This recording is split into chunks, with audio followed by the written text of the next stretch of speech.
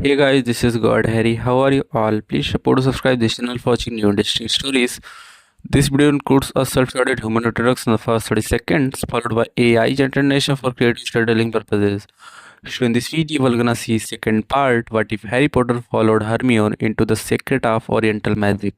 But before we start, if you want more stuff like this, then be sure to subscribe this channel and share with your friends. Now let's start the video. Here is short summary. When Hermione uncovers traces of ancient Oriental magic hidden within Hogwarts, Harry follows her into a world where British wizardry meets yokai power. As secrets unfold and alliances shift, the two face forces older and far more dangerous than anything in the West. Together, they must bridge two magical worlds, or be torn apart by them. But before we start, if you want more stuffs like this, then please support to subscribe this channel and share with your friends. Let's start the video. "It's good to finally have you here," said Kani. "I mean, not in this particular room, but..." Tenmei Mikogami nodded as he looked at the rows of recumbent effigies made to the likeness of his father, brother and sisters on each side of the room. This was the place where his family had been slaughtered so long ago, a room Kani and the Guardians had transformed into a crypt. There was just one thing that didn't fit.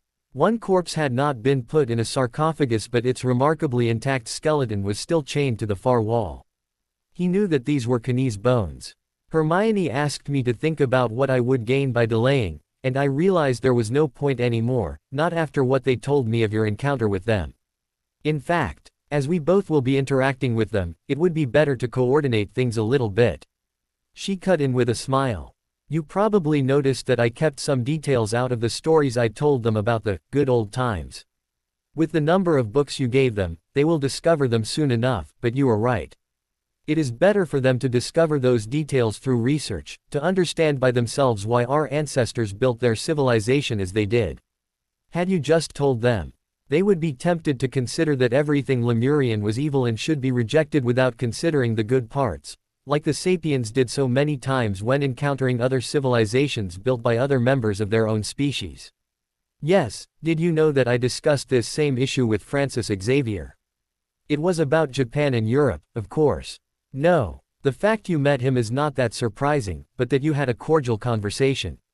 I was in human shape all the time and presented myself as a Yamabushi," he replied with a shrug.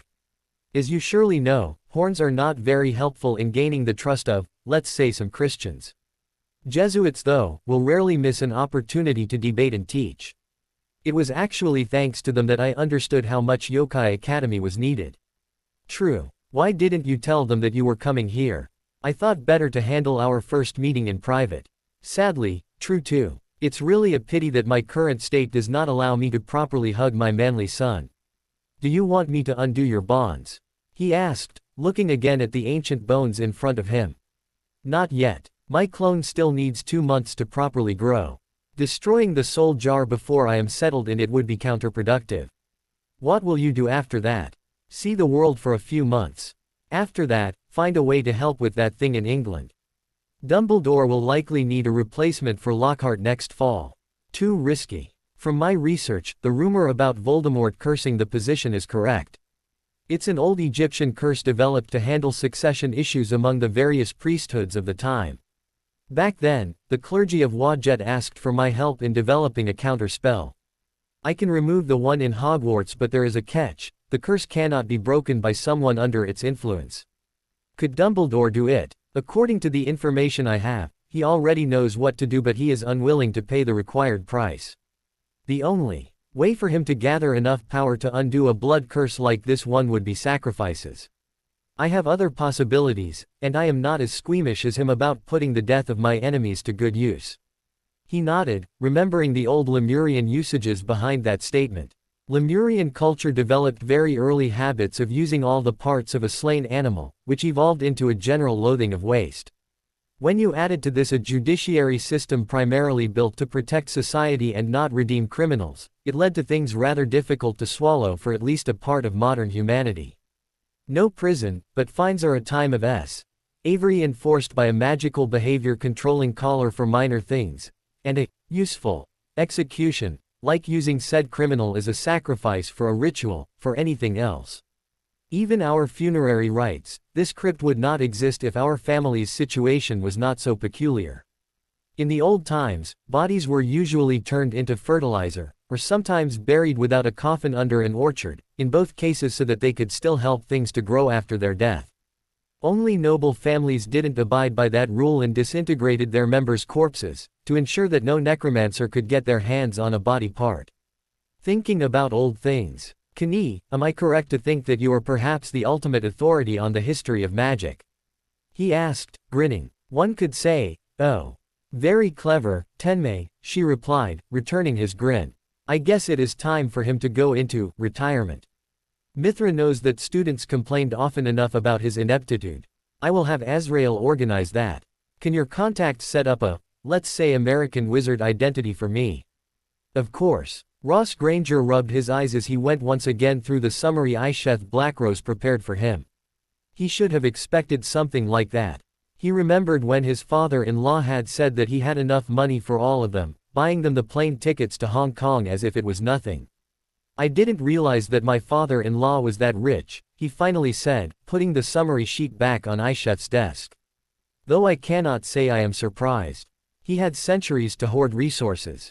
Mikogami-sama is indeed a shrewd businessman, but, as you can see, he handled things differently than the Huangs. Ross nodded. He was no business expert, but from what he could see, the European holdings of the Mikogami clan were a labyrinthine network of pieces which were often not even aware that they belonged to the same whole. The discretion that came with these arrangements came at a cost, however, a lack of synergy between the pieces which sometimes even competed against each other. Ms. Blackrose, said a voice coming from the lawyer's intercom, cutting through his thoughts. There is a Mr. Adrian de Vries with credentials of the Viridian Vale Society at my desk. He said that he is here for the posting of Mentat Mr. Granger advertised for. A minute, Amy. Ross asked Isheth. I never put such an ad, but the way he presented himself is an allusion to a conversation that had no witness. He's someone I met in Asia and who works for the society. You can trust him, he replied prudently, preferring to disclose the least possible about Kenny and the 5 guardian spirits. Clan secret. Yes. Fair enough. Amy, you can let him in. Ross wondered which appearance the spirit had taken this time. Not the one of the dark angel that seemed to be his most common avatar, or Amy's reaction would have been far different. Probably not the one of Thufir Hawat or Peter de Vries, the 2 mentats of the first Dune novel, either, as it would have meant looking like an actor. The door opened as a slightly blushing Amy introduced a man in the office. Tall and pale, he had that androgynous beauty he had often seen in Japanese comic books, or in some representations of angels. His hair was black and his eyes a strange shade of blue. As for his clothes, Ross raised a very intrigued eyebrow as he finally recognized the rather old-fashioned black suit and the white gloves. Azrael was dressed like a butler. Ms. Blackrose, sir, said Adrian, with a small bow toward Ross. I apologize for the subterfuge, but the founder told me about the situation you were in and I volunteered to help. Ross's mind started to race as he and Isheth returned his greeting and the void spirit sat on a chair next to him. He knew that Kenny shared the same stubborn character as his wife and his daughter. She was very likely to start something without asking for the person's opinion if she thought that it was for said person's own good.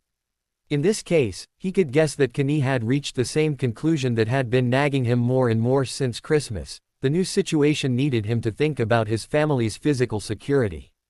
I am not sure I need a butler, Mr. de Vries, said Ross, deciding to let the spirit have his fun and try to convince him. If you decide to hire me, it would not be my only function, sir, but first, please allow me to talk a little bit about a more innocent age. When your daughter left for Hogwarts, she quickly became a friend of Harry Potter. Had things continued as they then seemed to be, I am sure that you already deduced the risks it would cause in the long term. Because of the terrorists following Voldemort, he replied grimly, having thought a lot about the matter since Hermione had come clean with them about the wizarding world. Indeed. Oh, I am sure that the Lady Hermione would have kept quite a few things for herself, not wanting to burden you and the Lady Desdemona with it. She may even have been led to believe that some drastic measures were necessary to protect you both. Because of that, Muggles can't understand or do anything mindset the wizards were teaching her. He looked at the butler. He understood now why Kenny had chosen him as he remembered the way the 4 other guardian spirits behaved. Azrael was the only one of them who could fake being human. It was not only a matter of physical appearance but also of being able to play the part convincingly. And now, for example, would never have been able to use his wife's and daughter's private names so casually. But things changed. In some ways they are worse, but at least we are aware of the danger and we can face it together. How do you suggest preparing for it? Very perceptive, sir. In general, I advise celerity. The factions that will oppose you have yet to truly realize that your family is much more than a muggle-born witch and her parents, but we have a few months at most before that changes. One of the most urgent matters is, in my opinion, the one of your residence. Your family house surely was a fine place for 2 dentists and their daughter. I am afraid that it is less apt to cater to the needs of 4 members of a fine noble house, if I include the Lady Mocha into the equation. I have to agree, said Isheth. You have some practical aspects to consider first. For now, your family's magical activity has not been happening at home, but that will change and you're living in one of those decent suburbs where things that are out of the ordinary are quickly noticed, unless you want to resort to wizard methods. Definitely not, replied Ross with a sigh, and I can easily imagine the mess if a fight erupts there, he added, thinking about the property damage that usually went with super battles in comic books. There was also the matter of Mocha to consider. They had a spare room she could use, but they also had nosy neighbors and a cousin from Japan, would lead to a lot of gossip Mocha could do without. I took the liberty of scouting some possibilities so that we can gain time, said Azrael. They fall into 2 broad categories. One could be to move in the fine neighborhood of London. Organizations like the Koronokai could then contribute to your security. Isheth, Stockton already knows about Hermione being a Fomorian, and I bet that is taking Mocha in will complicate things. How would he react in your opinion? Asked Ross with a frown. Knowing John, he will offer you the services of a vampire nanny, who will double as a bodyguard. Modern vampires are normally too prideful to serve anyone but a more powerful vampire, but with your family it doesn't matter, you are royalty to them. Their continuous presence would cause friction with the other clans like the Koronokai, replied the succubus with a wince. Better to choose neutral ground where you can hold court. Ross gripped his chair's armrests, forcing himself to stay calm. He reminded himself that Isheth had only hinted at how some of the Fae would consider their Fomorian creators in general and how Mocha was pretty much vampire royalty as Akasha Bloodriver's daughter. The issue of course was that his wife and daughter were not just any Fomorian, but members of Lemuria's imperial house. I suppose this is the second broad category you considered? He asked, turning toward Azrael. Thankfully, this kingdom has no shortage of empty manors and castles, both mundane and magical, sir, replied the Dark Angel, materializing a manila folder and handing it to Ross. These are some of the possibilities I considered, with an estimate of the costs. Some of these have been empty for a while, he said, skimming through the dossier. Refurbishing is going to be expensive, I suppose that magic will help. Of course. Contracting the goblins will probably be the best. They are experts at making such works look mundane to the casual observer. It will also help to foster respect between the goblin nation and your house, sir. He frowned, remembering the creatures he had seen at Gringotts, but his frown quickly became a small, bemused smile. The more he thought about it, the more probable it became that the goblins would have acquired the human-shaped technique used by the Asian Yaojing. Omitting to mention that detail to the ministry was just another part of the con game they played with the wizards. I need to discuss those possibilities with my wife, but any of those mean that I will actually need a butler. Of course, sir. To paraphrase a colleague serving another family in a faraway world, you will see that I am one hell of a butler, replied Azrael with a mischievous smile that sent shivers down Ross's spine. The second matter you need to think about is the one of the various properties and participations your father-in-law transferred to your family. You probably already noticed their peculiar organization. While it will grant your house an interesting income, you will surely agree that you will need more than that in the near future. We need power, replied Ross, remembering a discussion where Fei Hong told him about the political weight the Huangs had through the Sanbao. True. Ms. Blackrose, am I wrong to think that Mikogami-sama planned for such a possibility? Asked the spirit. No, there is effectively a plan to merge the European assets of the Mikogami clan into an integrated transnational on the model of the Yaojing-owned Asian companies, replied the lawyer after a short nod from Ross. It's kept up to date by my financial department, but it needs at least a year to be fully implemented and the process cannot be stopped without doing a lot of damage once started. There will be some visibility for your family, though its exact amount will depend on how involved you will become in the operations of the new company and how quickly we do it. What would happen if I decided to become the CEO? That would be tricky to put in place, but not impossible. There is the matter of your lack of experience, of course, but this can be solved with good advisors. As the plan supposes that Finch and Blackrose becomes the new company's legal department, I would be one of those. So, your law firm is somewhere in that list. Mikogami-sama funded us when we started. Even before that, it was thanks to him that I could get the scholarship for my degrees. I am not the only FI in this situation in the UK. Ross once again had a vision of his father-in-law sitting behind a chessboard and moving sapiens, magi and Phi-faced pieces with inhuman patience. No, not chess. Rather putting dominoes in place. All we need now is to push the first piece. Adrian, you're hired, he said as he took a legal pad and started to write a short letter. Can you have a copy of the mentioned possibilities delivered to my wife with the note I'm writing? Of course, sir. Desdemona was sitting at the desk of her room in the Huang mansion, taking notes as she progressed through some of the ancient Lemurian texts Kenny gifted them.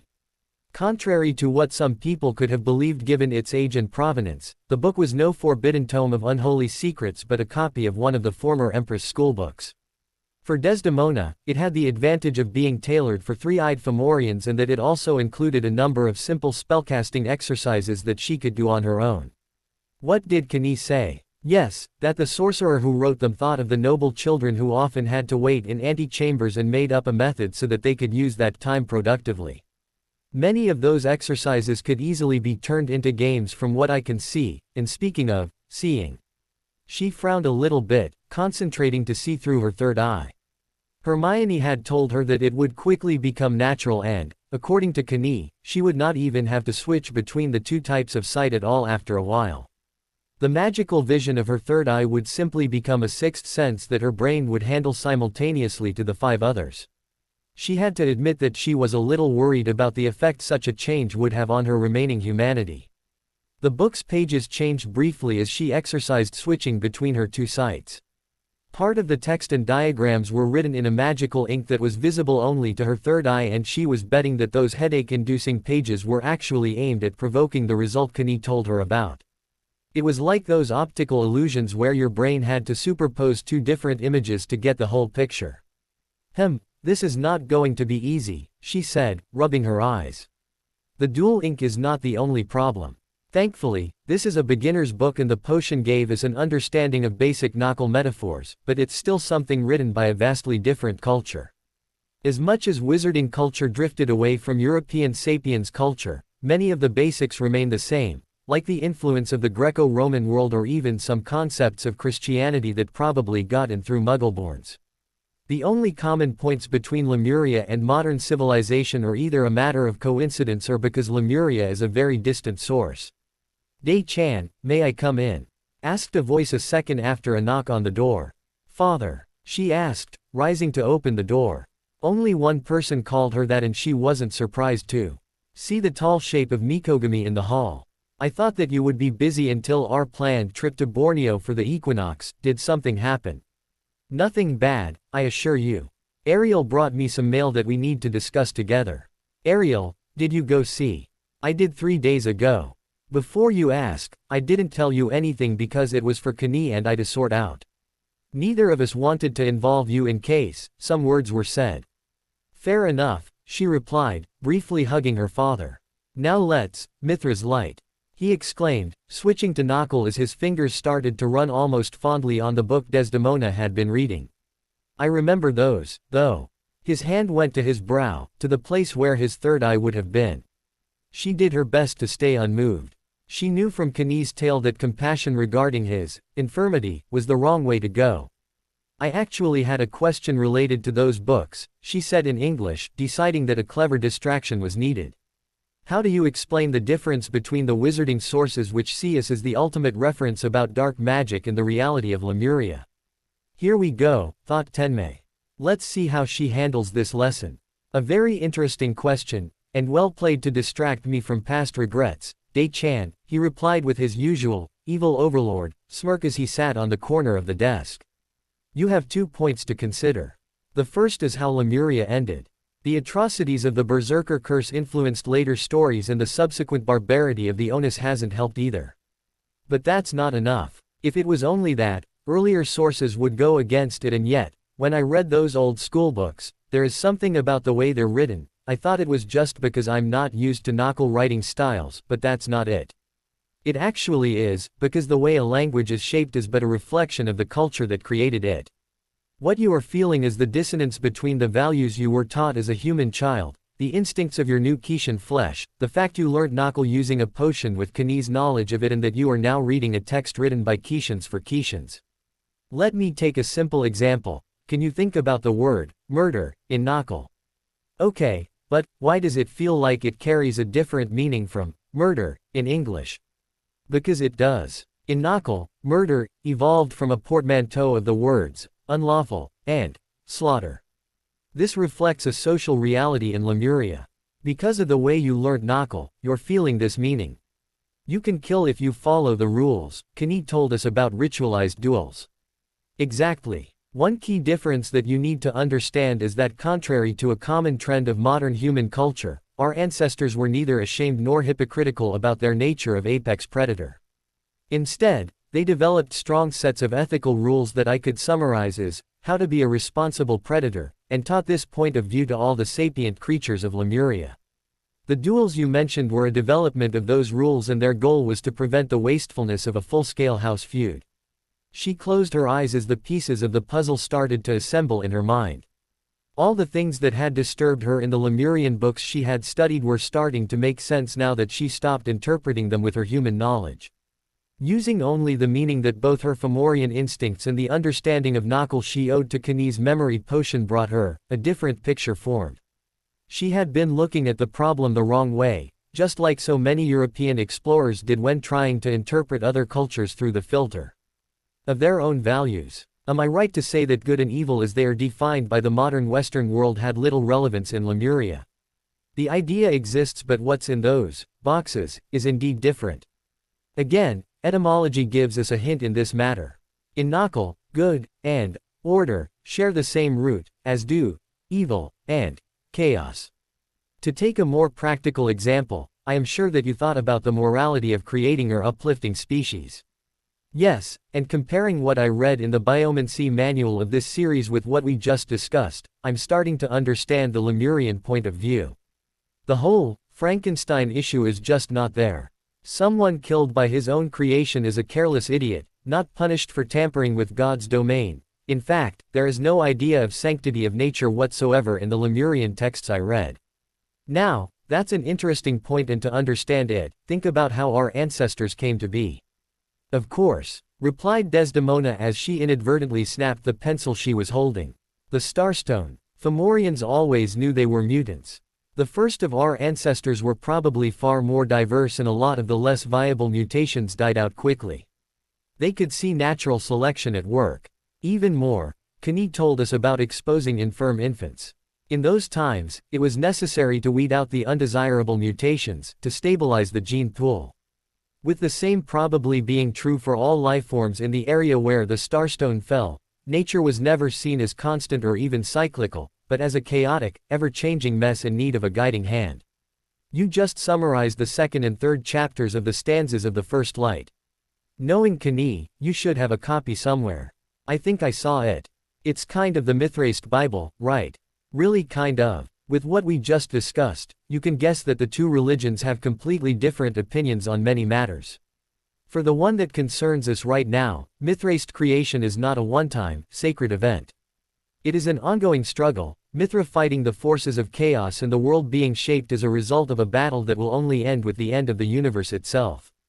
I suppose it is a believer's duty to help Mithra keep chaos at bay, and that people will be judged on their works in the afterlife. Indeed, between our ancestors' need for order and control and a drive for excellency to please Mithra, things evolved into a pyramidal society that is technically a meritocracy. Families usually choose their leader based on magical power and talent. For someone raised in a Western democracy, several unacceptable things become evident when you start to look at the consequences of this basic organization. The first is that, Lemuria being a multi-species society, the pyramid has degrees separated by biology. The Quixians are on top and the non-magical humans near the bottom. By this logic, uplifting becomes the moral thing to do, because it is a way to improve a species' position in the pyramid. The second problem is that the very idea of democracy is ludicrous to a Lemurian. Why should a leader have to listen to those below him?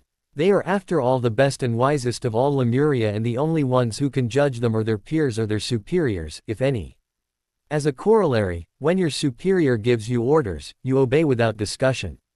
Things get a little muddled as belonging to a noble house creates horizontal boundaries, making one able to refuse demands from superiors from a different house if they go against the orders of your house's superiors.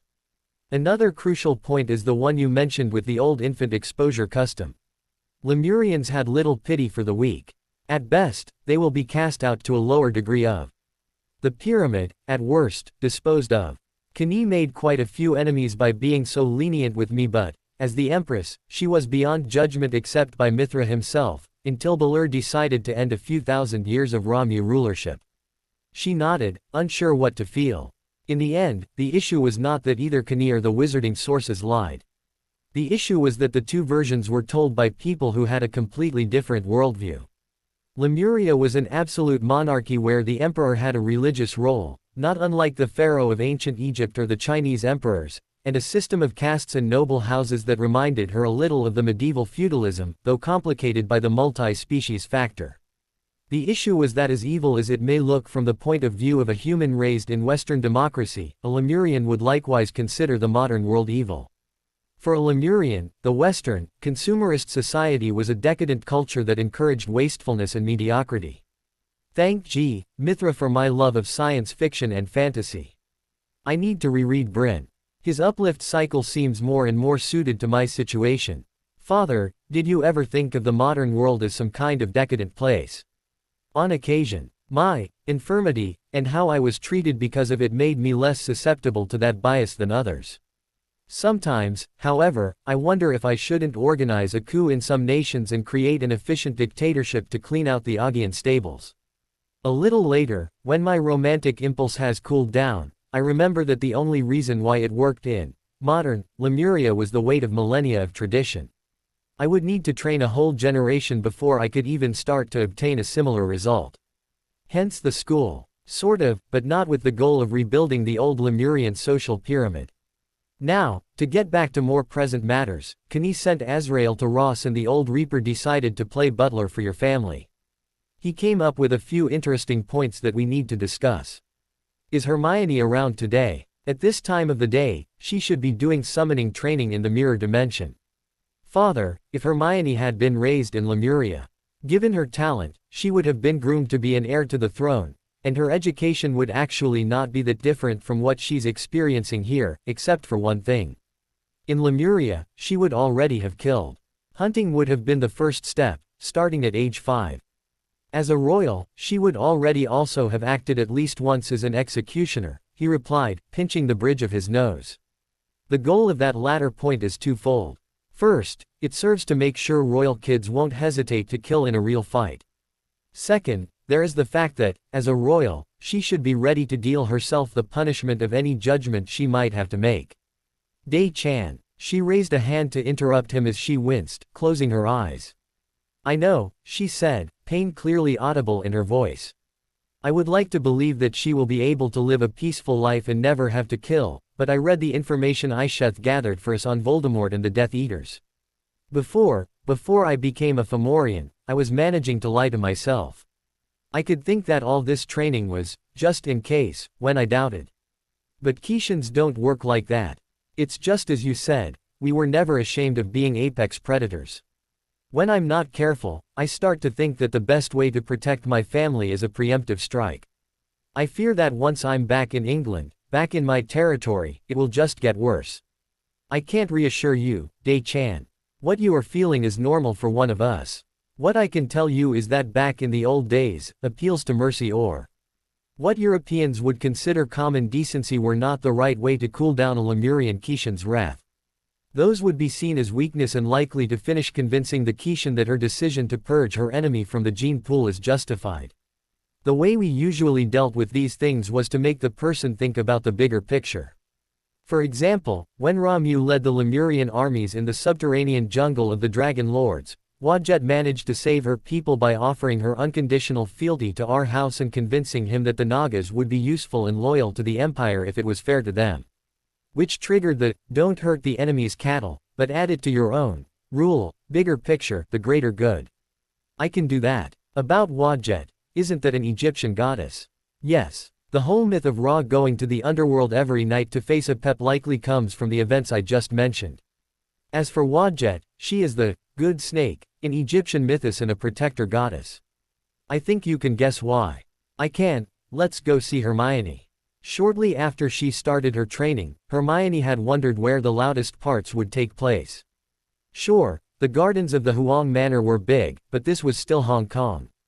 At first, she had thought that they would use a portkey to go to some place owned by her cousin's company in the southern islands or in the Chinese countryside. When she started to delve into summoning, she understood that this wasn't a matter of place. It was a matter of plane. The water portal in the Huang Manor not only allowed a link with other similar portals like the one of the Society's headquarters in Kathmandu but also to pass into other dimensions like the one she was currently in.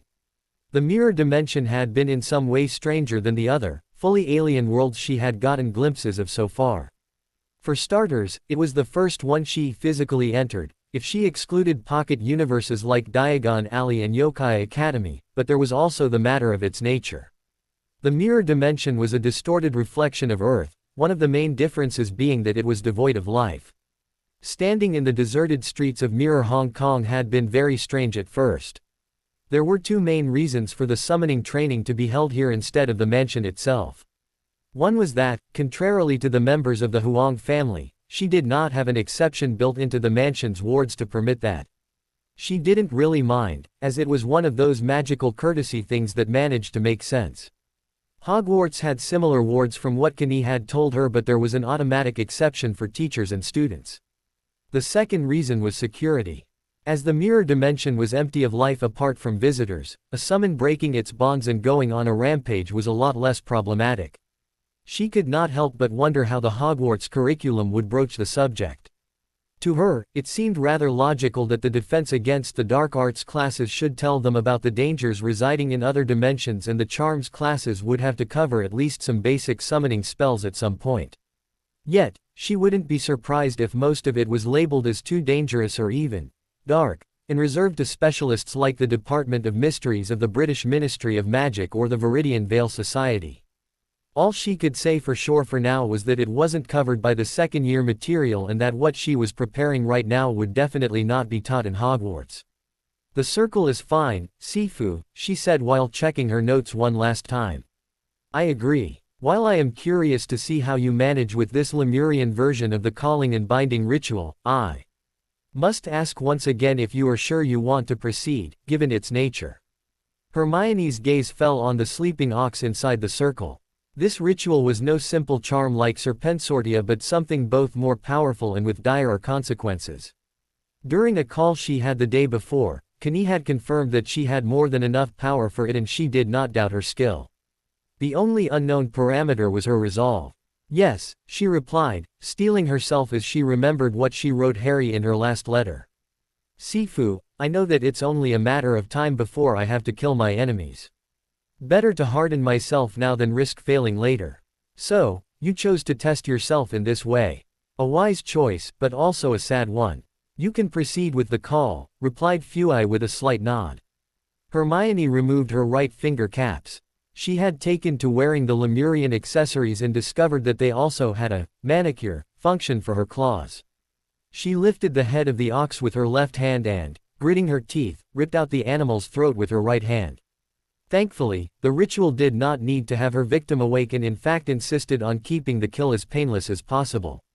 "The blood of the victim is the key that pierces the veil," she said in Knuckle. Below her, the ox blood had started to slither on the ground, spreading to feed the magical circle she had drawn as it started to glow with an ominous red light. "My blood, used sparingly, is the key that binds, she continued, pricking her right index finger with her thumb's claw. She started to draw a symbol on the ox's brow with her own blood. The 8-rayed sun that was her house's blazon in a few knuckle runes meaning, Blackstaff. She dipped her fingers in the slain animal's throat and brought them back to her mouth. As the taste of blood played on her tongue, she realized that she had never felt as fully Fomorian as in this instant. The hesitations she had been keeping in check since she started planning this were gone.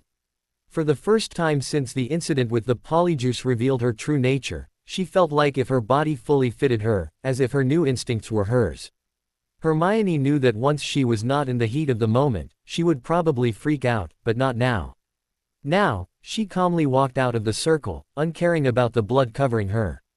In fact, it was essential to the ritual, as it was one of the elements that would create the link between her and the creature she was summoning. A life has been extinguished so that another can come forth, she continued, facing the circle. I call the neverborn beast through the void. Formless one, come where the flesh I sacrificed. The surface of the circle started to undulate with Arlet light, as if sinews were moving under it. Ghostly strands pierced through and speared into the ox's flesh, burrowing inside like undead worms. The sacrifice's flanks sank as its flesh was consumed from the inside. Thankfully for Hermione, she was too focused on the next step of the ritual to be grossed out. She had the image of a creature in mind and was projecting it through the link created by the ritual. The ox's flesh shredded as a protoplasmic mass of flesh erupted from the corpse, consuming it. The shape changed, becoming more fish-like with an oval body the size of a sports car with thick, white skin and a long tail of white bony plates and spikes. Hermione gazed into the beast's huge maw as it floated in front of her, thinking that a tyrannosaur would have been proud of those teeth. Finally, a unique eye started to shine from inside the maw. She flared her Yuki, sending all of her aura against the creature and smiled as she saw it lower the front of its body in a kind of bow. Hermione entered the circle and put her hand on its head. I name you Feo, she said. The creature acknowledged, finalizing the bond between it and her mistresses. Around it, the circle finished vanishing. Good, continued Hermione with a gentle smile as she rubbed her familiar. Now can you shrink down a little bit? I promise we'll go fly together soon. The beast's size immediately started to diminish, and Hermione stopped it once its body was a little less than a foot long, with another foot for the tail. She let it perch on her right shoulder, thanking her super strength. How do you find it, Sifu? She asked. Feo, the flying jaw, straight out of the 3x3 Eyes manga. While I appreciate the gesture, I hope that pleasing me was not the sole reason for choosing this shape. No, I hate brooms and I have been thinking about finding something better to use for flying for a good while. Feo is a very good solution and I cannot help but find it cute in familiar mode, she said while stroking the head of her new pet. On a nearby roof, Desdemona was thanking the fact that she was wearing her finger caps. She would probably have clawed through the concrete border without them. A few minutes earlier, when they arrived in Mirror Hong Kong, they had both sensed power gathering and hurried to the training spot, her father carrying her as he used a flying spell. They had arrived just in time to see Hermione tear the throat of an ox and observed. Something you weren't aware of? I would like to say yes, but I have only myself to blame. Hermione asked me for the permission to test that ritual and I didn't check the details, too busy with my own studies. I know why she did it, thinking she has to harden, she can be so stubborn. I'm afraid it runs in the family, dear. Is this ritual considered advanced material from a Lemurian standpoint?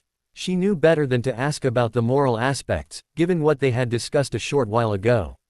Despite its gory aspect, the ritual had wasted nothing and exchanged an ox unable to spread its genes for a servant that would be very useful for her daughter. For a Lemurian, that made it good magic. Not for a royal. She nodded, feeling the bitterness in her father's voice. Deciphering the unsaid was easy, again because of the points he had explained to her earlier. Lemurian society had no place for pampered princesses. The higher the caste, the higher the demands of the education children received. Royals were expected to be geniuses. Tenmei, what would have happened to you without what the traitors did? She asked, switching to Knuckle. You were right to think that I would not have been able to be a normal member of the house. Becoming a full-time priest would probably have been the best solution to appease everybody, But it's no use bothering about what could have happened, Desdemona. Today's world gives us more than enough to worry about, don't you think? Yes. Is that plan Dad talked about doable? Asked Hermione as she put down Ross's letter. They had gone back to the normal world and were now sitting at a table near the pool. Theo was still perched on her shoulder, its tail coiling around her. Her mum had not said much about the summon, but Hermione knew that Desdemona had observed it and seemed a little sad, or rather resigned. Yes. There are not that many problems from the human side, replied Mikogami. The official hole in your mother's lineage gives us room to build a cover story, and we have decoys we can sacrifice to pay for any succession rights issue that may arise. Wizard sighed. I kept things that way because I didn't want to catch the attention of some people in the ministry. With your part of the family residing in England, this issue becomes irrelevant as the ministry will notice you anyway. Creating the company will make you more visible, but also less vulnerable. And what do you think of the castle idea? Asked Desdemona. Isheth and Azrael are right. A neutral place is the best solution.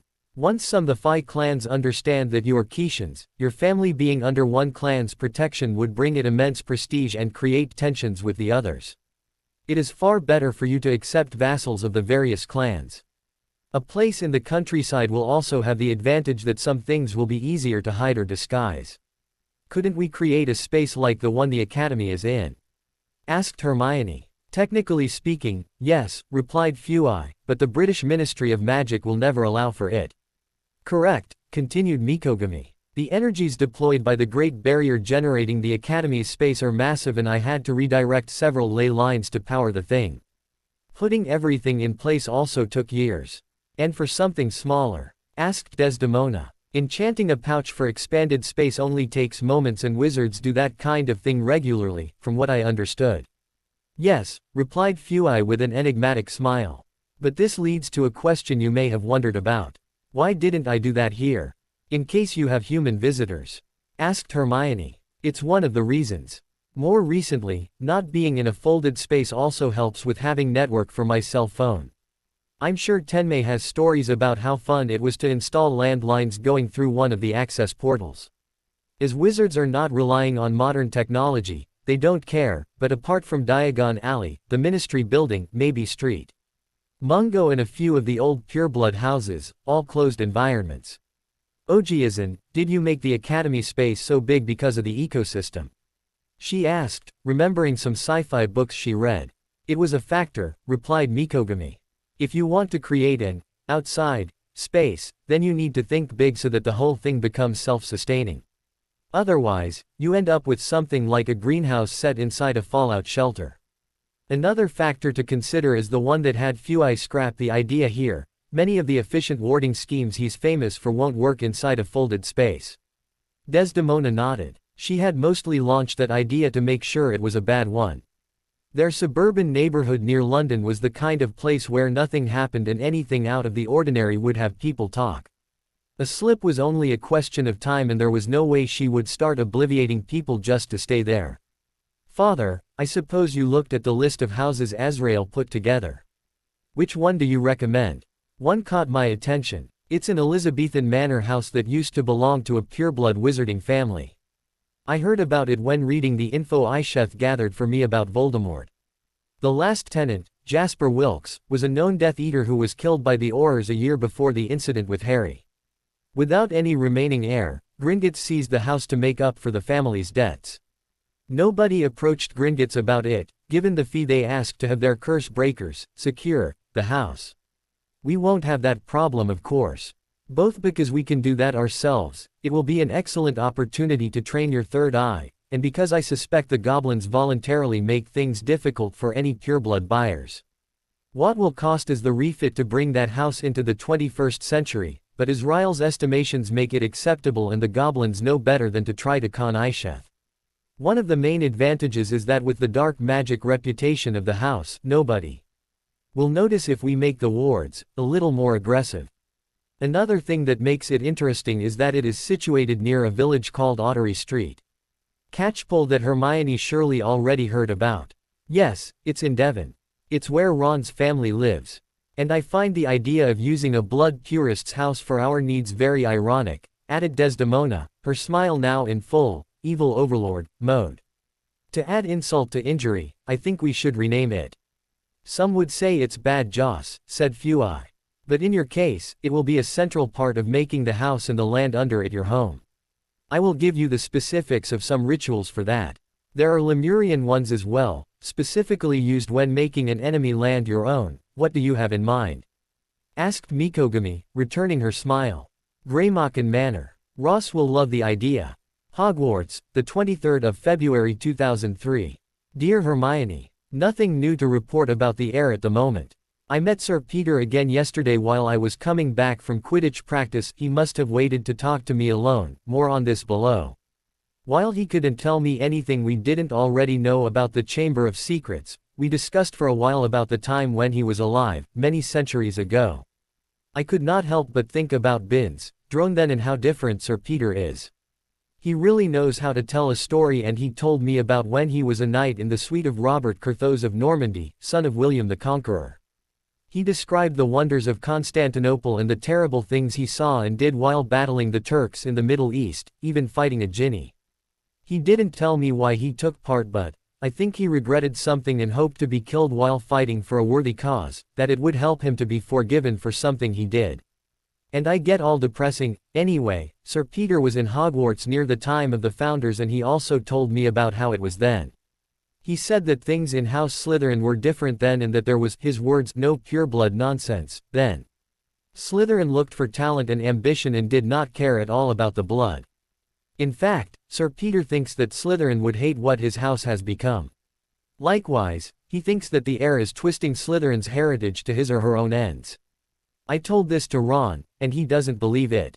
I can understand him. Unlike you and me, he grew up in the wizarding world and he was always told the crap Malfoy and the others are spouting about Slytherin being all for purebloods. You and I already had to question everything we knew once, so it's easier to do it a second time. I think Sir Peter knew it, and that's why he came to me when I was alone, so that we could talk quietly. I hate that. Ron is the first real friend I had, and now I feel like we're drifting apart. I hope we will be able to fix that once you are back, hopefully next summer. Take care and send us any funny news you can have. I think we need them. Harry. Funny news, said Hermione as she looked at Harry's short letter. I will find something. She had some pictures of Feo on her computer that she took during the flight tests in the mirror dimension. There would be the problem of her Fomorian features, but she could ask Fang Fang to help her take a few new ones in the Manners Park later today. As long as she didn't fly above the trees, canopy, it would be fine. Another possibility would be to wait for her mum to come back from Japan with cousin Mocha on the 2nd of March, except that there were two problems with that. The first was that she would need to wait for several days, and she felt like speed was better in this case. The second was that they wanted to keep Mocha's presence in Hong Kong as discreet as possible, because of the Meow family. Pictures of Feo it is then. Just have to omit the gore of the summoning ritual, right, and now the memory is making me hungry. After the ritual, she had thought that she would freak out, that the fact she killed an animal with her bare hands and felt the blood spray on her would give her nightmares.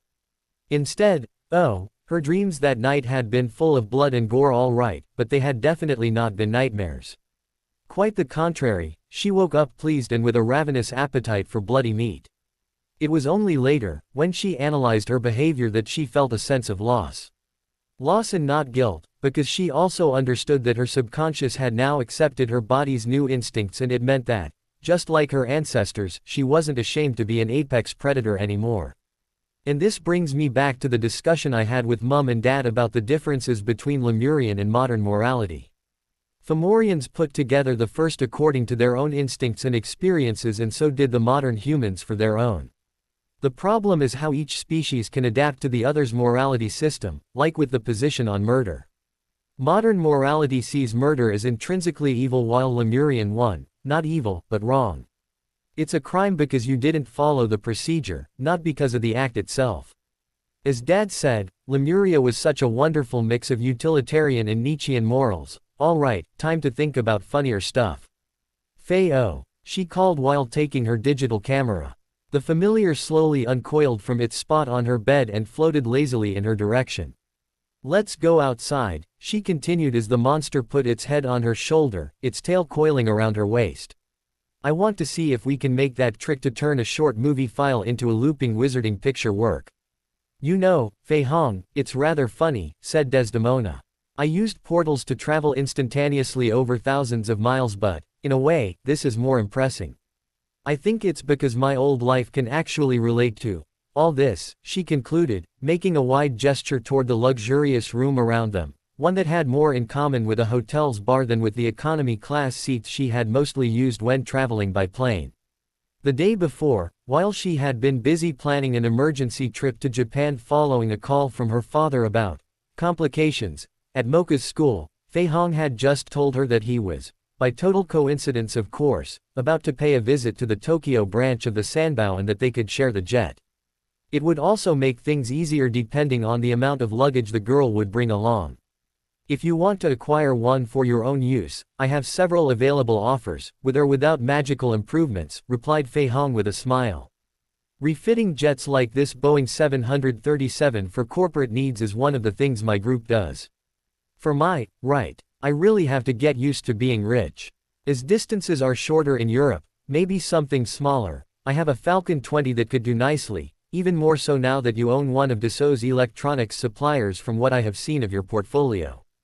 That's still, again, I will need a little time to get used to the fact that a few £1,000,000 is not in the daydream about what I could do if I win the lottery category anymore, but in the yearly investment one. I promise you to think about it. By the way, I thought the Sanbao was mostly a shipping and trading company. Ah, we sure are. Have been since the time my grandfather Ning decided to trade tea and silk with the British in Guangzhou around 1820.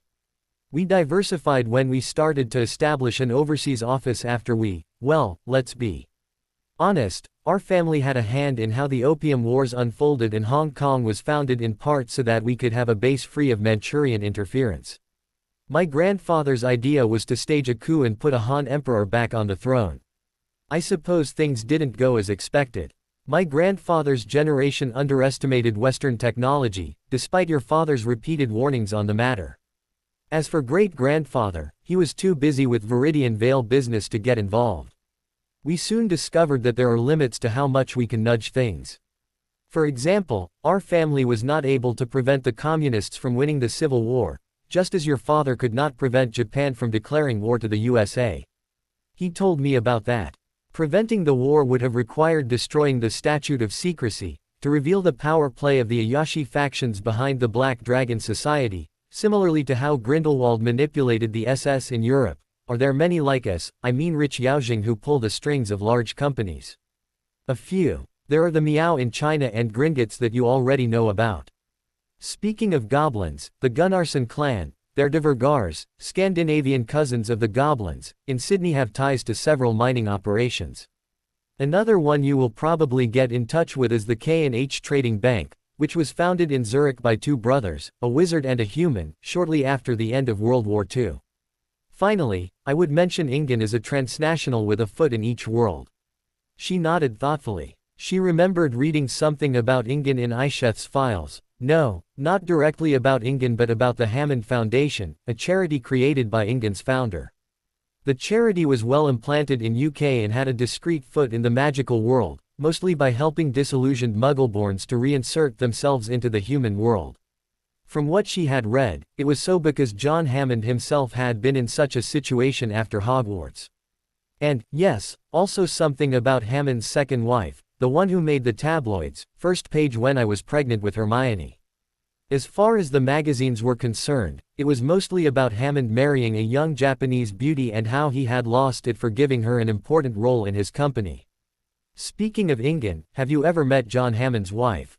Once. We had to discuss some of the more delicate points about the equipment they needed for a mixed research center they set up on an island near Costa Rica a few years ago. The funniest for me was, traders from New York I know call her the Ice Queen because of how she never loses her cool. What those traders don't know is that Sarara Hammond nee Shirayuki is a Yuki Onna, he replied with a hearty laugh. And therefore a literal Ice Queen. To get back on our initial topic, not much more in America I suppose. From what I read lately, many magical communities there despise Western civilization too much to play that game, but what about the Tawantinsuyu? The Incas cannot ignore the game. Among the shocks she had when learning about magical history, the magical side of the European colonization of America had been one of the biggest.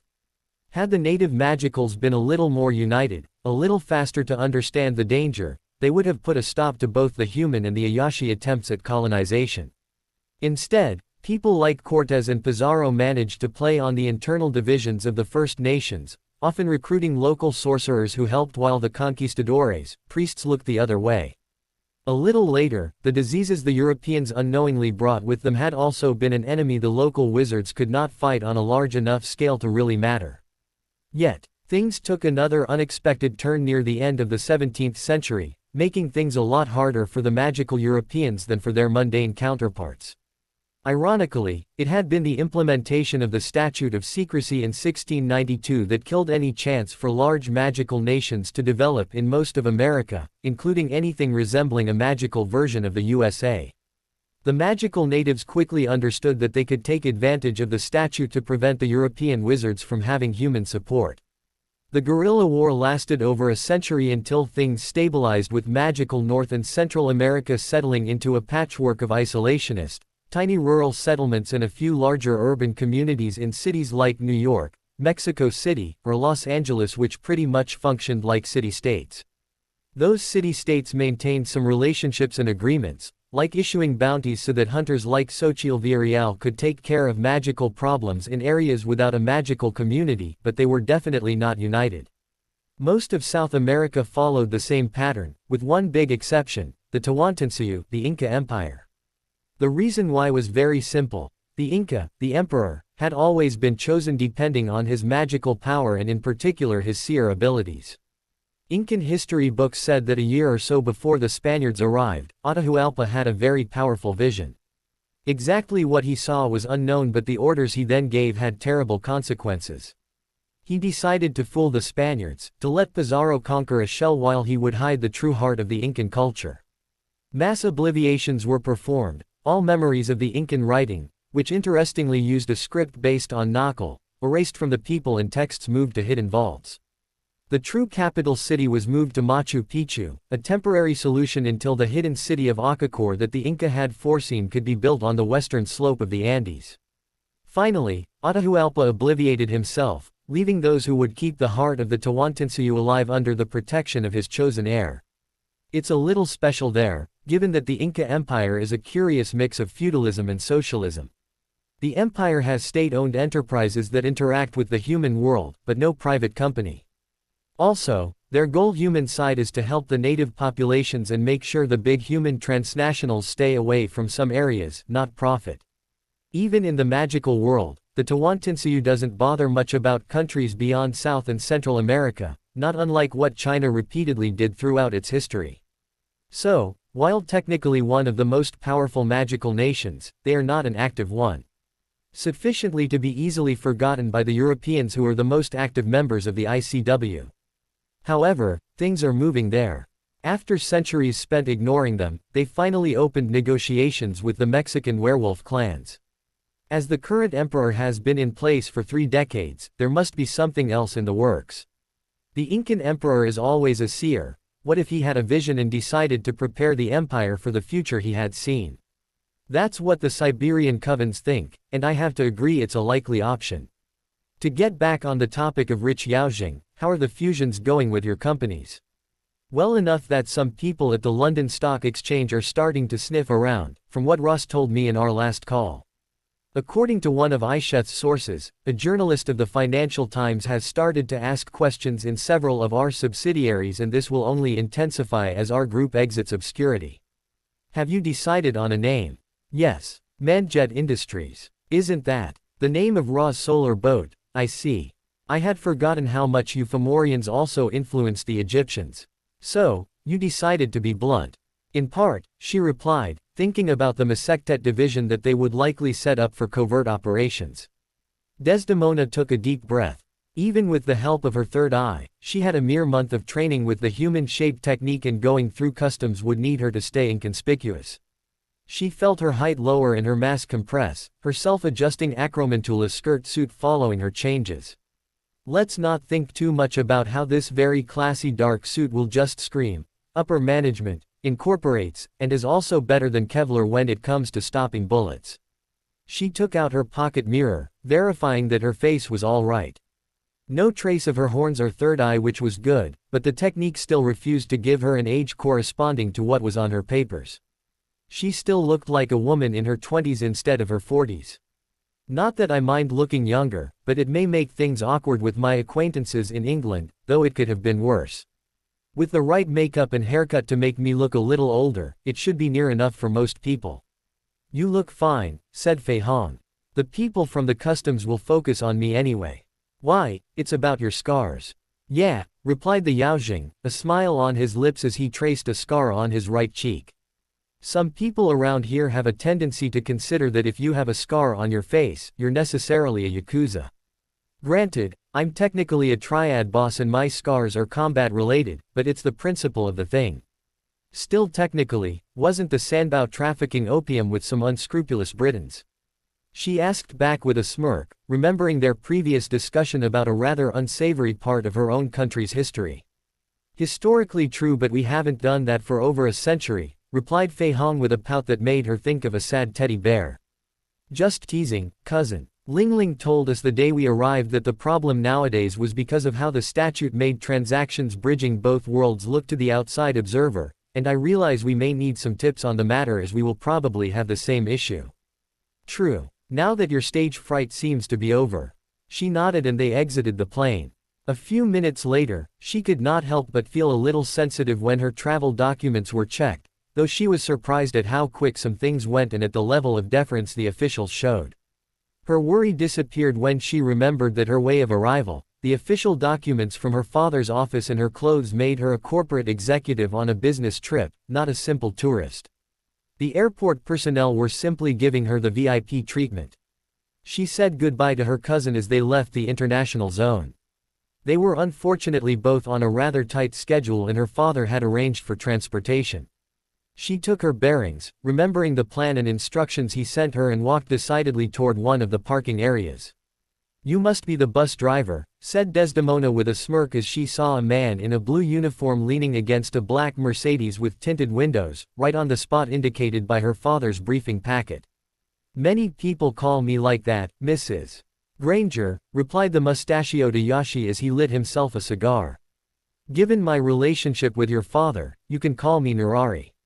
Call me Desdemona then. How is Mocha? Not well, he replied, opening the car's door so that she could sit in the back. What did you hear? She got inside while he did the same in the front and drove away. She let her transformation go, taking advantage of the tinted windows. It wasn't that maintaining it was that difficult. As her base shape was humanoid, she didn't risk moving wrong, like some of the Yaojing at the Huang estate, or forget to hide her tail, like the foxes of the tales. The issue for her was that even with her incomplete mastery of her new senses, she felt blind with her third eye closed. Note to self: research glamour spells. They may be more of a hassle to maintain, but they mean my third eye can stay active. Form the short report I got. She was bullied at her school, she replied, relaxing as her perceptions readjusted. One of her tormentors tried to get fresh with her and Mocha reacted a little too forcefully, sending him to the hospital with a broken arm. My father was worried that the local Ayashi faction would try to make an example of her, just because she's a high and mighty vampire. That's why we decided not to wait for the end of the school year. That's the main points. Currently, the human school she's enrolled in is trying to hush things and make it pass as an accident. I don't expect them to show much resistance if we tell them that Mocha is transferred. The teachers didn't stop the bullying. Her homeroom teacher tried, but the others just became sneakier and took advantage of the fact Mocha was already shunned by most of the other students. Getting Mocha out of there is sorely needed, and if I had known it was that bad, I would have done it earlier. As for this incident, I will certainly not punish her for defending herself. I will, however, make sure she has all the training she needs to ensure she can neutralize a human without harming him if need be. My cousin Tiantian sees no problem in integrating her in the training she's giving to Hermione and me, and combat training is something a healthy vampire just needs, Because we built them that way, she replied while massaging the base of her horns. Interesting tone. You got around the fact that the Lemurian notions of good and evil have little to do with what the Europeans put in those little boxes. I had a discussion with my father about it recently. Do you think we're dark, Nerari? Personally, never did. I'm old enough to know that things are never so simple, and it's easier for us in Asia anyway. The order and chaos mentality of your ancestors. We have a lot less problem with that way of thinking around here, thanks to your people in fact. The Nagas and the Yuki-Onna respectively influenced Hinduism and Shinto, and both people were originally Lemurian. It's a little more complicated with the Nagas from what I heard, as they were originally created by the Reptoids and begged my ancestors not to exterminate them, but it's true that they became model Lemurian subjects after that. To come back to the topic of Mocha, I have enough Lemurian documentation to know what I'm doing biologically speaking. Culturally speaking, my husband will see John Stockton about a nanny. Mocha's lineage will be known, then. I am aware of the potential problems with Mocha's stepmother. Honestly, how easy would it be for her to find Mocha if she wanted to? As long as Mocha stayed in the human world without contact with the magical side of things, not easy but definitely doable for someone with Gyokuro's resources. The whole point, however, was that while Mocha kept a low profile, the wicked stepmother was content to forget that our little princess existed. But in reach in case she needed her to further her political goals, of course. Well, we cannot have that, can't we? You're definitely Tenmei-kun's daughter, said the bus driver with a laugh as the car entered a tunnel. Through her third eye, Desdemona immediately saw the warping magical fields and knew they were taking a shortcut. By the way, did he tell you about the additional stop he would like you to do? Yes, a former student of his I may be interested in recruiting for some projects my father and I discussed. We'll go see her after we fetch Mocha. That's the most urgent thing now. I suspected as much, he replied as they exited the tunnel, soon entering in a small town. The car followed the road until it stopped in front of a church she knew to be Catholic from her briefing packet. She concentrated to take back her human shape and exited the vehicle. I'll go make sure a certain clique of locals does not disturb you, said Nerari, lighting a cigar. Just in case, Tenmei warded the church. She nodded and looked around. At first sight, a tranquil small mountain town, the kind of place she would have considered as a base for hiking. When you looked a little deeper, however, there was something that made this little town both a good hiding place and a problem for Mocha. A passerby had looked at her in a certain way that had brought back a lot of bad memories, a way that said, "You don't belong here." She knew that look. She had suffered from variations of it during part of her childhood, when too many people in their proper neighborhood disapproved of her mother raising a child born out of wedlock alone. She remembered all the whispers, how some shopkeepers took a little longer to notice her than the other kids, how people made her feel that she was damaged goods. She started to detail the facade of the church, wanting to distract herself from those thoughts. Her predator instincts were stirring, trying to convince her to flare her aura to make sure these lowly humans knew their place. If she started to think too much about it, she was sure that her transformation would slip. Remembering her father's counsel, she tried to convince herself that they were not worth her time and attention, that the big picture needed her to endure. She heard the bark of a dog on her left and saw a little girl keeping it on a leash. Again, the predator in her stirred and she could not help but turn her head a little bit and look at the offending animal straight in the eyes. Its bark instantly became a pitiful whine as it laid on its back, presenting its belly to her, acknowledging her dominance. This pleased her, and she could feel that evil smirk that was the trademark of her family starting to creep on her face. Her eyes rose a little bit and fell on the girl. She was shaking, frozen in place by a fear she did not understand. The smirk died on Desdemona's face. Me, she's afraid of me. Of the monster I am. She turned her back on them and climbed the church's stairs, reining her Yuki in. She didn't speak enough Japanese to reassure the girl. She welcomed the single tear that ran on her cheek, knowing that there was still something left of her humanity. All she wanted now was, she was interrupted by a girl rushing outside of the church and stopping right in front of her, at the top of the stairs.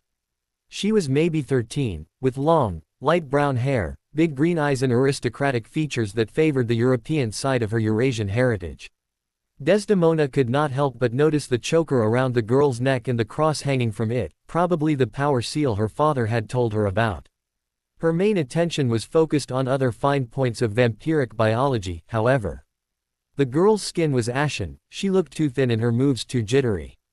She felt her anger for the people of the town rise again as she put those signs together, remembering the books Kenny gave her.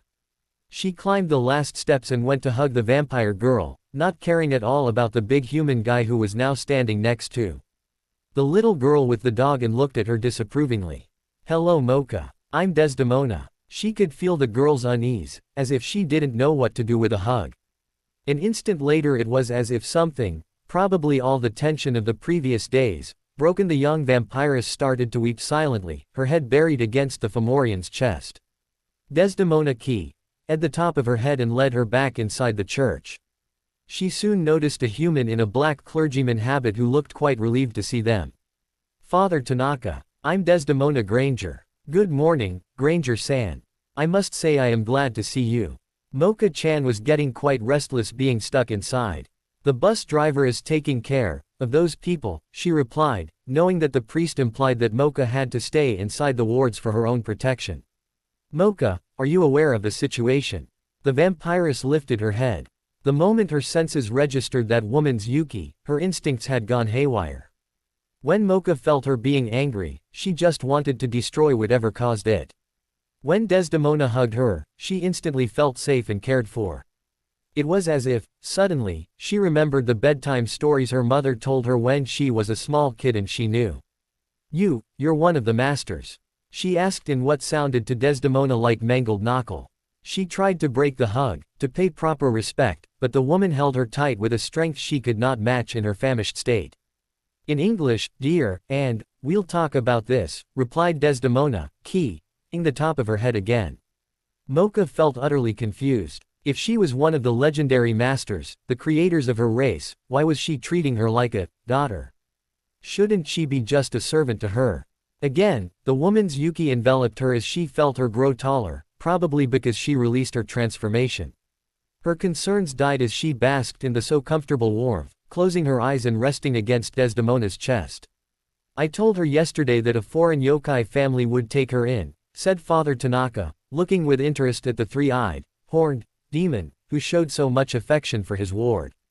Mocha was preparing her luggage. "I'll see to finish it while you talk to her."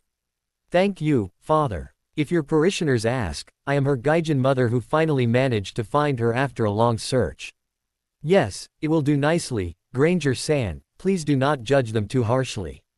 It's just that, some old habits I am trying to break them out from. As you can guess, it's still a work in progress," he replied while leading them in the habitation part of the church. He left them as they sat on the couch, Mocha having found back some countenance. "How do you feel about coming to live with me? Would you prefer to stay?" asked Desdemona. "Of course, I'll come. It's not my place to This is not what I asked," cut in Desdemona, silencing the girl by putting a finger on her mouth. "I asked you how you feel about it. Tell me what you want, not what would be proper just because your instincts are screaming at you that I'm one of the masters. I want to go away from here, so I'm fine with it," replied Mocha, blushing with embarrassment.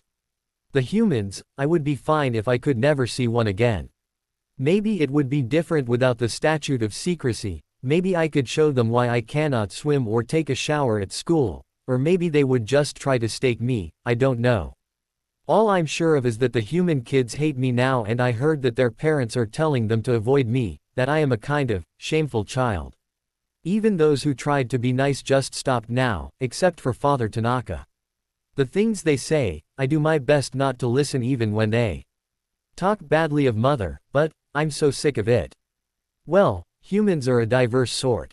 I'm married to one and I guarantee you that he is nice and doing his best to understand us, but I see what you mean. And your birth family. I don't even know if mother is still alive," she replied with a sniff. "One day, it was just after that earthquake hit the castle, she wasn't here anymore, and there was nothing left from her, no picture, no diary, nothing. I was sent away the same day. I know that it's because father's other wife was back and she doesn't like me, but right now I would welcome even Kokoa-chan rushing in for her daily spar. Kakua being your younger sister and Kalhua and Akua your elder sisters, right?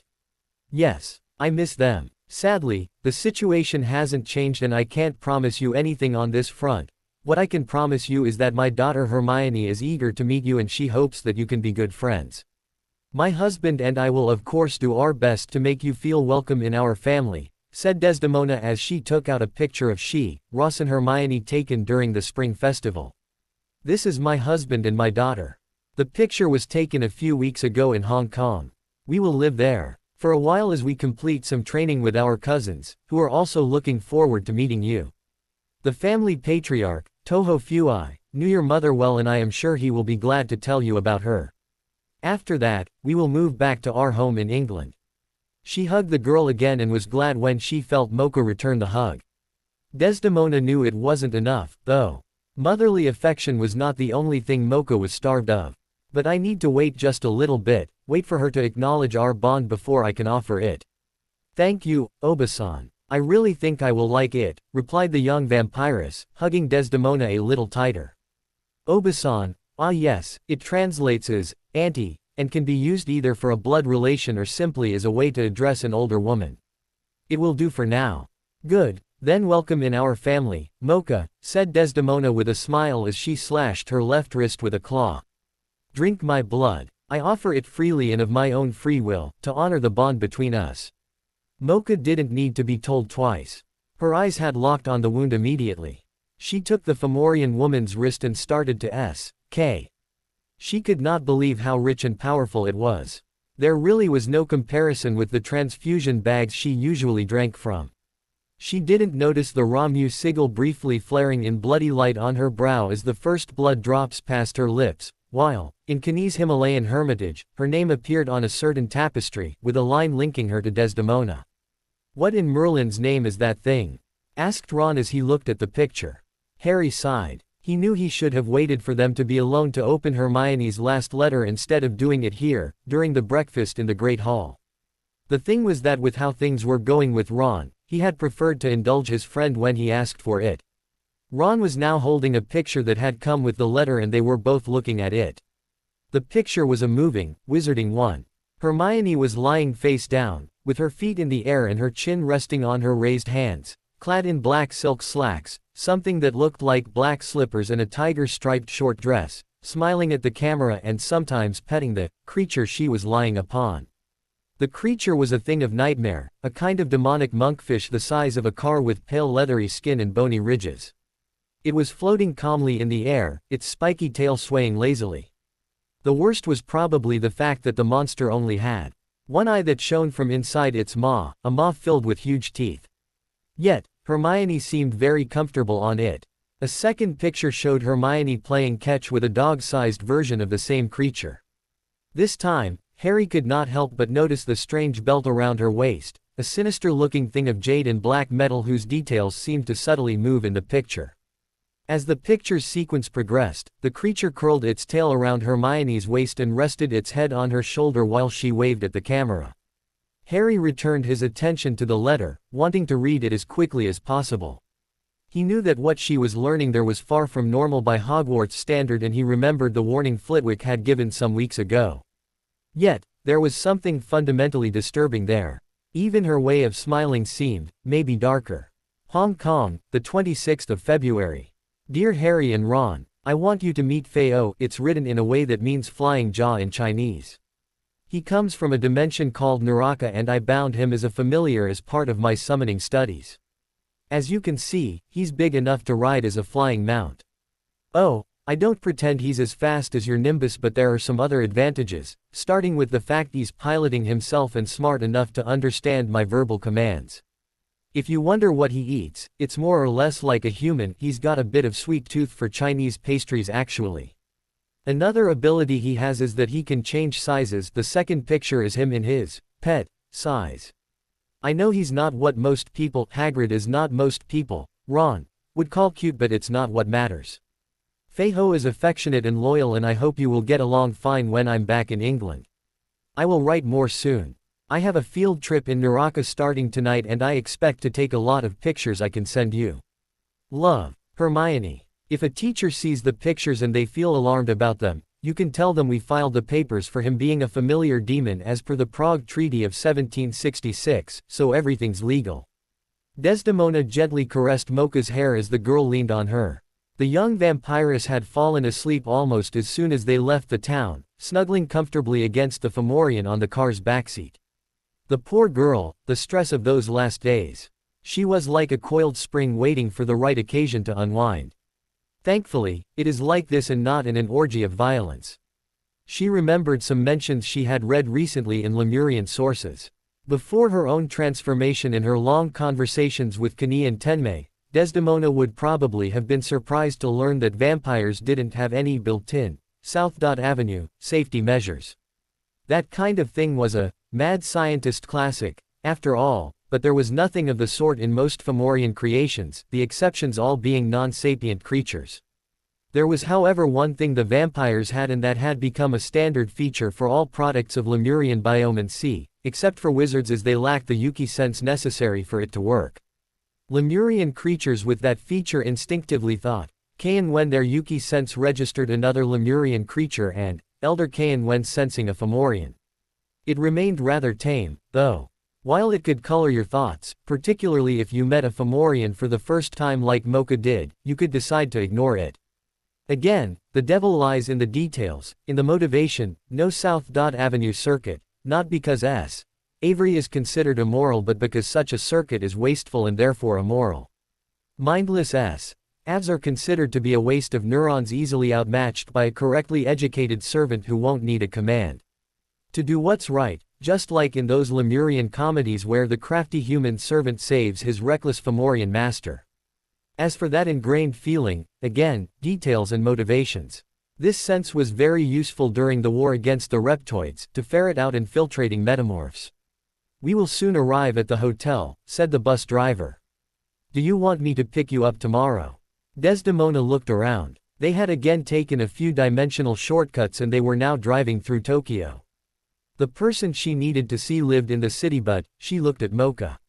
"I have yet to confirm the exact date for the meeting." She mentally passed her schedule in review. It was Thursday the 27th of February. Normally, she would have set the meeting on the 28th or the day after and gone back to Hong Kong with Fei Hong on Sunday, as her cousin had to be back there for company meetings on Monday. Looking at her sleeping ward, she was thinking it would be better to schedule it the following week and go back to Hong Kong around the 6th or 7th of March. "Thanks, Nurari, but it will be fine. I feel it's better for Mocha if we take things a little slower, so I will take a few days of rest with Mocha here in Tokyo, see the sights and get to know her. Once we're back in Hong Kong, it will be study time again and Tiantian will put her through the grinder." "Sensible, but won't that be an issue with your plane?" "I will call Fei Hong to tell him that we'll take a commercial flight to go back to Hong Kong. I have a valid British passport and the appropriate visas for Mocha, and I'm not sure I want to know how many strings my father pulled to obtain them." "Likely Stockton's work," replied the bus driver with a laugh. "I know from some past encounters that the lad has his entries in several British ministries, unbeknownst to the one he's supposed to depend on." Desdemona could not help but let out a soft giggle. Harry took another look at Feo's picture as he went down in the dungeons, taking care that he wasn't being followed. Thankfully, the Bloody Baron had risen through the Gryffindor table a mere moment after Ron's outburst, which allowed Harry to put the letter and the pictures away before interest in them could build up. During the morning classes, he had thought about the whole situation and realized he needed to ask some questions. The problem he had was that he wasn't sure how the teachers would react and he didn't want them to start intercepting her letters. This pushed him to eat lunch quickly and go search for someone who might have answers. "Sir Peter," he said, having reached the empty dungeon corridor where the ghost had told him he could be contacted. "I am here, Harry," said an eerie voice as a chainmail-clad ghost phased through a nearby wall. "You seem troubled." He hesitated only an instant. His previous chats with the ghost had been really helpful. For example, the ghost had been the one who pushed him to take the time to observe, who gave him hints about what to look for to better read a situation. "If all Slytherins were like him instead of like Malfoy, I wouldn't have hated being there. I wondered if you had already seen such a creature," he said, showing him the picture of the car-sized Feo. "Hermione said that it came from a place called Naraka and that she bound it as a familiar demon." "Ah, Your friend is a summoner and I understand why you are coming to me instead of asking your teachers. Some of them would not like it. How long do you have until your next class? Roughly half an hour, sir. Enough to take this into a more suitable place, then. Follow me, Harry. They walked a little through the dungeons and Sir Peter soon indicated a stone bas-relief that looked very old. The ghost told him to do things like pushing the eyes of a character with one hand while twisting the tongue of another with the other hand. Unsurprisingly, this opened a secret passage. What was more interesting for the young wizard was that it led to a very old, amphitheater-like classroom bathed in a soft light coming from the ceiling. Sir Peter, is that blood?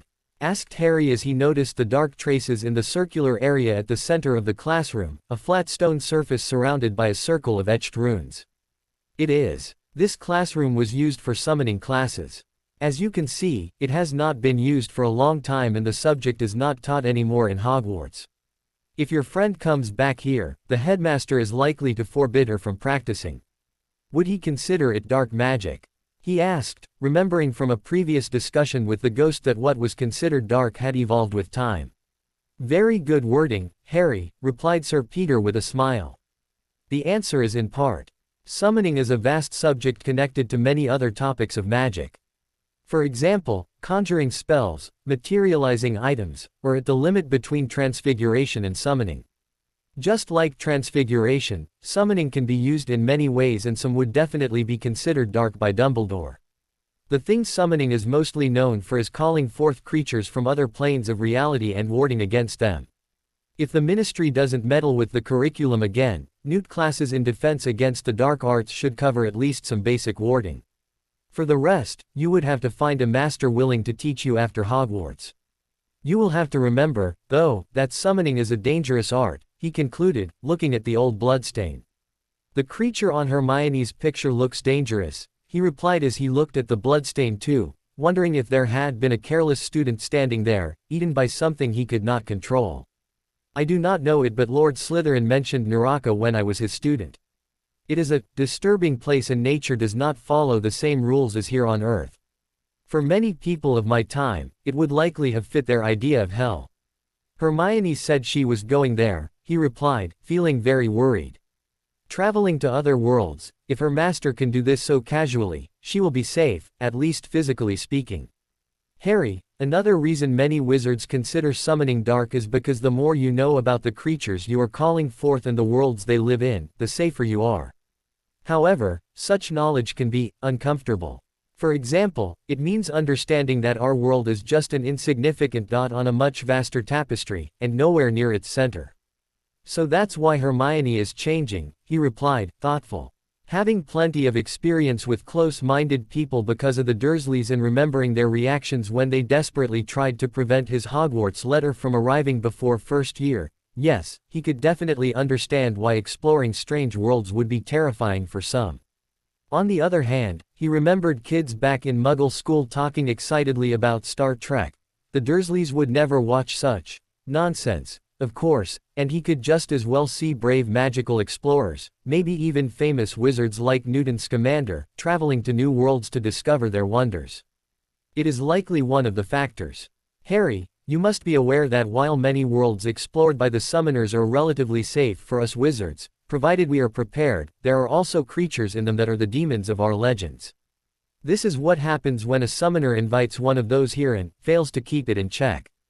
Asked Harry, pointing at the bloodstain. If we're lucky, the demon will only kill its summoner before being sent back into its own world.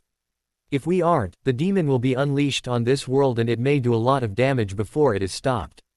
Did Voldemort do that kind of thing? Not to my knowledge. Not that I think he considered it too evil for him, but there is a pragmatic explanation regarding why he wouldn't have. Have you ever wondered why other magical nations did not intervene when he was terrorizing the country? Harry started to think fast, using everything he had, all the sneaky stuff he had to think about since Hermione left, and suddenly it hit him.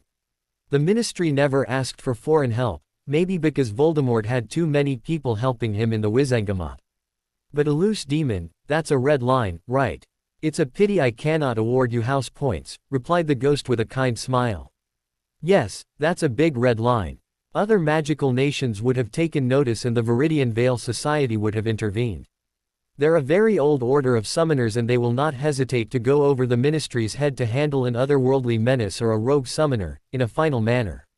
I have one last question, said Harry after checking his watch to make sure he would not be late for class. Hermione mentioned the Prague Treaty of 1766. Do you know about it? Yes, it was signed by most magical nations, including Wizarding Britain, and is overseen by the society I mentioned. The treaty defines how the society can intervene in summoning-related matters and how summoners should behave to stay within the law. You should be able to find a copy in the library if you want more details. As it's just a boring, legal text, it shouldn't be in the restricted section. I suppose the reason she mentioned it is because of the familiar registry. It means she can legally have the creature you showed me but also that she's responsible for what it does. Harry had a little smile. The peculiar tone of the ghost had indicated something that he was now dubbing to be a real Slytherin trait. If you want to game the system, you need to know its rules. The more things went, the more he agreed. I see that time is running short, continued the ghost. You know, I am really enjoying our chats. What do you say if we meet once a week? We can use this place without problem. I would really enjoy it, sir. Then it's a deal. I suggest same hour next week. I will be here. Thank you, sir. Sir Peter waited for the door of the summoning classroom to close behind Harry to let out a long sigh. His form started to shift, his armor being replaced by robes stained with silvery blood and chains while his face became gaunt. Contrarily to what most living wizards believed, ghosts were not without magic of their own. It was just that most of them were either too lazy or too mired in their own regrets to learn the ectoplasmic arts. He could not afford that luxury, not with Voldemort's influence spreading in House Slytherin. Thankfully, pureblood revisionism was serving him quite well in this case. Any record of his Crusader days had been stricken from European magical history. Thank God that I heard about the Pope calling for the crusade before, and that I still had enough remnants of my Catholic upbringing to consider suicide a mortal sin. Even if in the end I participated in many more horrors in the Holy Land, I gained some measure of atonement there. But not enough. Maybe if I clear Slytherin's name from the filth of the pureblood and help banish Voldemort's influence from our school, maybe she will finally forgive me. Well, enough self-pity, he said, straightening. There is still a lot of work to do, he said as he phased through a wall. Ross was feeling a little nervous as he prepared for his appointment. So far, he had let Isheth make all the direct contacts regarding Manjet Industries while studying more than he had since his university days to get a handle on his new job. This had also meant disconnecting little by little from his dentist practice. He regretted it, but there was little he could do about it since they started the fusions. This doesn't mean that my medical skill set will go to waste. First, Manjet Industries has interests in several health-related businesses like pharmaceuticals or medical equipment. Second, things like attention to detail can just as well be applied to economics. It's just the matter of being able to interpret the new symptoms and determine the diseases causing them. Thankfully, I have patient teachers like Isheth and Azrael. Granger, Ross Granger, he said softly, smirking at his reflection in the bathroom's mirror, making sure his tie was right in place and his beard well kempt. His wife had somewhat joked that the beard gave him a little something of Sean Connery. Of course, Ross's mother, born and currently living in Tobermory, Hebrides, found the comparison highly amusing. Well, Mum would approve of this classy suit, and I still need to break the news to her, which means introducing her to the wonderful world of magic. Thankfully, telling her is within the limitations of the statute as day is magical. He went back to the adjoining office where he would receive his guest. It was set in a tower in Canary Wharf, a tower that would become the HQ of Manjet Industries as several of the tenants realized that they were part of the same group in the upper levels where he was situated, which officially hosted some obscure think tank, would become the upper management's levels, and this office would become his office. Which reminds me that I need to see the architects about some remodeling in this place as well. I'll see that the top level is changed into a penthouse for when we're in London, and maybe a few other company accommodations at various levels. Some Fae would prefer an underground flat, for example. He took a dossier while he waited for his appointment to arrive. One thing he had noticed was that the Fae did not have health facilities beyond clan healers. The things the wizards put in place, like the magical street. Mungo Hospital, was closed to them because of the wizards' segregationist policies. With a little help from his father-in-law, who had experience in the matter thanks to the hospital on the Yokai Academy campus grounds, he would be able to better things in this area. He already had his eye on an abandoned psychiatric asylum near Exeter to set it up. Stockton had found the idea positively hilarious in their last call. The main issue will be drugs. There are a lot of different physiologies to take into account. Knies Lemurian sources will help, as they were very thorough when making specs files regarding their creations, but not for all species. Ingen is the company I will need to approach. They already have all the infrastructure to develop phase-specific drugs and probably most of the knowledge. From a note his father-in-law had attached to Isheth's dossier on Ingen, there were a lot of snow women working for the company. The reason was rather easy to understand once you knew about a little issue of Yuki-onna physiology, a fertility window that lasted from puberty to the late 20s at best. Back in ancient Lemuria, there had been ways around this, but the necessary infrastructure had been lost with the fall of the empire. Snow women numbers had been dwindling and strict early marriage traditions had only slowed down things. So, when John Hammond developed assisted procreation techniques tailored for them, techniques that would allow them to have daughters at any point of their multi-century lifespan, he was hailed as the savior of their species. "Mr. Granger, your appointment is here," said a rather nervous voice coming from his desk's intercom. "Thank you, Amy, you can send her in." He had a little smile. 2 weeks ago, he had realized that he needed a secretary to handle the growing amount of paperwork coming his way. He had then thought about Finch and Blackrose's receptionist, Amalthea Selwyn, remembering a comment from Isheth about how she unfortunately didn't have a better posting available for the girl at the time. Ross had then looked at Miss Selwyn's CV and rather liked what he saw, including a willingness to take night classes to get up to speed with the human world. The young woman was now officially hired as his executive assistant and learning how to navigate the seas of high finance with her customary Ravenclaw curiosity. Doc. Xochitl Villarreal was standing in his office's entrance.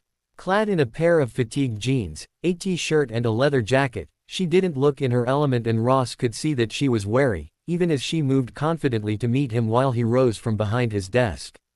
"Hello, Xochitl," he said while coming to shake her hand.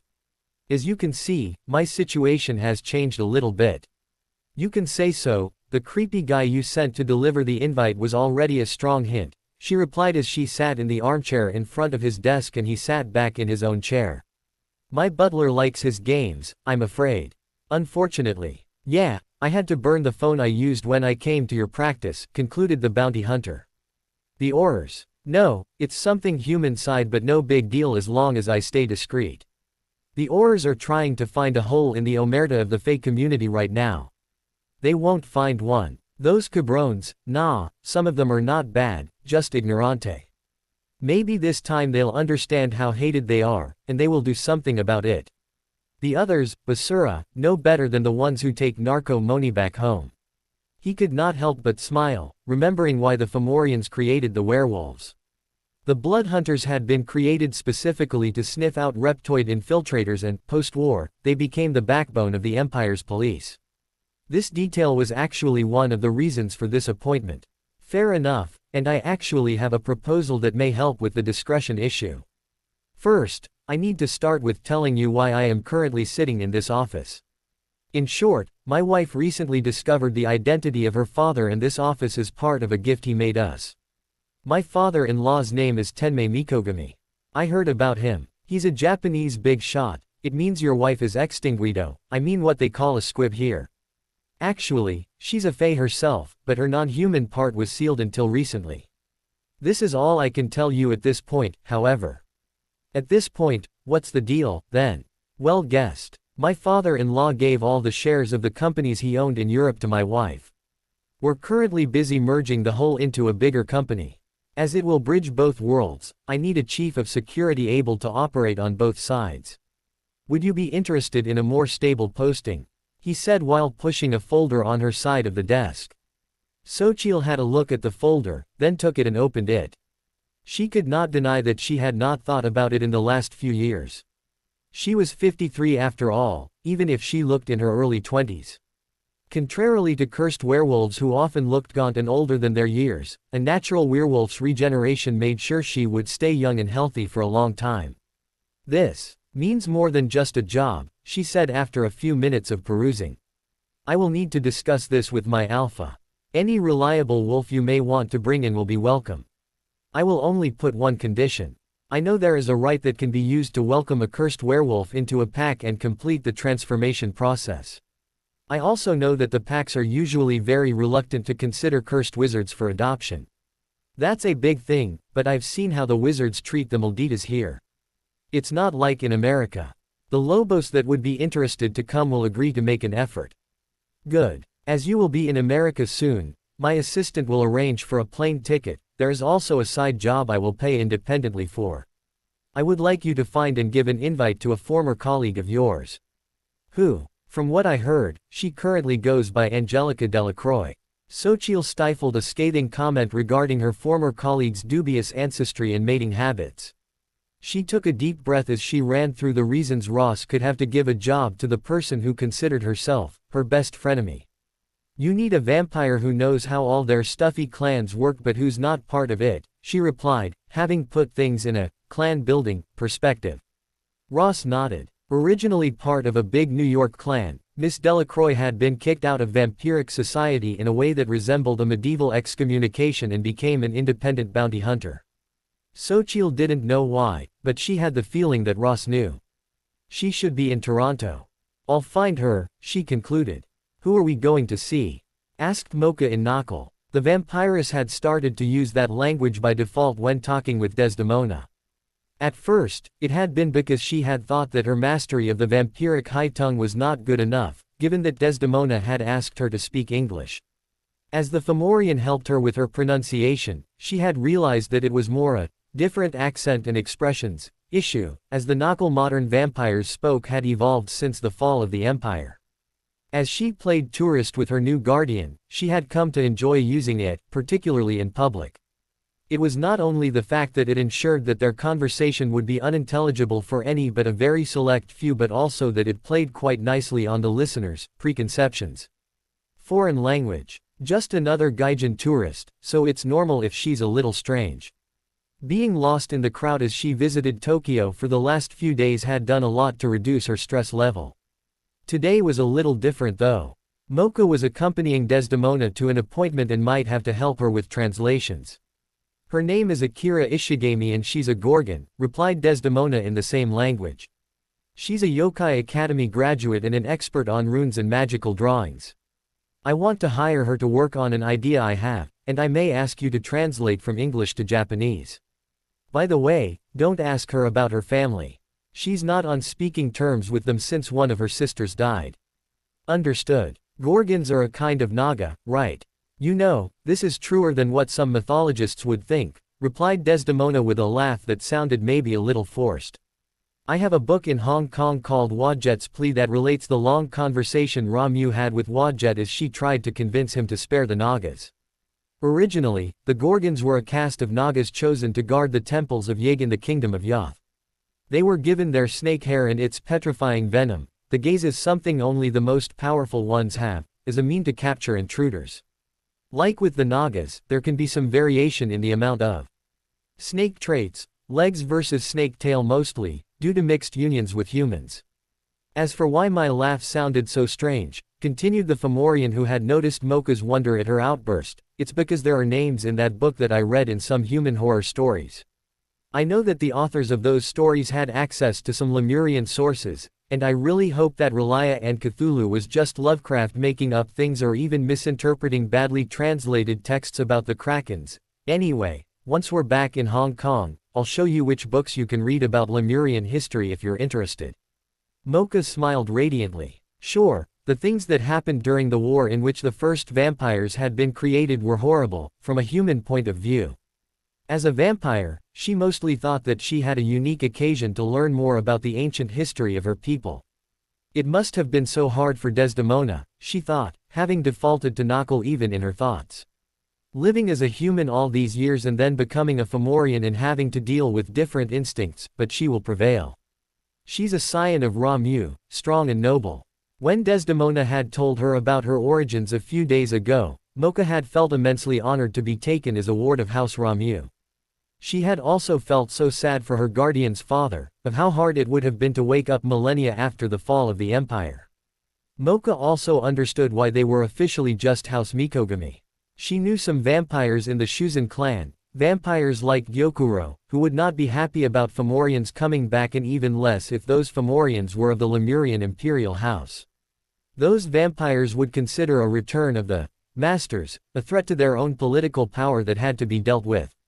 I can only hope that the English vampires will be our allies. They made some small talk as the taxi brought them to Akihabara, Desdemona telling her that Ishigami-san lived above a game center there and also had an interest in electronics. Very interesting, said Akira Ishigami as she went through the specs files her guests had brought her. Mocha could not help but being a little amused by her surroundings. Akira Ishigami was living on some kind of, barely in her opinion, refurbished warehouse level above a game arcade. Industrial metal shelves were covered in a mess of electronic parts, and occult ingredients and manga sat next to occult tomes in the library.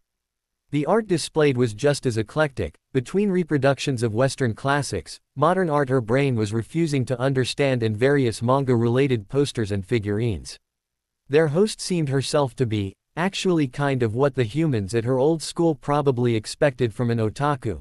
A little gaunt, probably because she forgot to eat while pursuing her latest obsession, wearing glasses, jeans and a t-shirt about some manga or anime, in this case something called Neon Genesis Evangelion. Her haircut betrayed her true nature, however. The many green and black small braids writhed excitedly, in a way human hair could not hope to match. Thankfully I don't have to translate. A quick look at the files and, I guess cousin Hermione will help me with the vocabulary. Mocha, who is currently sitting on a couch next to Desdemona, watched their host go to a shelf and take down a book written in some foreign language.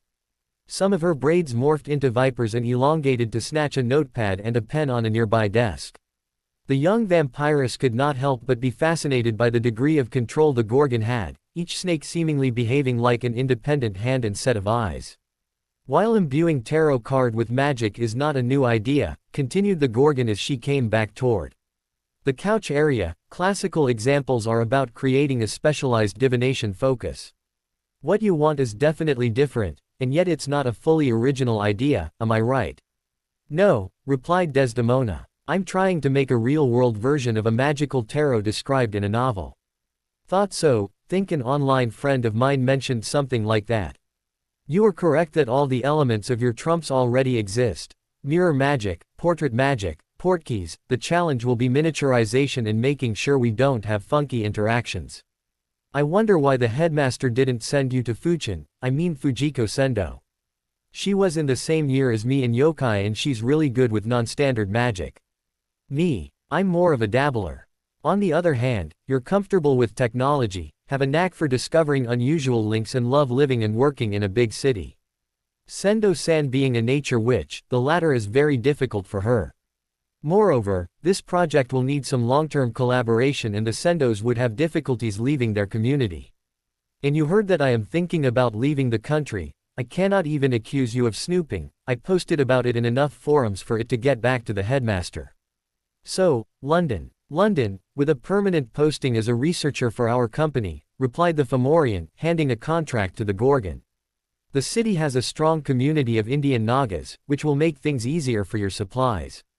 True. The wizards are going to be a pain, however. The Phi, this is how Ayashi who are not wizards called themselves in England, constitute a parallel community with only minimal contact with the wizards. I won't hide that there is a possibility of conflict in the foreseeable future. Same is pretty much everywhere, you know. The human world is changing too fast recently and many Ayashi have difficulties adapting. When Ayashi get cranky, well, many of us are still monsters under a rather thin veneer of civilization. The whole question is how far some idiots will be ready to go to show that they still matter. No matter how futile the bloody exercise is, concluded Desdemona. True. I need to think about your offer for a few days. I'll contact you once I have made a decision. Regarding the other part of what you asked, the major arcana, it's doable. It's little different from making a quick talisman to power a spell. I know some nature witches who are calligraphy experts because of that. So, drawing the right card combination with the 22 arcana working as an alphabet of sorts to match the spell you want to cast, same principle and same problem in day-to-day use, execution speed. But if we manage to have the cards react to your thoughts. Desdemona took another sheet out of her briefcase. It was a representation of the Magician Tarot card. While the traditional elements were there, the personage on the card was Mikogami in his white monk robes, smirking evilly as he moved a rook on a chessboard. When I was younger, I used to draw as a hobby, well, before first my studies and then active life left me little time for it. I restarted recently, to help me see how some recent changes affected me, said the Fomorian as she gave the sheet to Akira. If the art on the card is mine, would that help to give me a greater link with the deck? Definitely, you captured the headmaster really well by the way, replied the Gorgon with a smirk accompanied by the nodding of her snakes. It's a pity we can't go meet them at the airport, said Hermione. I agree but I understand Mother's reasons, replied Fang Fang. She had to nod at that. She knew that she was just being impatient and that there were security concerns with Cousin Mocha in town. They had to lower the chance of a Meow spy noticing anything as much as possible. If they had come back with the private jet, it would have been possible to get them to the mansion through covert channels. As they were using a commercial flight, the option remaining was to be lost in the crowd. Cousin Mocha and her mum were therefore pretending to be just two tourists and they would take a taxi to a hotel where Ling Ling would retrieve them. In the meantime, Hermione and Fang Fang were working at her desk, putting the final touches on a group report on their Naraka field trip. In a way, Hermione had been glad that her mum delayed her return to Hong Kong by nearly a week. Sure, she was a little jealous of the sightseeing her cousin had done with her mum, but she had also felt the worry in her mother's voice during their call last Monday, so she understood. In a way, the delay was good, otherwise we would have come back after Cousin Mocha's arrival. Time is a little wonky in Naraka, and there was so much to see there, she thought with a hushed giggle. Just thinking that my dad will probably say something about a comic book artist called Steve Ditko when he sees Naraka's pictures, she said, answering to Fang Fang's raised eyebrow. The one from that doctor. Strange story you showed me. Yes, did you already go through the pictures about Dr. Eswebo's farm? She asked, remembering the Viridian Vale field researcher who set up an experimental farm there. Yes, I took the one where the Nethertool are grazing, he replied, moving through the presentation on the computer to show her a picture of manta-like flying creatures passing through a dense pink cloud, filtering its contents pretty much like a whale would with plankton. I think we're ready for the presentation on Sunday. Remnants of her old completionist self would have added a lot of things but it would also have made their presentation utterly boring, not even speaking about the 15 minutes time limit they had. The goal was to show the family what they did during the trip and give a description of Naraka's ecosystem, all in a way that even a human unaware of magic could understand. Hermione and Fang Fang both knew that Toho Fui was also using this as an exercise in political communication. Agreed. They should almost be here anyway, she replied with a look for the clock while Fang Fang saved their work. We still have tomorrow in case we have another idea. They shut the computer down and made their way toward the main entrance. Fang Fang quickly inquired about the location of Ling Ling's car, confirming that they would arrive in a few minutes. As they arrived on the entrance's outer stairs, they noticed that Toho Fui was already there, smoking his pipe. Mr. Zhang confirmed that everything was going according to schedule, great-grandfather, said Fang Fang. The old sorcerer nodded, and Hermione could see that he was a little nervous. Given what he had told them about Mocha's mum, she could understand. Her train of thoughts was interrupted by Gigos flying toward her uncle and nodding once before grabbing the bit of raw fish he handed it and disappearing back into Naraka. Uncle Fui must have sent it to check the park for spies. A black sedan soon arrived, rather than the armored limousine the Huang often used for VIP transport. Hermione had already seen quite a few of those, used by Sanbao employees in the city. They were common enough not to be easily noticed in the streets and also seen often enough entering the property that most observers would think it was just company staff. Hermione forced herself not to rush down and wait patiently for her mum and cousin to come meet them at the top of the stairs. From what her mum had told her in their call, smothering her cousin Molly Weasley's style was a bad idea. She needed to wait for Mocha to come by herself and make her feel welcome then. She watched her cousin as she got out of the car. A little jealousy pinged again as she noticed how pretty the vampiress was, but this was almost immediately washed away by what her third eye revealed. Mocha's Yuki was relatively weak, but this was nowhere near natural. The rosario around her neck was like a black hole, suppressing a huge amount of energy. The whole question being, why did cousin Mocha have to be sealed so much? Uncle Fuai has eluded my questions so far. We'll see about that later. Now, I have other matters to attend to. She smiled, paying a lot of attention so that her smile stayed warm and did not stray into its now usual evil overlord grin. Her cousin seemed to have fared better than her mum's call hinted at, probably because of the few days of rest she already had. She briefly considered using Knuckle to greet her but decided against it as Fang Fang did not speak it. "Hello," said Mocha as she arrived at the top of the stair. "I am very happy to meet you all." Hermione hesitated for an instant. It was obvious that they were all a little awkward. Hermione knew that it was because she didn't want to mess up but. "Welcome in Hong Kong, Mocha. As you will study magic with us, I made this little welcome gift for you," said Fuai as he handed a gift-wrapped box to the vampiress. "Thank you very much," replied the vampiress in Mandarin. "Uncle Fuai is fine, Mocha," cut in the old sorcerer. "Why don't you open it?" asked Hermione. Mocha tore away the paper, revealing a lacquered, black wooden box. The box itself was already a thing of beauty with a red jade cameo on the cover. The young vampiress felt her eyes going wet as she recognized her mother's face. She opened it slowly, Fang Fang immediately offering to take the paper to free her hands. Inside the box, a wand rested on a bed of blood-red silk. While its shape was rather simple, reminding Hermione of her old wand, its materials were anything but. The wand's surface was covered with irregular patterns reminiscent of Damascus steel, black metal and dark wood alternating in complex arabesques. Just like the features of the compliant rod, those seemed to subtly change over time. Mocha took it in her hand and immediately felt warm as crimson, bat-shaped sparks exited its tip.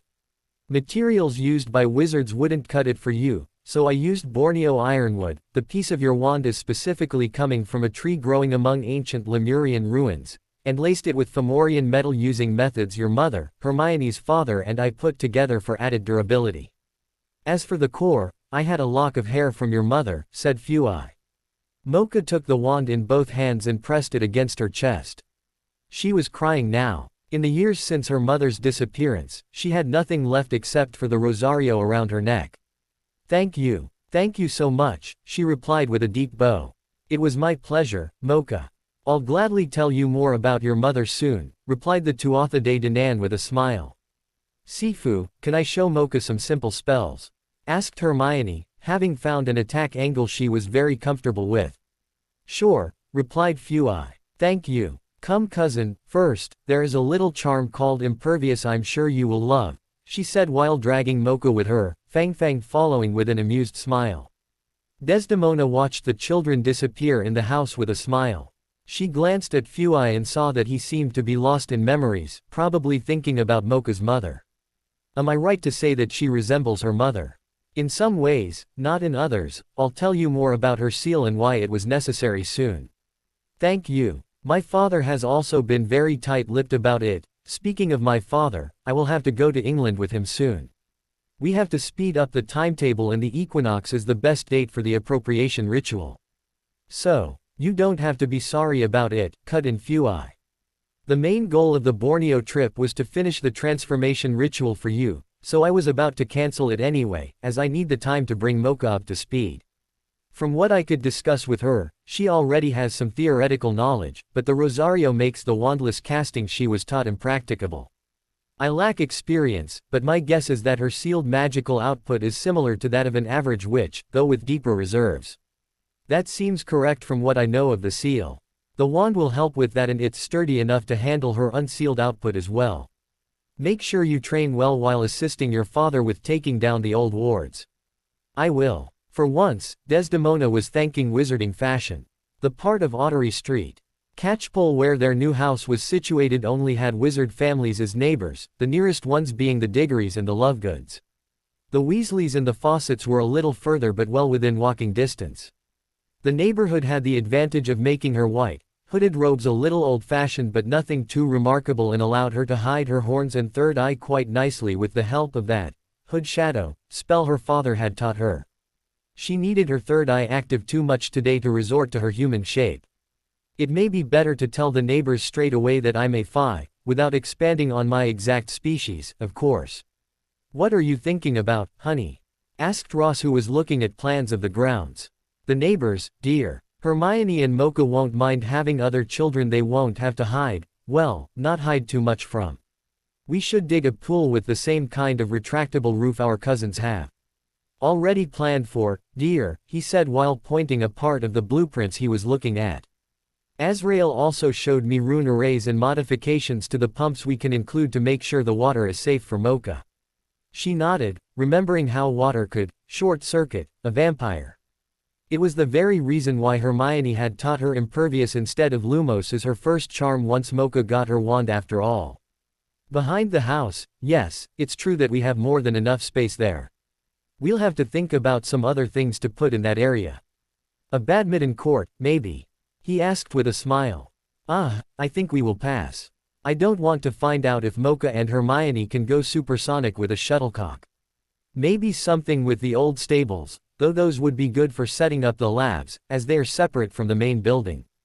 Did Azrael give you the specifics for the chapel? Yes, including the enchantment array so that the altar's platform on the balcony rotates to always face the sun as, I quote, we don't have a pyramid to set up a proper temple on top. About that, Kani, it's almost as if I was hearing myself dismissing any objection. To be fair, it's not like we intended to use a Christian chapel anyway. You know it's different. It had all started when she realized that if she wanted the future Greymocken Manor to really be her family house, she would have to do the appropriation ritual herself. Ross didn't have the power, Kani could not in her current state, Hermione wasn't of age and her father was unwilling for political reasons. There was just a tiny little problem with the Lemurian ritual. Like in ancient Egypt, the limit between science, magic and religion was often blurry in the land of her ancestors. While not officially atheists, the Grangers had never been religious people. Even before Hermione's magical awakening, their attendance at church was pretty much limited to events such as burials and weddings that concerned people they knew. All in all, they were rather geeky people who mostly believed in reason and science, and Hermione's magic had not changed that. So, when her father told her that she would have to convert to Lemurian Mithraism if she wanted to do the ritual properly, she hesitated. Paying lip service to a religion she was a part of almost by default because of her upbringing was one thing. Converting to a new religion was another matter. She toyed for a moment with the idea of using the Taoist, feng shui-based version of that ritual Toho Fui showed her, but Kani had replied with an evil overlord grin and a request, or rather a polite order, to read the stanzas of the First Light before she decided anything. She had accepted. The book was written as a series of poems and only 256 pages long, so she could spend a few hours reading it. She had not counted on the effect it would have on her. Contrary to what she had expected, the stanzas weren't obscure or open to interpretation. Lemurian culture and Mithraism were both based on the idea of creating order out of chaos, and the text was in consequence rigidly structured and used clear language. The only part of doubt came from the first few verses, which translated roughly as, "Reader, do not take these words for a revelation. We are imperfect, and these words are therefore imperfect. These words are only a guide to help you on the path of order, a foundation on which to build your works. Do not believe them blindly, for without the cement of your sapience, they will be but brittle stone." This had really appealed to Desdemona's rationalist upbringing. Other aspects were more problematic, but she would manage, maybe even write an English version of the stanzas better suited to the modern age at some point. Yes, and I know that some aspects of the old rites are difficult to swallow for a human with modern Western sensibilities, like the blood sacrifices. But you also know that with the magical aspects of the rituals, those are not a waste of life and resources. Yes, quantifiable returns, like with the ox Hermione sacrificed to bind her familiar. Promise me we will look into modernizing what can be. I will. She returned her attention on the gloomy manor in front of them. They were standing safely behind an orange safety barrier Azrael had set to indicate where the Wilkies wards would start to react. The grounds of the former Wilkes domain were less extensive than they used to be, as first the Wilkes family then Gringotts had sold most of the farmlands attached to it, but there were still around 200 acres, most of it being forests and overgrown gardens. The manor itself was a typical E-plan Elizabethan limestone building with 2 stories, attics and a 4-story tower at one of the corners, not unlike Shipton Hall that she remembered visiting once. There were also a cottage and stables on the grounds, and they intended to renovate everything. Wizarding idiocy serves us for once. As this is a hidden building, no one listed it as grade 1 like a manor of this age would normally be. Well, it's not like we intend to turn it into some colonial monstrosity anyway. Let me guess, you're thinking about historical monuments, potential bureaucratic hassle, and feeling a bit of British pride, said Ross with a smile. You know me too well, she replied, returning his smile. There was a snapping sound as Tenmei apparated near them, clad in his white monk robes and under his human shape. Hello Tenmei, said Desdemona in Knuckle. Problems at the ministry. Just bureaucratic incompetence, he replied with an exasperated sigh. Raggle, have you finished mapping the wards? Yes, Master Mikogami, replied the earth elemental as the soil shaped itself upwards into his usual, human upper body on a cone, appearance. They could not help but notice how rotten the soil he used looked. Got it. I always wondered what Tenmei's public name was, but he actually used it as his Japanese clan name. Mikogami, a Miko is a kind of priestess and Gami, god or goddess. I will ask Mocha about it, thought Desdemona. From your current avatar, the corruption runs deep here, said Ross. It does, Master Brass. And now was quite agitated about it, saying it would be faster to glass the area and rebuild, but Surreal cooled her down. Brass? Asked Desdemona with an eyebrow raised. Well, I thought about this whole order and chaos stuff. Which means you reread Moorcock and decided to use the name of Count Brass for your public name, cut in Desdemona with a smile. She remembered that character from the Hawkmoon cycle, set in a post-apocalyptic future full of mad science that bordered on magic. Count Brass was one of the main allies of the hero, a warrior and a man of science. Yes, now the only problem is that I will have to deserve it, replied Ross softly. I think you already deserve it, Ross, replied Mikogami with an amused smile. After all, for a non-magical human male in your situation, many would say that not running away screaming means you own a pair. I get it. I understand Israel's grin better now, cut in Ross as he shook his head. I propose we all get to work. We have wards to tear down, said Desdemona as she shook her head too. Not too far away, in a house that earned the name of Rookery due to being built out of an old medieval tower, Xenophilius Lovegood put his omniculars down. Mostly known in Wizarding Britain as the editor and publisher of The Quibbler, a newspaper prone to publish what, proper, wizards considered ludicrous stories, he was also an inventive magical researcher. He had some apparatuses calibrated to check the wards of the Wilkes domain, if only to make sure that his daughter did not wander in that direction. While normally dormant, they had started to react the day before. A flow call to a ministry source had revealed that Wilkes Manor had been sold by Gringotts to Ross and Desdemona Granger. From what little he could deduce from the letters his daughter sent him from Hogwarts, they had to be the parents of Hermione Granger, a Muggle-born student who had some kind of magical accident around Christmas. Such things happened from time to time in Hogwarts, but this case had been unusual as his Luna told him that Hermione had been sent to her grandfather, some wizard from Hong Kong, and that she was now studying with Toho Fui himself. And it looks like I was right to think they're not Muggles at all. Probably, with the solicitor acting on their behalf being Finch and Blackrose, notorious for its succubus lawyer, and now there is this, an earth elemental. Not unsurprising as Toho Fui is a well-known member of the Viridian Vale Society, but still, summoning and binding them is no easy feat. He was cut from his musings as his detectors started to go haywire. He made some adjustments and could only nod. The Wilkes wards were losing power, which meant that his new neighbors were starting to clean up things. Given the speed at which they were going, they were very competent at it, and it should be a matter of mere hours for them to be finished. Desdemona was bathing. Contrary to what some may have thought with this simple sentence, this particular bath had little in common with the kind of relaxing moment one may indulge in after an exhausting day. First, she had woken up long before dawn to take that bath. Second, she wasn't using her house's tub or even the one from the Huang Manor, but a rock basin alimented by a hot spring created for the occasion by the 5 guardians. Third, each of the gestures she was making while washing herself was following a ritual she had rehearsed until she could do it in her sleep. No, this bath wasn't about simple cleaning but about cleansing.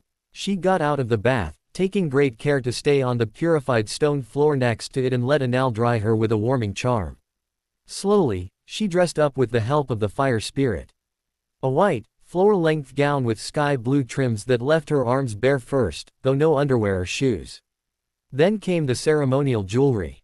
An ordinary priestess would not have worn them, but some things were different for royals and their enchantments would help to make up for her lack of magical experience. Heavy gold bracers engraved with Lemurian symbols that she guessed to be the ancestors of the swastika and of the Egyptian Aten disc were put on her forearms and a gold tiara set in her hair, its branches interlacing with her horns.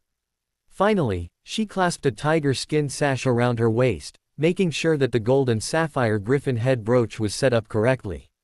She looked up at the sky, noticing that dawn was near. The space where she had bathed had cloth screens to ensure some privacy from her fellow mortals, but the purification rite needed her to be under Mithra's eye. Ariel had ensured that there would be no clouds in the area for the duration of the ritual. She walked slowly, stifling a wince as her bare feet touched the grass, Anal tailing her. It wasn't that it was that cold today. Neither was it because of some stone or another mundane inconvenience of the sort. It was because the purification bath made her acutely aware of the dark magics that corrupted the former lands of the Wilkes wizarding family. She could see it in the gnarled trees around her, in the way the shadows clung to the nearby manor's stones and how sickly-looking moss growths gave to so many things a purulent appearance.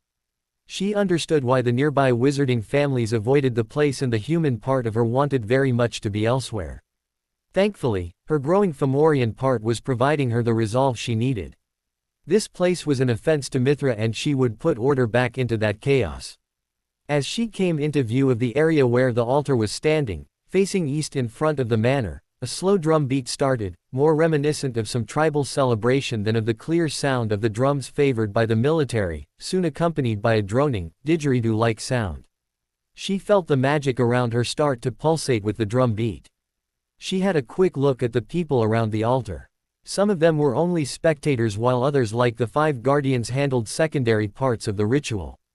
Ragel was drumming on what looked like stone versions of Caribbean steel drums while Azrael, in his dark angel shape, was playing from an instrument sculpted from a mammoth defense and that was maybe a precursor of the didgeridoo. Anal had glided forward and was now standing near the altar, ready to provide her with any items she would need while Surreal was on guard duty, making sure that they would not be disturbed. Finally, Ariel was stretched in the atmosphere above to handle the weather. Ross was looking good in his new, corporate boss, suit, but she could see how he clasped his hand around the protection talisman around his neck. Kani was watching too, using a magic mirror to both see and display her image from her Himalayan retreat. On the other hand, Toho Fuai had politely declined attending, saying that the children's studies prevented him from leaving Hong Kong at this time. In fact, Desdemona knew that the real reason was that he did not want to intrude on what he considered a Mikogami clan secret. He had promised he would come for the housewarming party that would be held in August, once the renovation work was finished. She arrived at the altar and saw the goat on it, kept immobile by a stupefied charm. Its fur had been marked with intricate knuckle writing describing all the crimes of Jasper Wilkes, the previous owner of the manor. She knew that the ink of the inscriptions included some ashes from the man's corpse, gathered by Azrael. She did not dare to think about the fact that the goat was just a replacement because Jasper Wilkes was not available. I call on the name of Jasper Wilkes, whose true name is Zazanok, fallen lord of a fallen house, she said in knuckle as she put her hands on the goat. You let your lands decline and you listened to the honeyed words of the herald of the ruinous powers when he promised you greatness. You let him guide you into debased acts, betraying queen and country, until the rabid beast you had become was rightfully shot down. I, Princess Desdemona Taro Granger of House Ramu, in the name of Mithra, may his light shine on us all, condemn your name to oblivion. She plunged her right hand into the animal's torso, her claws tearing through flesh and bone like a hot knife through butter. Her hand closed around the heart and, With a swift move of her fingers, she severed all veins and arteries, ripping the organ out and raising it so that the rays of the rising sun fell on it. As they connected, she felt magic rising inside her body. Some was coming from the earth through her feet and the other from the sky through her hand, using the sunrays and the still pulsating heart as a conduit. Your name is no more. May Mithra strike it from his records and no mortal tongue ever pronounce it again. Your vile deeds are no more, forever forgotten.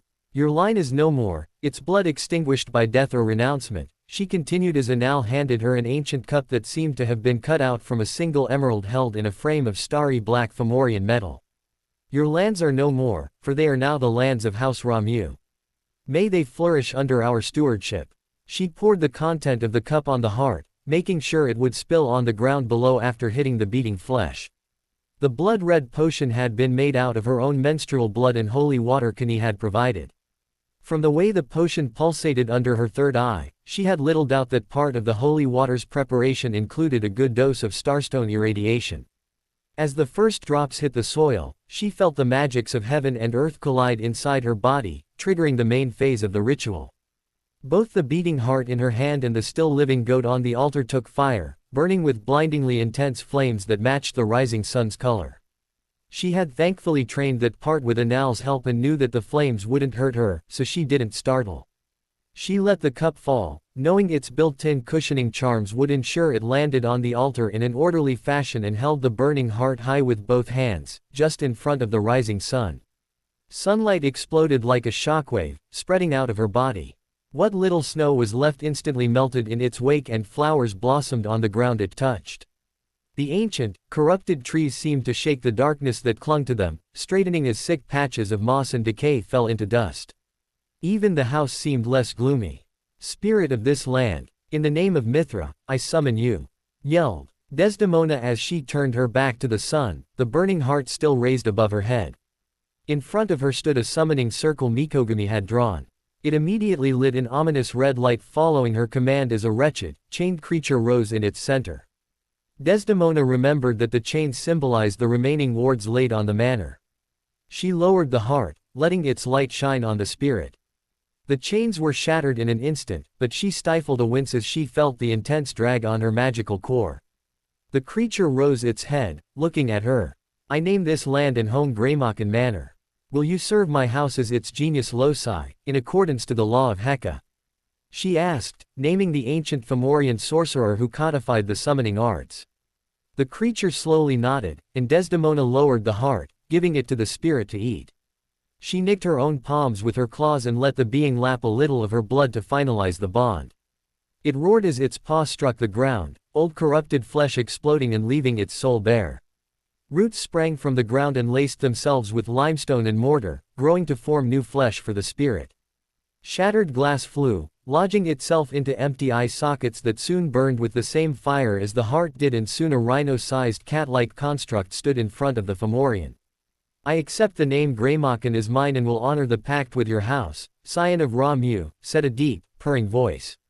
Desdemona thought fast. The spirit's feline form was obviously linked to the fact Greymocken was an old word for cat, notably in Macbeth, long before Greymocken Lane became the address of Xavier's school for gifted youngsters.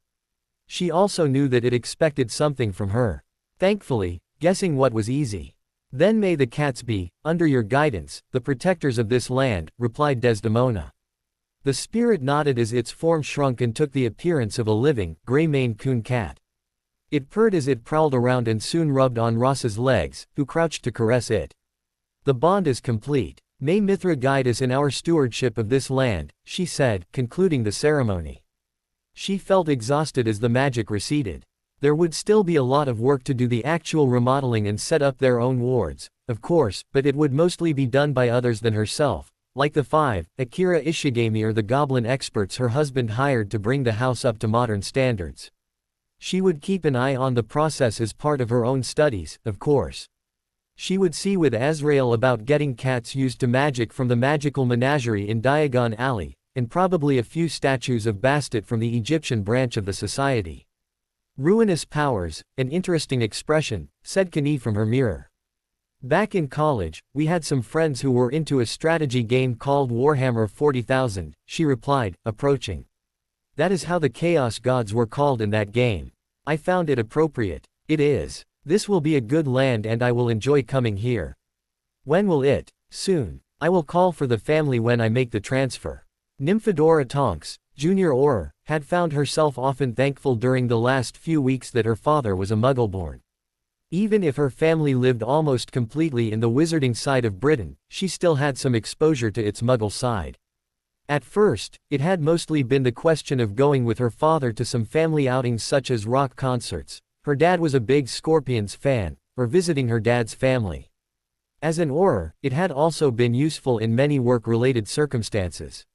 For example, very few of her colleagues would have been able to blend in with the crowd of a Muggle nightclub on a Friday night like she currently was, something she had to do for her recent investigation.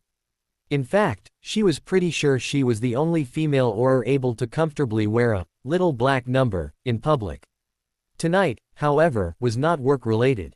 Sure, she knew the place because of her work, as it had been one of the clubs she visited while trying to solve the Angus Knot case over the past month. But the reason why she had chosen this place to spend her Friday night was because she knew that none of her colleagues would visit a Kurono Kai-owned nightclub without a hell of a good reason, and taking part in the progressive trance evening the Slipstream held on this 4th of April sure wasn't one. In fact, she was betting that only her mentor, the senior Auror Alistair Moody, or Director Bones herself would have the courage to come here. The ones who called her a mudblood or a blood traitor behind her back, the ones she particularly didn't want to see tonight. No chance at all. And all the better, after what that bloody knot case put me through. Her mentor had warned her it would be a tough one. She had nodded, just thinking that it was because it was her first murder. She had been naive. Checking Knott's home uncovered the murders of several Muggle girls whose investigations had all ended nowhere because nobody reported it on the magical side, and the Obliviators cleaned up proof that would have let the Muggle police reach some conclusions. She had a good scream of rage when she understood that last point, realizing that for most Obliviators, the lives of those girls didn't matter. They were just Muggles and it wasn't their job to protect them. Thankfully, Moody had understood why she destroyed several practice dummies that day, even if he was jaded enough to just clench his jaw and continue tracking his quarry with the tenacity of a shark. No, not magical side, nobody reported it on the wizard side, she thought bitterly as she downed a vodka shot. Even with the Obliviators cleaning up things, there were hints left if you were magical. Muggle investigators had not been the only ones looking into those murders. Someone else had put all the pieces together. Someone magical who wasn't a wizard. Non-human beings, no Phi, she corrected herself. She was done with political hypocrisy. Phi had put the pieces together. Naively again, she had first thought that Phi could simply contact the Aurors with their findings and let justice run its course, right?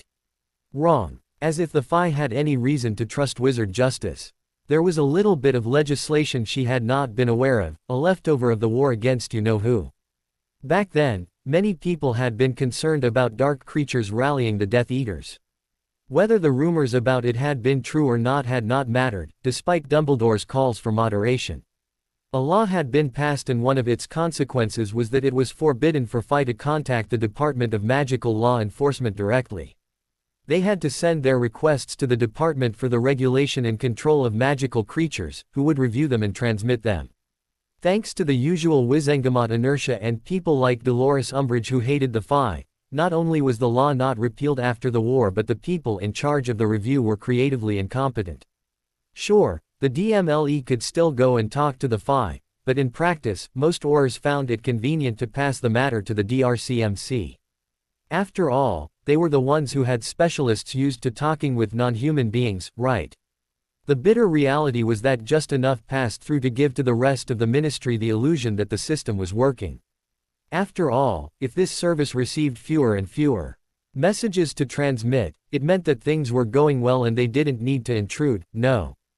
Director Bones was rightly pissed off to discover how bad it was. Another one, she told the barmaid. Oh, she could very well guess how those people thought that they could get away with it. They thought that non-human beings, goblins accepted, but they were handled separately, because money, were only a handful, scattered and without any real means to do something, right. Again, she had discovered how wrong those people were. During the investigation, she and Moody had hit the same wall of icy, borderline hostile, politeness again and again. Of course, nobody knew anything, but Tonks had started to feel dirtier and dirtier as the investigation progressed. Dirty because she could feel that much of the icy politeness came from the bitter realization that Phi could expect nothing from wizard justice, that if they voiced their concerns, corrupt officials would find it easier to accuse them than to go after the real culprit. While they could not prove it, Moody and she had reached the conclusion that the Phi had cleaned up the mess caused by not themselves because they did not trust the Aurors to do anything as long as the victims were Muggles. I felt so ashamed that day. I joined the Aurors to be a good guy and they were looking at me like if I was a Death Eater. Thank Merlin, we completely underestimated the Phi. The keys were the human-shaped technique imported from Asia and, ironically, the filter on communications put in place by some wizards to marginalize the Phi. The filter meant that as long as the Phi were discreet, nobody would care about it. The sorry excuses for human beings who expected the Phi to barely scrape by with the leftovers of the wizards had failed to understand an intrinsic limitation of their policy. The Phi had to be unable to find another supplier. With the human-shaped technique, they could trade with the Muggles without endangering the statute of secrecy. The most ironic being that the bigots are prisoners of their own trap. They cannot change the laws to try to rein in the Phi without bringing them to the attention of the wizarding population, and then I hope that there are still enough decent wizards and witches left because otherwise it will be war and I'm not sure. Sweet Merlin, be realistic Tonks. The Phi thrived since they decided to live in the Muggle world. They won't use axes like during the Goblin rebellions. I really don't want to be in the squad that will be sent to take down a trigger-happy vampire equipped with state-of-the-art Muggle weaponry. No way we'll keep the conflict hidden, and once the Muggles know about the Obliviators, something the Phi seem to hate, we'll be the bad guys and it will be the end of the wizarding world. Better not to think about it, right? I came here to have fun and forget, so. She was about to take her glass when she felt a hand on her shoulder. Her hand went straight to the purse where she kept her wand, and she could already hear Moody admonish her with one of his famous, constant vigilance. She didn't take it out, though, not in a public place full of Muggles like this one. She turned her head and saw a bald man standing next to her. He was tall, massive even, wearing a white linen suit and a lilac shirt, as if he was out of that American show her father liked, yes, Miami Vice. This last thought steered her gaze toward the man's left armpit, and she realized that she really didn't like how his jacket hung in that area. The Kumacho wants to talk to you, Tonks-san, said the man in a soft, deep voice. Kumacho, she knew that word. It was Japanese and meant something like clan chief. It was how the mysterious boss of the Kurono-kai was called. The one she and Moody never managed to meet because of that bloody wall of icy politeness. Also, the man had called her by her name, despite the precautions she took regarding changing her appearance. Her eyes darted around, seeing if she could take the risk of apparating away despite all the Muggles around. Carver-san, her tab is on the house. She's from Clan Black, continued the man. Hi, Shibata-san, said the barmaid with a respectful bow. Tonks startled as she realized that the bow had been aimed at her and not at Shibata. Black. Of course, she knew about her mum's former family, and its dark reputation. Reading her Aunt Bellatrix's dossier back in the Auror office had been a hell of a horror story. A thought about Death Eater sympathizers briefly crossed her mind, but it was quickly discarded. Thanks to the Knot investigation, she knew better than to think that the Phi clans would support you-know-who, not when they despised pureblood wizards and got along so well with Muggles. She took her purse and followed Shibata, feeling utterly confused. As they reached a door marked, "Private," a woman was here with the jacket Tonks left in the coat room. She helped her to put it on and the young Auror could again feel the same deference the barmaid had shown. She was soon led to a car and invited to sit in the back while Shibata took the wheel.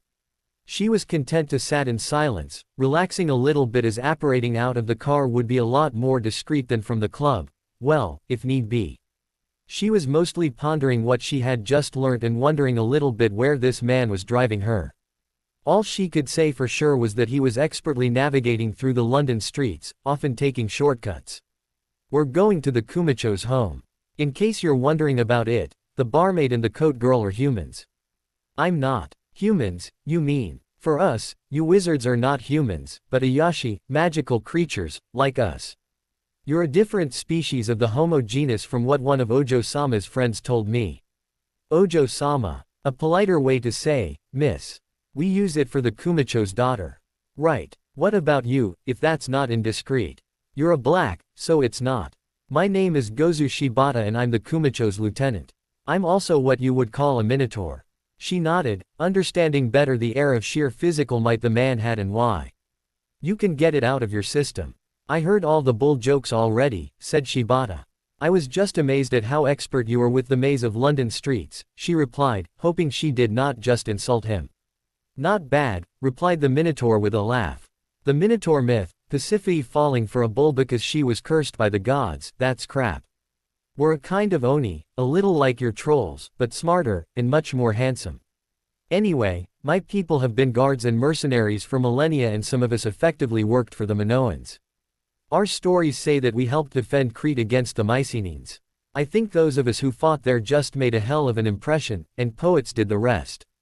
The car stopped and she got down, quickly checking for landmark and street plates. The building in front of them was a series of those old narrow townhouses. No, not exactly. All the buildings around showed traces of recent renovation, and from the pattern of the lights in the windows, particularly how two of them had just shut down at the same time while they should be in different houses according to the facades, she was betting that the owner had decided to remove some walls. She saw someone exit a house on her left to walk his dog and wave at them. Near that man stood the plate she had been looking for, Grimald Place. She turned her head to look at the building in front of them. Of course, it was the number 12. Yet, things didn't fit. From the stories her mother told her, the ancestral house of the Black family, set in number 12 Grimald Place, was an old, almost dilapidated house suffering under the weight of the dark magic that took place there. I just want to check something, she said as she took out her wand. Please do, Tonks-san. I have a good idea of what you're looking for, and the answer is that the Kumacho had those removed and added her own. She still cast her diagnostic spell, looking for wards. The house in front of her was definitely warded, but not in the way she expected.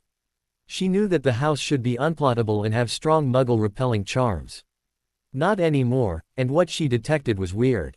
It didn't look like anything. She suddenly remembered her training at the Auror Academy. The few times they had studied goblin magic. Of course, it's Phi magic, not wizard magic. That's why it feels weird.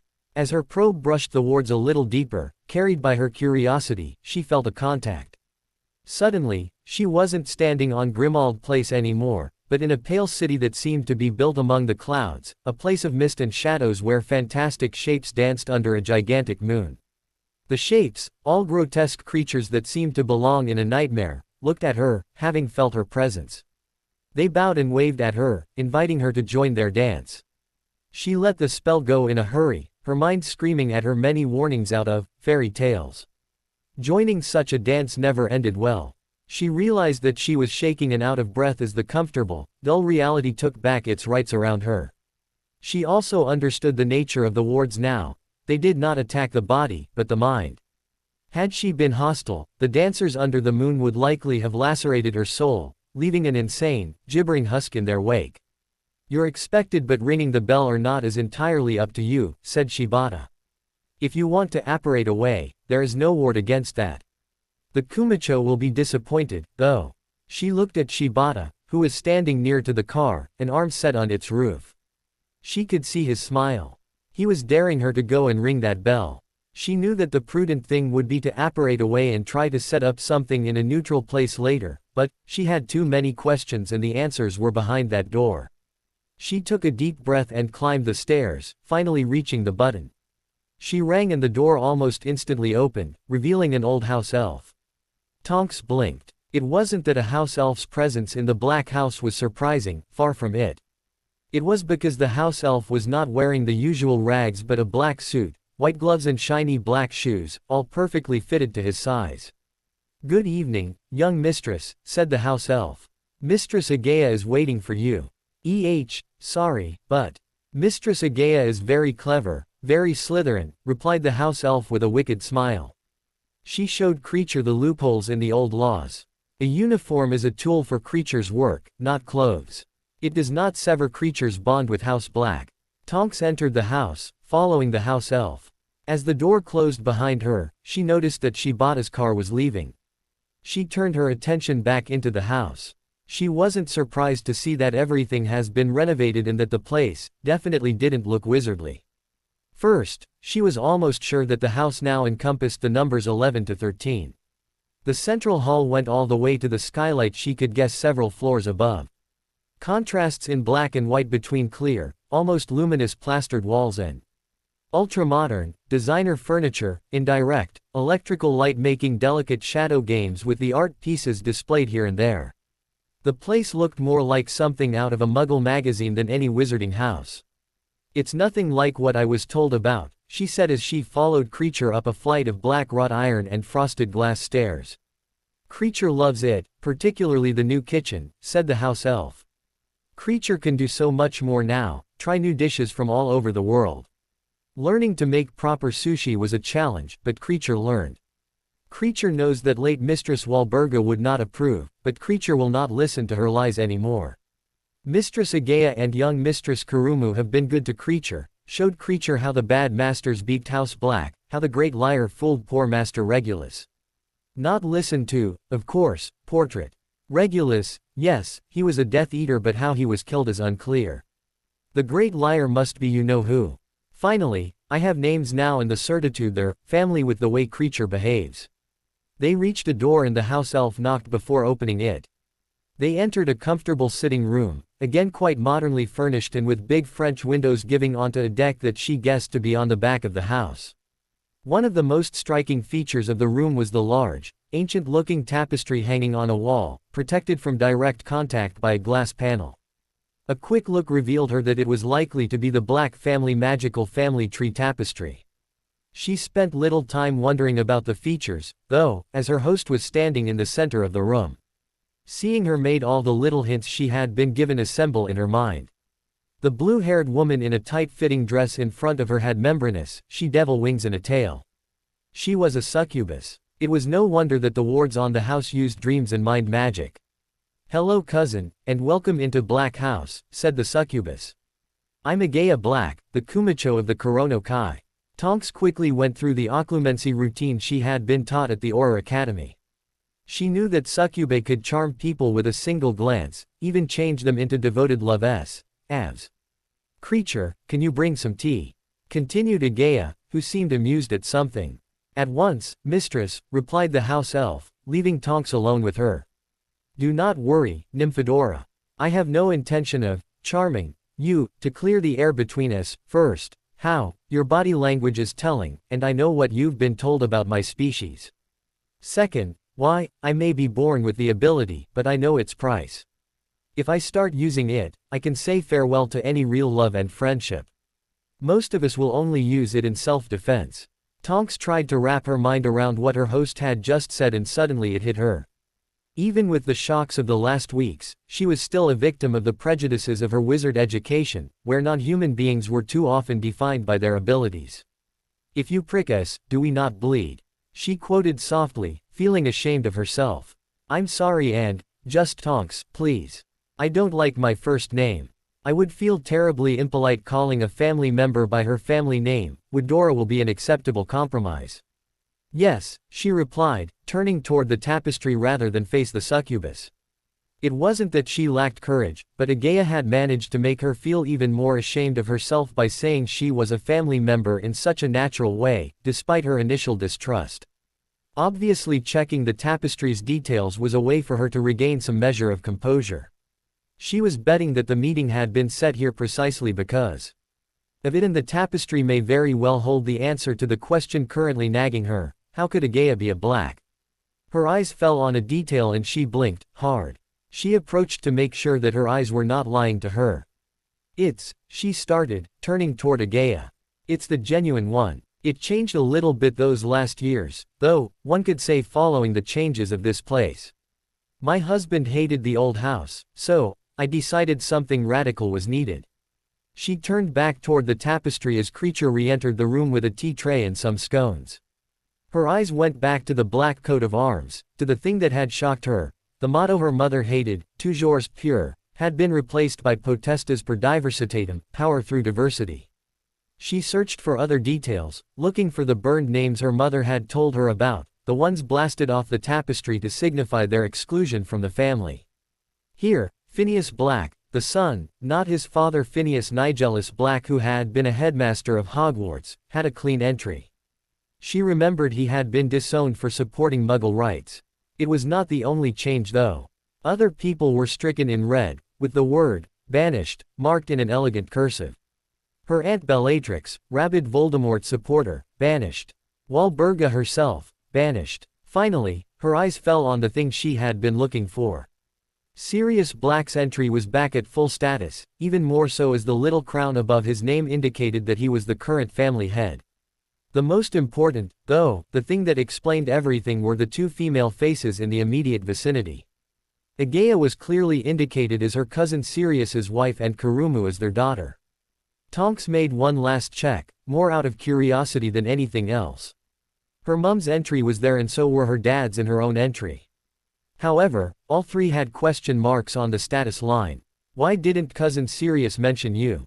She asked, a hand on the glass, not daring to look at her. When I married Sirius during Voldemort's terror campaign, replied Aegaea, ignoring Tonks, flinch at her use of a certain name, we decided to keep it a secret. James and Lily knew, as did Frank and Alice Longbottom, but none of the others did. Frank was the one who helped us too. How did he say it? Yes, creatively misfile our marriage license so that it was valid but very difficult to find. Some of Dumbledore's followers would not have understood, thought Sirius had gone dark. I tried to contact your mother after the war, but it didn't end well. Tonks remembered what was said about her cousin. He betrayed the Potters to Voldemort and was caught shortly after his fight with another of the Potters' friends, one Peter Pettigrew, blasted a good part of a street, killing a dozen of Muggles. A part of her wanted to be outraged, too. The training Moody put her through slammed on her emotions like a jackhammer. Too many pieces just didn't fit between this official version, what she just saw on the Black family tree tapestry and what she learnt about the fight during the last weeks. I had to wait for you to be ready, continued Aegaea, standing just behind Tonks and whispering in her ear. A few weeks ago, you would have reacted like your mother did, refusing to talk. A succubus wife. Just more proof that my Sirius was dark. But you're different now. You understood that things are not just light and dark. You're seeing the cage now and you just found the door. Will you stay tucked inside? Will you dare to cross the threshold and brave the dangers of the world? The choice is up to you. What's your version? I mean, Sirius, the Potters and you know who. I want to know. Why do you want to know? Because I know these tapestries, she replied, a shaking hand pointed at the item. Wrote a charms essays about them for minute classes. It's old blood magic. They don't lie. Alfred and Phineas back in, Bellatrix out. You, a non-human, as acting family head. The Black ancestral house looking like something out of a Muggle magazine on trendy houses. All the proper Blacks must be rolling in their graves so hard they could power the Hogwarts Express. Things changed. The Black family changed. You want Mum, Dad and me back in. Why? Aegaea hugged her, draping her wings around the trembling young woman. She led her to the couch and they both sat side by side, Aegaea with a wing still across the witch's shoulders. I will first start about Sirius, then we will talk about what you were taught regarding the Black family and the reasons why the tapestry's motto changed. Tea. She nodded and watched her pour tea into two glasses set into silver holders. As she took her own, she took an instant to admire its fine craftsmanship and then took a sip of the green tea, savoring its fragrance. Goblin? Asked Tonks. Human. I brought them back from summer vacations in St. Petersburg a few years ago, replied Aegaea. Tonks nodded. It was again the same thing she had observed. The Fae had no problem buying human, contrarily to wizards. The whole issue with the Potter situation is why people believe Sirius was the traitor. People think he was the secret keeper for the Fidelius charm the Potters used to hide. So, if Voldemort found them, it's because he talked, concluded Tonks. Was he tortured for the information? No, he never had it. Sirius came up with an idea I wasn't too happy with, even if I recognized its merits. He was the logical choice, being James's best friend, so he decided to act as a decoy and the real secret keeper would be someone unassuming. A wizard far less noticed than the flamboyant Sirius Black or Dumbledore himself, I think you can see where this is going. You mean that Pettigrew was the secret keeper? This is why Sirius threw caution to the wind and hunted him. When he killed him, it was vengeance for the Potters. Partly right. I suppose it won't surprise you that the Obliviators cleaned up the scene before the Aurors had a chance to take detailed statements from the Muggle witnesses. With the size of the event, speed was fundamental in their opinion. I tracked those witnesses and went around the mental blocks. Around. You undid an obliviation. Contrarily to what many wizards believe, the obliviation does not erase memories. It rather disconnects them so that the victim cannot find them anymore. You can force through using torture, but thankfully we succubae have more refined tools. You're talking about succubus dream magic. You dive into their dreams and you find the scattered pieces in the decor. Sort of, replied Agea with a smile as she took a sip of her tea. Anyway, what's important is that Pettigrew yelled about Sirius being the traitor and then blasted the street. You think that he committed suicide, hoping to frame Sirius, rather than being caught alive. That's a possibility. Then Sirius has been in Azkaban all these years for nothing. Unfortunately, my husband felt responsible for James and Lily's death, and when he mumbled about it, the Aurors took it for a confession. Normally, the trial should have allowed him to clarify things, but shit. Moody told me about it. Barty Crouch was on the warpath then, and the Wizengamot had passed an emergency bill allowing for summary imprisonment shortly before the end of the war. The initial idea was to process those prisoners after the war, but when the first trials were held, something changed. Some of the Wizengamot members on the light side, I'm not sure about Dumbledore's exact stance on the matter, realized that money talked and that some people were getting away with that, I was imperious, bullshit without having to testify under Veritaserum. So, they decided to forget about those imprisoned without trial, all for the greater good, and my Sirius never had a chance to prove his innocence. Tonks got up, shaking with rage. She opened the French windows, hoping for the night air to cool her down. Standing on the deck, her gaze fell on one of the streets beyond. Some guy was dotting a woman goodbye on a porch. They both looked so happy, so uncaring about all the horrors that lurked, not only in the shadows but also in the halls of the ministry. She put her thoughts in order, forcing herself to consider the facts with cold, clinical precision. Agea's version matched with the facts she knew, and her opinion of the ministry had plummeted those last weeks. Now she had to choose. You said that money talked, said Dora as she felt Agea, now in her human shape, put a plaid on her shoulders. You had access to black money, so why? Sorry, stupid question. They would have taken the money and then denounced you, and nobody would have accused them of having taken a bribe in the first place. Just because you're a Fiend, it means that your word is worth nothing in the Wizengamot. As she took in Agea's somber nod, Tonks hugged the succubus and started to cry openly, feeling all the building pressure of the last weeks reach the breaking point. Agea hugged her back. It's not a world I want to live in, said the young witch. You're welcome to come live in mine, Dora. I want to do more than just hide. Are you sure? Yes. Let's sleep on it. It's an important decision. We'll also discuss the black motto tomorrow morning. For now, let me show you to your room. You need to rest, and my wards will protect your dreams. Tonks felt too exhausted by her recent emotional outburst to do anything more than acquiesce. She followed Agea inside the house while, on a nearby tapestry, a question mark disappeared. Half a world away, deep in the bowels of the Yokai Academy, Tenmei Mikogami was busy in his laboratory. The current object of his attention was an ancient, heavy gold locket. From his research, the item had belonged to Salazar Slytherin and enchanted for durability and with a lock reacting to a Parseltongue password. It had then been passed down as an heirloom among Slytherin's descendants until it got sold at some point. He was still missing some details of its history after that. While it would have been interesting on its own, there was a reason why Agea Black had sent him the item in a heavily warded lead box some years ago. With the box had come a note relating the information she got from her house elf after taking control of the Black ancestral house in Grimmauld Place and making some much-needed cleanup in said house elf's dreamscape, allowing him to finally start healing from decades of mistreatment and indoctrination.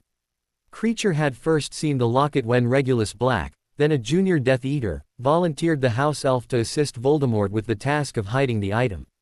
Regulus Black, who had grown uncomfortable with his allegiance and understood what Voldemort made of the locket, came back to the hiding place and stole it with Creature's help, replacing it by a copy. As he had to sacrifice himself to bypass the traps around the locket, Regulus ordered the house elf to destroy it and was killed soon after, probably by Voldemort. Those circumstances had been very important for Aegaea, who had kept Regulus on Clan Black's roll while mercilessly striking all other Death Eaters from it. Mikogami had to agree. The nature of the item, the fact it was now in his possession, was a very important move in the game he was playing against Voldemort and his followers. He had yet to destroy the item, but not without reason. He had personally talked to the house elf to explain why it was important that he studied the locket for a time. It was a Horcrux, a soul jar. Studying it gave him many insights on Voldemort, starting with the fact that this Horcrux was likely to be one of many. He was now confident that he would be able to recognize the others in the series if he saw them. The whole issue would be to find their hiding places, something to include into his plans for Britain, assuredly. But first, I have a promise to keep. No use in keeping that thing and risk having it poison a student's soul. He lit a few candles and set them on the border of a summoning circle, letting a drop of his own blood fall into the fire. Come forth, and now. The candles flared, their flames spiraling inside the circle and coalescing into the fire elemental's usual feminine shape.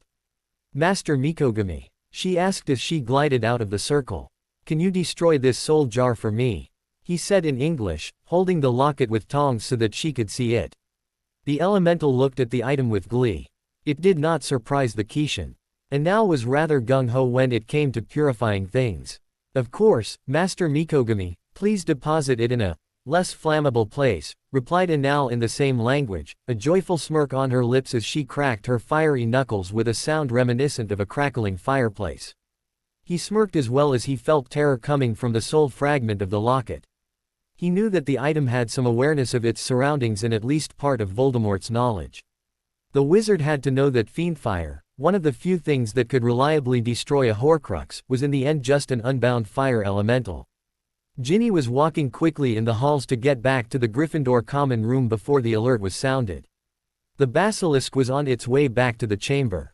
Her plan to frame Pansy as a secret Muggle lover had failed because of two meddlers, but the evening had not been a waste. She had collected a good quantity of Elan Vital tonight. Tomorrow evening, she staggered. She had felt something pass through the back of her mind, an image of flame and a scream of terror. She remembered what she just did. Luna was her childhood friend and she had the basilisk petrify, and Penny Clearwater. She was her brother's girlfriend and she had always been nice to her. She cried. What had she done? Even the others. Colin, nearly headless Nick, Filch's cat, why did she do that? She needed to go talk to Dumbledore immediately. She started to run, hoping to find McGonagall or another teacher. Tom. She stopped dead in her tracks. She could feel that name seeping through her soul, its honeyed words coating her thoughts one by one. She knew that soon things that should have mattered would stop to do so, all replaced by adoration for Tom.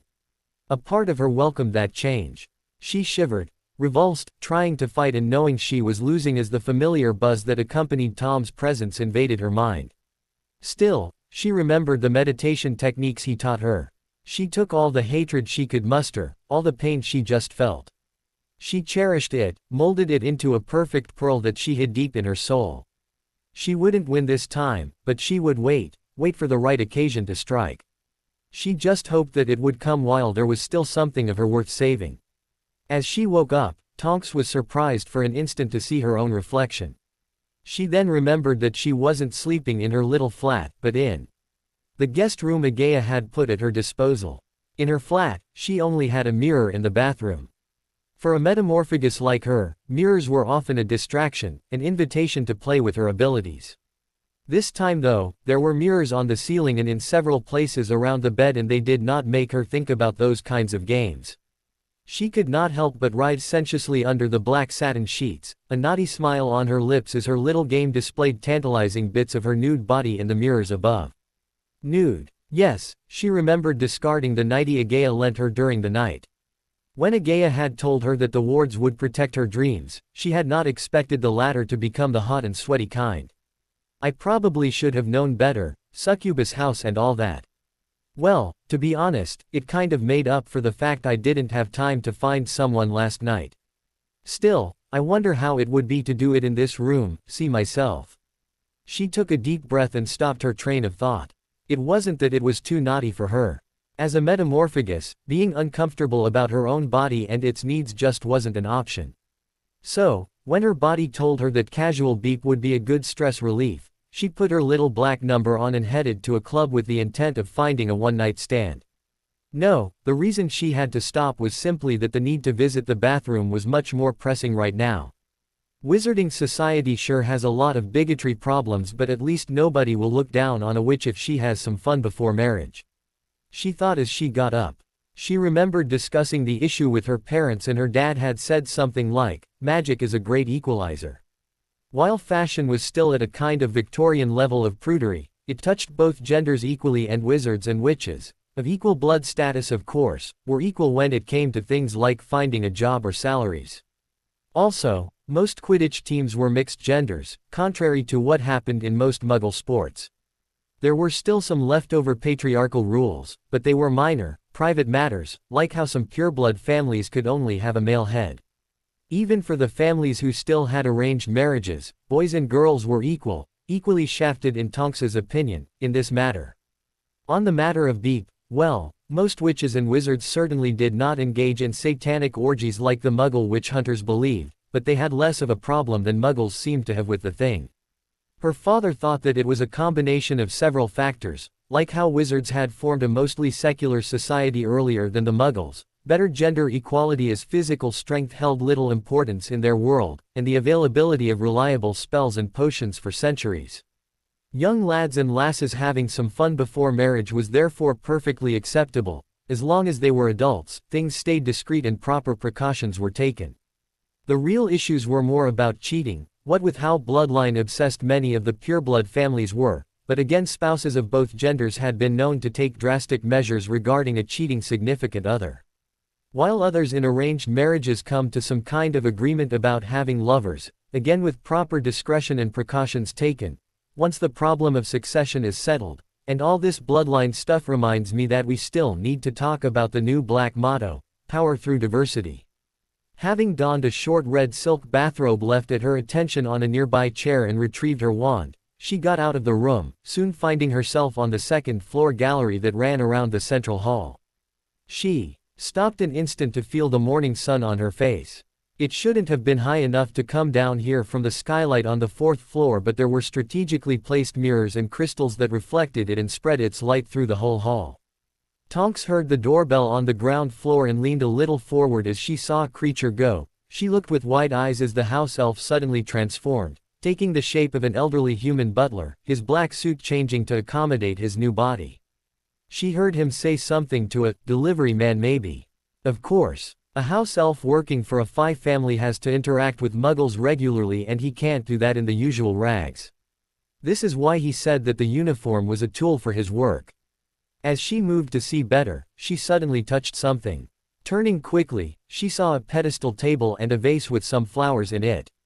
She cursed as she noticed that said vase was of course now balancing very precariously on the edge of the table.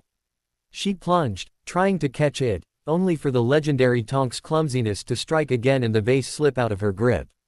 "Wingardium Leviosa," said a young, female voice from further in the hall. The vase had stopped only a few centimeters above the ground. Tonks sighed of relief, thanking whoever spared her the embarrassment of having to explain this to Agaya, though this may have just shifted the problem with having to explain to another person, she thought as she looked up, toward the voice as the vase floated back on the table. A teenage girl was standing in the hall. Tonks startled a little bit, thankfully away from the table and the vase as she noticed how the black-haired girl looked, black. In fact, the girl looked a lot like pictures of her mum when she was in Hogwarts, just with some other thing that were, yes, Asian.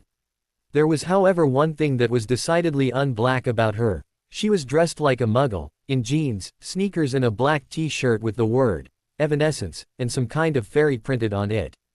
She had a dark wood wand in her right hand and was holding a white canvas jacket and a pink backpack in her left hand. "I'm really sorry about this, I'm afraid I'm quite clumsy." "No biggie," replied the teen as she put her wand back in her backpack's front pocket. You must be Cousin Dora. I'm Kurumu. Nice to meet you, cousin.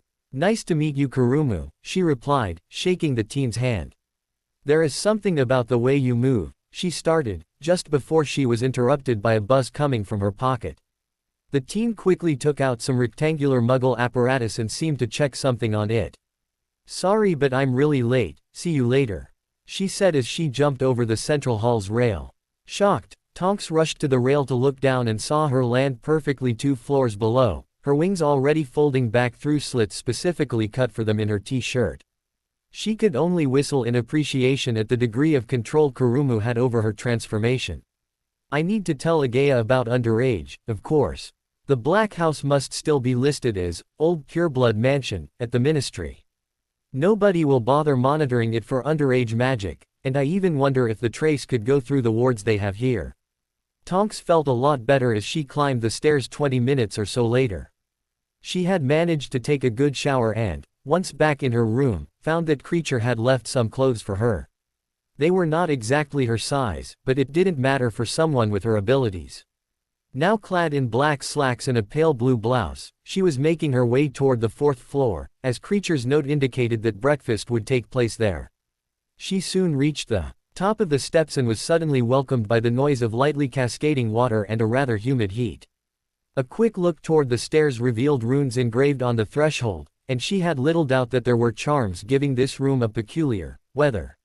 She was in fact standing in a greenhouse that had replaced the attics of the numbers 11, 12 and 13.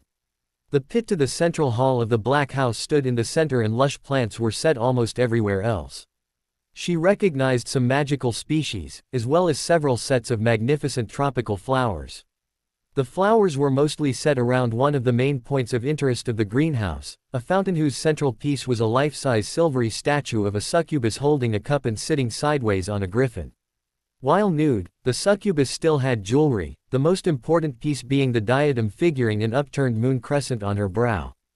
Tonks briefly wondered why it was here when she noticed the small altar in front of the statue.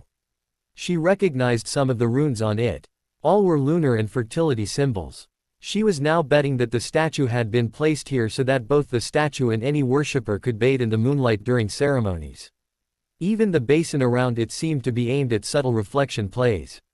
That's Nama, Our Lady of Moon and Dreams, said Agaya, who had just arrived in the roof garden.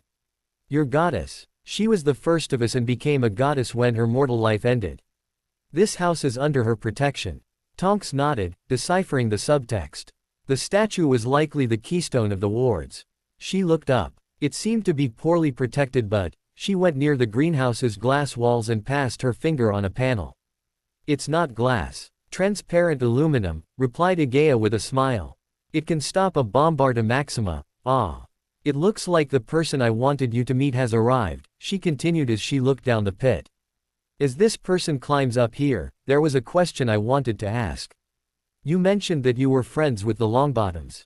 Could your dream magic? I see where you're going, cut in Agaya, who suddenly looked very sad. Could I do something for Frank and Alice? Undo at least part of the damage Bellatrix and her minions did when they tortured them into insanity.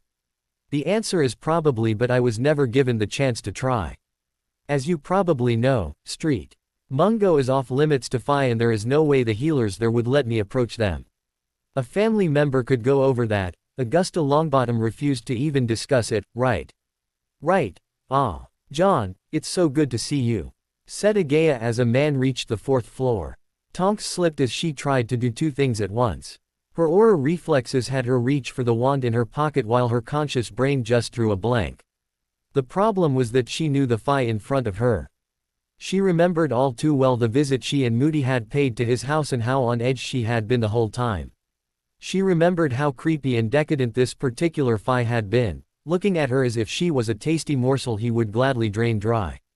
She'd had nightmares of Sanguini the vampire for several nights after that visit. The man who gallantly offered her a hand so that she could get back on her feet was looking kindly at her. He seemed to be a perfect gentleman, and she was betting that the queen herself would approve of his poise and perfect suit. He was nothing like the monster she had met. Miss Tonks, it's a pleasure to meet you in less formal circumstances, said the vampire, lightly dotting her hand as if she was some kind of noble damsel. Formal, Of course, she said as the pieces fell into place in her mind. Sanguini is just a mask you don when dealing with the ministry. Charmed to meet you at last, Mr. Stockton. She remembered her wonder when she talked to some of the muggles in the village near Stockton Manor. To them, John Stockton was a kind gentleman who kept to himself. Back then, she had wondered if Sanguini was just playing nice with the muggles so as not to be bothered by them. Right now, as she saw him hold a chair so that she could sit at the breakfast table and how Agaya seemed amused by the whole situation, she was pretty sure that the well-mannered gentleman was how the vampire behaved, when not playing Sanguini's role. Of course, but please call me John. My family was an ally of your house during the Middle Ages and I have gladly rekindled the alliance since Agaya started to restore House Black, said the vampire while pouring her some tea. Sorry, I forgot that vampires live so long. A few centuries are not that much for you. John was very helpful when I was struggling to put things back together, said Agaya. For example, he helped me locate the black archives hidden during Lycoris's coup in 1823. To put things in perspective, I was born in Batavia in 1798 and only emigrated to England in 1841, so I didn't live through those events, but I talked with people who did, said Stockton. One of those people was the last Phi who survived the culling of the Black Clan by the pureblood supremacists. It's thanks to him that I was able to save part of your clan's archives. Phi, bugger, I suddenly wish I hadn't slept during Bin's classes. One of the reasons why I didn't even try to send Kurumu to Hogwarts, even though I know that Sirius would have wanted it, replied Agaya.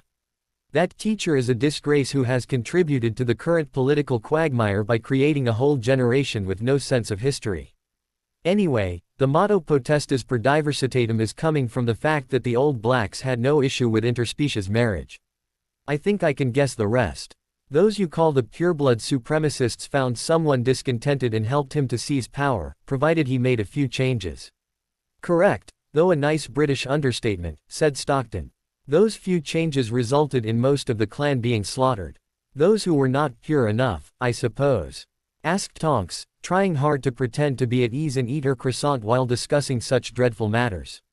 Yes, replied Agaya. There is however a leftover of those olden days that resurfaces from time to time among the blacks. I think you can guess which one. The metamorphagus. I'm what I am because I'm part Phi. More than that, said Stockton. When the first blacks arrived in England in 1478, they had a project. I suppose you heard the stories about the ancient ones. My mum told me some of them. What's true about them? She asked, knowing better than to dismiss them immediately, given how many things she had to put in question recently. I do not have all the answers, said Agaya, but vampiric and succubus lore agree on the point fundamental to understand the blacks. The ancient ones, the Fomorians, created our three species. The old blacks believed that the events that gave birth to the legend of Cath May Tuared prevented the Fomorians from finishing their work on the wizards. The old blacks intended to correct that. How? One part was research done by Salazar Slytherin and found by your ancestors in Constantinople, replied the vampire. It seems that Salazar spent some time at the Basilis's court after leaving Hogwarts, but that's not important here. What's important is the nature of that research, potions that can unlock a wizard's potential. They effectively offered a power boost, but invariably killed the user, so Salazar abandoned the idea. The blacks however arrived at the conclusion that the potions would work for the right person. They started to define criteria and planned marriages to add the desired traits to their bloodline, not hesitating to add various species to their gene pool to create the perfect monstrel, to use the Japanese slang term for someone with a very diverse ancestry. You, my dear, are the result of centuries of black eugenics, what some would call the next step in wizard evolution. Tonks let her cup of tea fall, only for the vampire to catch it before it had even spilled a drop, with a gesture so fast she could not see it. Well, if she had not been too shocked for that. Shocked because if this story was true, the pureblood supremacists could not afford to let her live. Her very existence was a threat to their ideology. Joining the Phi was not only a matter of doing what was right. It had become a matter of survival for her and any child she would have. Does Voldemort know? Cut in Agaya. Maybe. We know he spent a lot of time trying to learn all he could about Slytherin. How much did he find? We don't know. We can also be sure that Bellatrix told him whatever she considered important of the black secrets. There was nothing blatant in the library before I took control, but there were hints. And we cannot say if those hints were enough for you, Voldemort, to put the pieces together, finished Dora, gritting her teeth to go over years of habit regarding that name. Thankfully he's gone. Actually, said Agaya while pressing her indexes together. After the breakfast, Tonks had retreated to the library to think while Agaya and Stockton went to discuss some inter-clan matters in her study. She remembered that her mum had said something about the Black Library being a rather cramped collection of dark magic tomes, but it seemed that the remodeling fairy had been very thorough when she worked her magic on the Black House. The library was a 3-story high room set between the first and the third floor. It had its own internal, small spiraling stairway going to upper galleries and mezzanines. Tonks supposed that the dark magic books her mum had told her about were in the locked transparent aluminum shelves. The library also now had a rather big Muggle fiction section, and Tonks had aimed toward it in search of something light to distract herself. She was now sitting in an armchair on the first floor, with a series of comic books called The Inkle and a tea kettle brought by Creature next to her. She wasn't sure she understood everything about the world the story was set in, but she loved the characters, in good part because they were all flawed. For example, the protagonist was an antihero who knew that he was over his head, dragged his feet and complained, and evolved little by little into something more, though with a tendency to fall back into his old, bad habits. Catch! Tonks startled as something small and yellow came in her direction. She tried to catch it, but the item instead hit her chest and fell on her lap. She quickly looked at it and saw that it was a kind of ball, light and covered in a kind of slightly hairy cloth. She looked up and saw Kurumu standing near the library's entrance. "Sorry about this, cousin," said Kurumu, who looked very contrite. "Catching you unaware was the best way to check if I guessed correctly." "Sensei, you were right," said a female voice coming from the second floor. A small brown-shaped somersaulted from the upper floor and landed gracefully in front of Tonks. Given her recent experiences with Phi, Dora was not too surprised to see something looking like a 4-foot-tall upright raccoon wearing some kind of blue, sleeveless mantle. She wasn't sure she liked the impish grin with which the creature was addressing her, however. "Cousin, please meet my Yashimi. She's my dance instructor," said Kurumu. "Nice to meet you, Ms. Yashimi," said Tonks as she rose from her armchair. "Why throw me that ball? My student noticed something about the way you moved and asked me to check it. A simple question should be able to confirm what I suspect about the cause. Who taught you to use your shapeshifting abilities?" "Nobody, I mean I didn't. As I suspected," cut in Yashimi. "It will take some work, but we can correct that."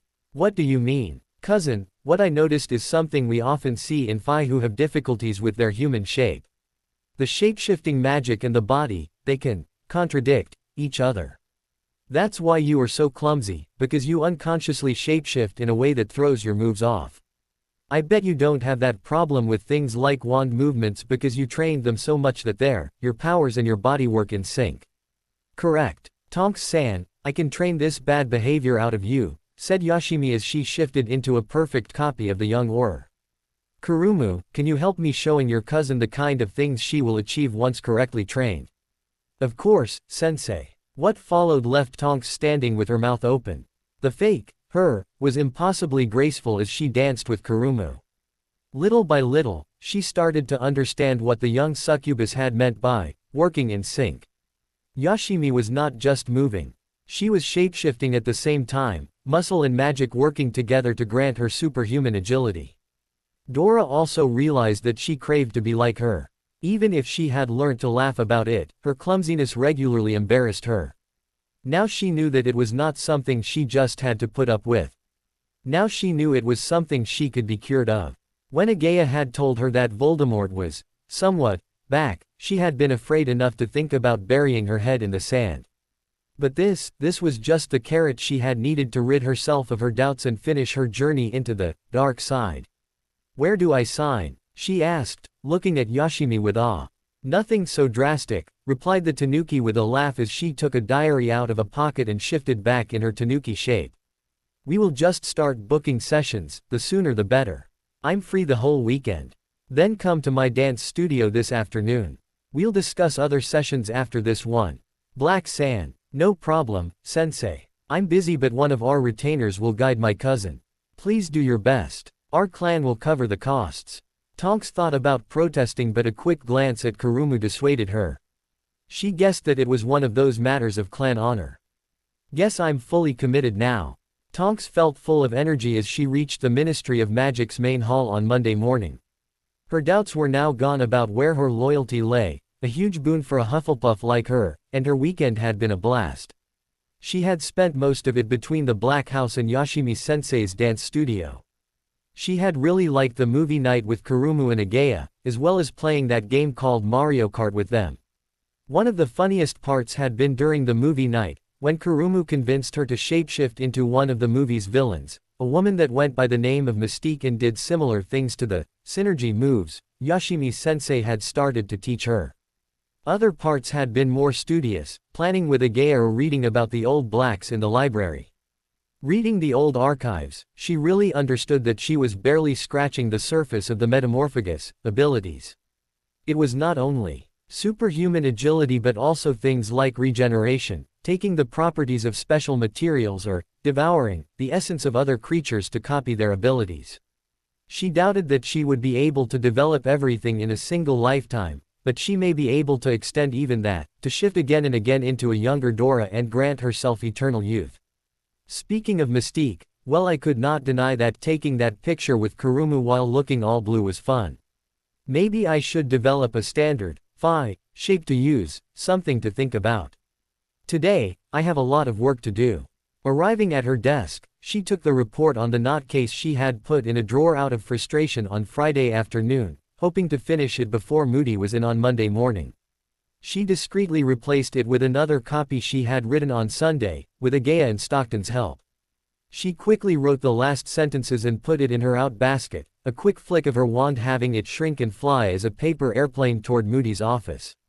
Moody is at the usual Monday morning meeting with the hit wizards. 1 hour left before the report's content makes him call me into his office. Good, just enough time for phase 2. Your mission, Dora, should you choose to accept it, thought Tonks as the theme of another movie she watched with Kurumu during the weekend played in her head. Taking a teacup from a drawer, she went toward the hall where the toilet stood. People looking at her would think that she was simply making a stop there and then fetching some tea.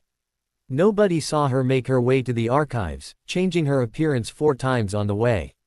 Once there, she opened a box Agaya told her of, a dossier whose number had probably been provided by Finch and Blackrose, and added a sheet to it. She then blew a tiny bit of pale powder on the archives registry and the line regarding the dossier changed to match the new content. She made it back to her desk without a problem. Despite the director's best efforts, too many Aurors still did not take their job seriously. Those ones were often from some old families and got there because it was well paid, and they enjoyed the power of their position. The consequence was that, boring things like the archives were only accorded minimum attention. They were more a kind of closet for mementos of old cases than a secure place for evidence. For those people, the protections on accessing the Auror office were more than enough.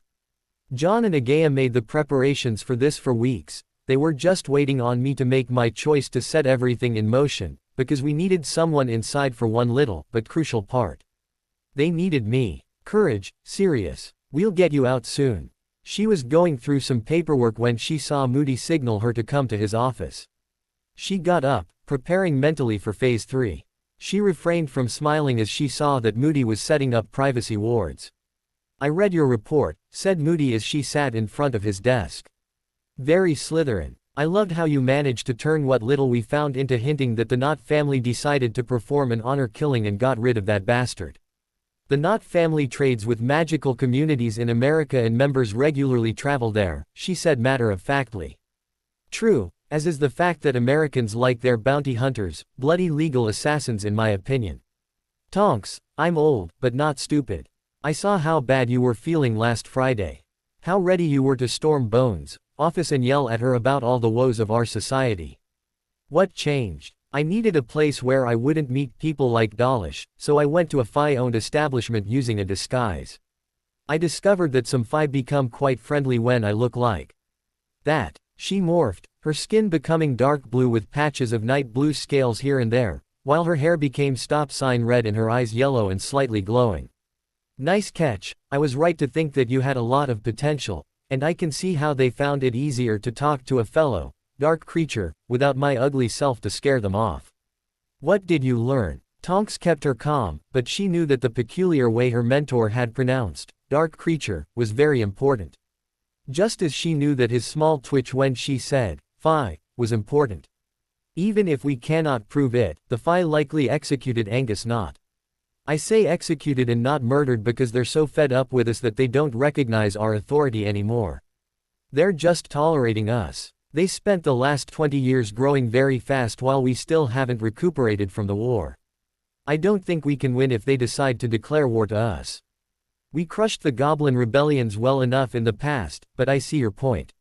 Not only don't we have a third of the combat-ready ones we had then, but during the rebellions the Goblins were alone. They're good warriors but Axes can't do everything. This time there will be succubae and nagas to hit us with deadly illusions and snake magic while the goblins and the vampires rush into contact. And while we're better at magic overall, Phi are often far superior in their specialized fields. We gave them enough reasons to unite against us. Our only chance is to disarm the situation. With luck, time will disrupt their alliance. Unless a High King, Phi shows up and transforms a shaky alliance into a new kingdom, she didn't say aloud. Moody was looking at her and she shifted back into her regular human appearance, though with platinum blonde hair that made her look more like her Aunt Narcissa. Guess the black political sense just needed a bit of stress to show up. I sure don't agree with your aunt, but I'm the first to recognize that she can play the Wizengamot like a fiddle. I do not agree with her ideas either, but it's true that, what would Narcissa do, is something I thought about when I wrote this report. Sir, I know it's not right but, I don't want people to die, not for a murderer who treated muggles like chew toys. I don't like it either, but I agree. When the higher-ups see your report, the case will be buried by the Knots and their allies. They won't risk it ending in the Prophet. By the way, when Albus will read that report, you can be sure he will use his chief warlock privileges to read it. You will definitely have his attention. I understand. Thank you, sir. He countersigned the report and put it in his own basket. Taking this as her cue to leave, she went back to her desk. Later that day, when she heard the Auror Shacklebolt say something about going to the archives to check something about some burglary in a Diagon Alley house, she allowed herself a tiny smile that she hid in her teacup. Just as Agaya said, the Wizengamot will consider the wars, political prisoners, too toxic to touch as a whole, so no political solution. But we don't need that. We just need reliable Aurors to have a reason to interrogate Sirius under Veritaserum, and watch the dominoes start to fall. It was a quiet, sunny Wednesday morning at the Huang mansion. Tiantian had taken Fang Fang with her to meet some vassals of their clan, which left the Grangers with some free time. Desdemona, Hermione and Mocha had relocated near a pagoda-styled gazebo in the park.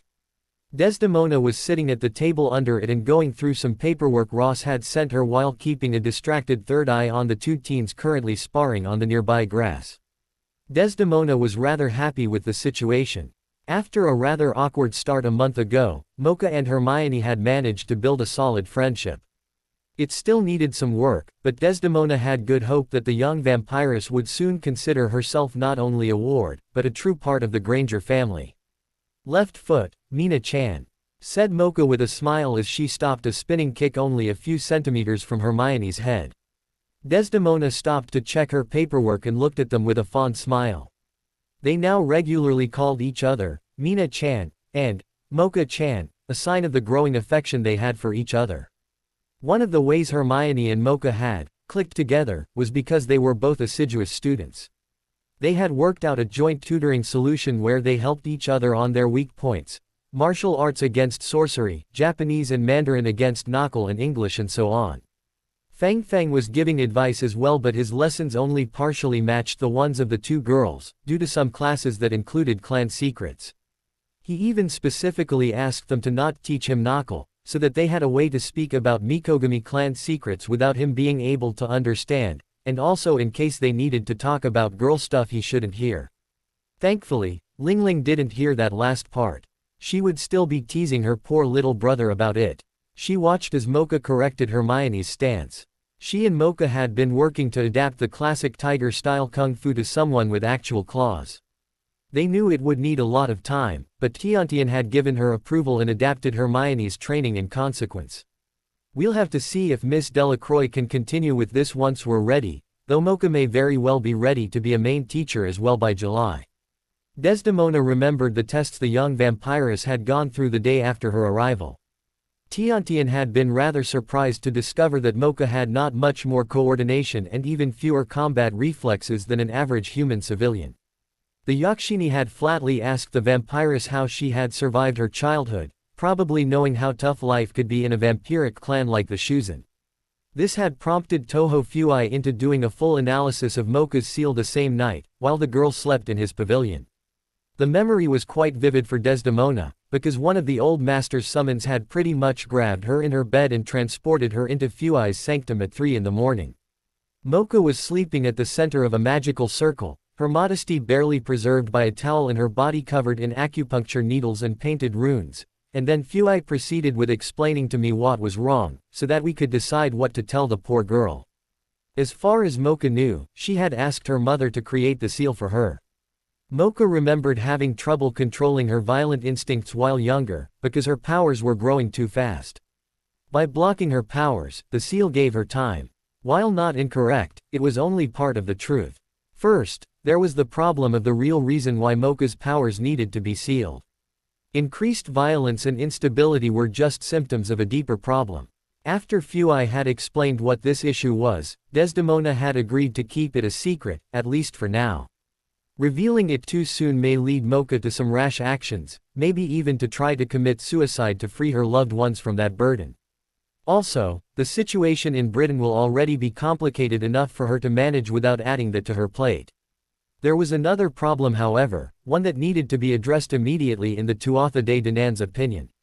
The seal was in fact a common work of the 3 Dark Lords, Fui having provided all the calculations for a very complex seal array while Mikogami provided the materials and Akasha made the final assembly and tuned it to Mocha. The issue Fui had was that Akasha had done some last-minute modifications he wasn't aware of and he didn't like the result one bit. The old master could admit, begrudgingly, that sealing some of Mocha's memories that pertained to the deeper issue was necessary. The problem was that the process had, in his opinion, brainwashed the poor vampiress and he feared that the longer it lasted, the worse the situation would get, maybe even evolving into a full multiple personality disorder. And Uncle Fui was really unhappy that Dad did not contact him earlier about this. I will need to have a long discussion with him on the topic, though I can guess his main argument, a broken Mocha was beneath Gyokuro's attention. After discussing the matter, Desdemona had assisted Toho Fui in fine-tuning, at least that was what they told the young vampiress the following morning, the seal so that Mocha's disjointed aspects could start to stitch themselves back together. The full process would take years, because they could not afford to damage the seal's main function, but the first results were already encouraging. Like with martial arts, Mocha remembered training for most of her childhood, but it was as if her body had forgotten how to fight, a quite unnatural situation for a vampire. True, with most of her energy sealed, she cannot channel Yuki in her strikes anyway, but she's still stronger than any human girl her age, bar that, than any human can be. Thankfully, the seal tweaks helped a lot and she's been rebuilding her skills steadily over the past month. Since her transformation, Desdemona regularly had to think about the world of cardboard issue mentioned in superhero stories. For a young Fomorian woman, she was in rather good shape. It meant that even without using spells or techniques to augment her strength, she could bench press 4 tons and lift, with some difficulty, a compact car over her head. Hermione and Mocha could both already bench press a ton, more than twice the human world record. It meant that all 3 of them had to be trained not to be a danger to others, particularly fragile humans. She was dragged out of her musing as she saw 2 men in black suits exit the manor. One was not surprising as he was one of the Huang retainers tasked with their security. The other was a tall, androgynous man in a rather old-fashioned suit and white gloves. Desdemona also saw Mocha raise a hand to interrupt the spar as her eyes zeroed on that man.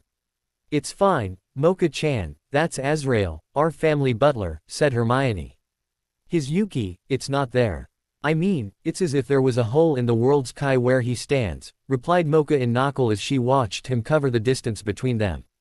I am glad to see that you have such a good mastery of a blood knight's senses, Lady Akashia, replied the butler in the same language, with a bow and a mischievous smile on his lips. Few are those who would have felt the hole my presence leaves in this world. To answer your unsaid question, I am a void spirit linked to the concept of death, and my kind is often called by names such as Grim Reaper or Shinigami. I was bound to the service of your house millennia ago.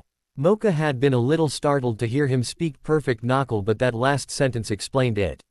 Now that she thought about it, there is an old bedtime story my mother told me, replied Mocha. It said that the Primogen defeated death in single combat and threw it chained at the feet of the Emperor. Oh, I'm sorry if. Do not worry, Lady Akashia, I hold no resentment toward the Lady Silverhair or His Majesty. Cut in the butler with a raised hand, eyes closed as if he was remembering fond memories. In fact, I found in my servitude a freedom I didn't know I craved. Unbound elementals and spirits have a reason to agree to the binding, said Desdemona as she saw Mocha's wondering frown. Most of them are almost incapable of thinking beyond their concept. Their raw passion, unending and consuming hunger, and so on. But bound to us mortals, things change. We give them our ability to see and desire beyond our nature. Sure, it is a double-edged sword, and some long for a return to their blissful, primal ignorance. Yes, some are afraid of what that peculiar apple revealed to them and long to return to the innocence of their personal Eden, continued the Reaper. I do not think so. I have come to treasure both the sweet and sour of life, to cherish every moment I spent in the mortal world. As you can guess, should my bonds be broken, all those moments would be lost in time, like tears in rain, to quote one of my favorite movies. But enough of this, as we have less philosophical matters to address. I have a letter for Mistress Blackstaff that was brought to Greymocken Manor by a snowy owl. Hedwig brought you a letter. But Harry is supposed to write to the Sandbow, said Hermione. Post owls have their ways to find the shortest route to their goal, Mistress Blackstaff. Among other things, they're incorrigible gossips, though they only share recipient information with their own kind, replied the butler, handing her the parchment letter. I also came to deliver an invitation. Mistress Runhale expects the three of you at the Hermitage next Saturday before 10, Hong Kong time. It's time? Asked Desdemona. Indeed, replied Azrael. We are already making preparations, and Ariel will transport Master Brass, as we have yet to set up a portal in Greymocken Manor. Sadly, I cannot transport anything living through the void, so I cannot fulfill that duty. Desdemona turned toward Mocha and saw that Hermione was explaining her the situation sotto voce. Thank you, Azrael. I will go warn Toho Fui that we will be away for the weekend. I will take my leave then. I'm afraid I have still much to do before the sun rises on Greymocken Manor. May Mithra's light shine on your path until we meet again, ladies of House Ramu, replied the spirit with a deep bow. And may your works be fruitful, Azrael, replied Desdemona, closing the traditional address with the appropriate short head nod given their respective stations. As Azrael left, Hermione turned toward Mocha. Do you know why he used your last name with all the proper grammar for a Lemurian public name? What? Oh, he's a sneaky one, hinting at a lot of things, right? Asked Mocha, which prompted a nod from both Hermione and Desdemona. Well, technically, Akashia is a matronymic, and I read it can be used as a childhood public name. Normally, my last name should be Shuzan like father, but... Desdemona hugged the vampiress, guessing the rest and not wanting her to voice such a painful thing.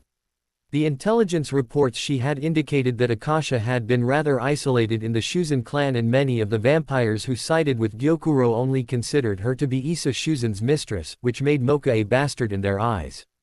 Even if Mocha's sisters had not cared and her father loved her, he had to make concessions to prevent the clan from imploding. This meant that Mocha was, legally speaking, not on the Shuzan clan's roll. Guardians will be guardians, said Hermione with a sigh. Mocha-chan, those 5 have been with our house since Ra Emu's time, and as you can guess from Israel's explanation, they have their reasons to want to stay bound to us. So, they will protect you, even against yourselves, replied Mocha. Because if you're not here anymore, the fun stops. But then, why me? Because your family too, Mocha-chan, said Hermione. We know the situation with your parents is complicated. To be honest, KS big time. We are not asking you to forsake either of them. They did the best they could with a difficult situation, and so did your half-sisters," continued Desdemona. "But I want you to know that you have a second family with us. Just take the time you need." "Thank you, Hermione. Why don't we look at the letter your friend sent you?" "Right," she said as the three of them went to sit at the table and Hermione opened Harry's letter. Hogwarts, Tuesday the 8th of April 2003. Dear Hermione, there was a new attack Friday night. I'm sorry for not writing earlier, but the weekend has been hellishly busy. The victims are Luna Lovegood, a first year from Ravenclaw, and Penelope Clearwater, one of the Ravenclaw prefects. Ron and his little sister Ginny are not taking it well. From what Ron told me, the Lovegoods are neighbors and Luna is a good friend. Also, it didn't stop there. The minister Cornelius Fudge came in person Saturday morning and he didn't make a good impression. He and the Aurors accompanying him arrested Hagrid. It's not that they have any proof. From what I was able to learn, he was expelled the last time the chamber was opened, so he makes a convenient foil so that the minister can give the illusion that he is doing something.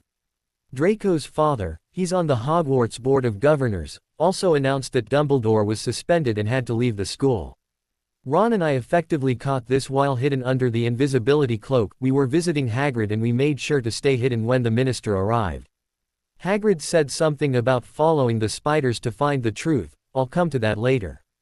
I didn't try to tell the minister anything about the basilisk. Dumbledore knows as much as I do, and he didn't tell him. Also, with how Fudge treated Hagrid, I don't trust him to do the right thing. Regarding the spiders, that was weird. With the information on the basilisk you gave us, I had a good idea of why spiders were mentioned, and I managed to get from the fat lady something about Hagrid having a pet spider back when he was a student. I think the fact Hagrid is still in Hogwarts means that memories of him have a better reason to stay stored, just like if you're regularly reminded of something. Why the quotes? Because Hagrid. We learned on Sunday that the spider was an acromantula and Hagrid got it a mate and settled the pair in the Forbidden Forest. Of course, Hagrid completely underestimated the danger. Ron and I sneaked into the forest on Sunday and tried to find the centaurs, thinking that if anybody would know what happened in the forest, it would be them. We first had a very strange encounter. After half an hour walking in the forest, we heard the cries of a unicorn and ran to see what was happening. I know, it was reckless, but after last year, I just couldn't. What we saw was a young unicorn attacked by a pony-sized spider. It had already bitten her. I learnt later that most poisons only mildly inconvenience unicorns, and was on its way to wrap her. Ron couldn't move. He really hates spiders, but I managed to use a cutting charm to cut some of the strands. It's when I realized other spiders were coming and I was wondering how to save the unicorn and flee with our hides intact when we heard a screech coming from above. A bull-sized, white, tiger-striped griffin had just swooped down, followed by 4 hippogriffs. The way they were moving, they didn't look like animals, but like soldiers wiping out an enemy platoon and securing the area, if that makes sense. It was tough and merciless, and we could see that they always had an eye on protecting the unicorn and us. It was also clear that the griffin was the one giving the orders. When it was finished, the unicorn bowed to the griffin, who bowed back, and the patrol took flight, taking the spider corpses with them. Ron decided that griffins are the coolest magical creatures ever. Firenze found us soon after and explained the situation. I think the griffin told him where to find us. Hagrid's pet and his mate had a lot of kids and things were getting out of control, particularly now that Aragog, it's the name of Hagrid's original acromantula, is becoming too old to really control the colony. The centaurs were thinking about taking measures, but a pride of griffins led by a big white male recently, around 2 weeks ago if I interpreted Firenze's astrological references correctly, arrived in the forest, and they're one of the acromantula's few natural predators, just like birds with regular spiders. They've been hunting a lot, teaming up with the hippogriffs. What's funny is that they're actually making the forest a lot safer. It's a pity I could not ask Hagrid about it. Knowing that Hagrid was involved the first time, we made another breakthrough on the chamber front. His expulsion gave us a date to work from using the student lists. We're now pretty sure that the student who died is Myrtle Warren.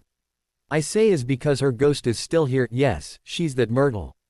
We're trying to get her to talk about it, but that's not easy. I will ask Sir Peter about it the next time I see him. The fat friar also said something interesting when Neville asked him about Hagrid being expelled. He was denounced by a Slytherin prefect called Tom Riddle, who received a special trophy for that. If the attacks stopped after Hagrid was expelled, I wonder now if he was not already used as a foil the first time, his pet, making him a convenient scapegoat. We will try to dig more on this. I really hope things are better on your side. Harry. Hong Kong, Wednesday the 9th of April 2003. Dear Harry and Ron, I'm so sorry to hear that there was a fourth attack. I gave a call to my grandfather for some advice and he asked me to tell you the following.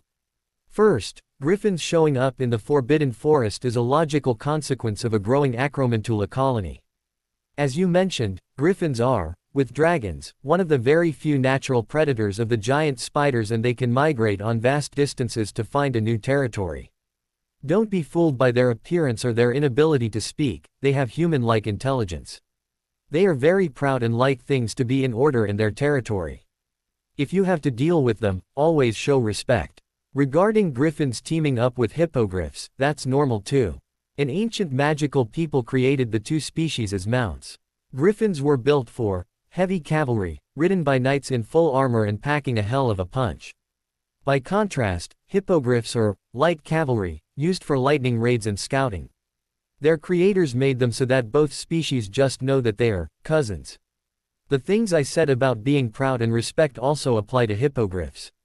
Grandfather was not surprised by Fudge's reaction and he advises you to be very cautious in any dealings with him, though he has faults that can be exploited.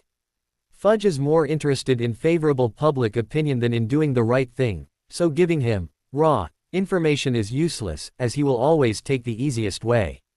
You have to make sure he will use what you give him in the right way. Draco's father is an expert at that, according to grandfather.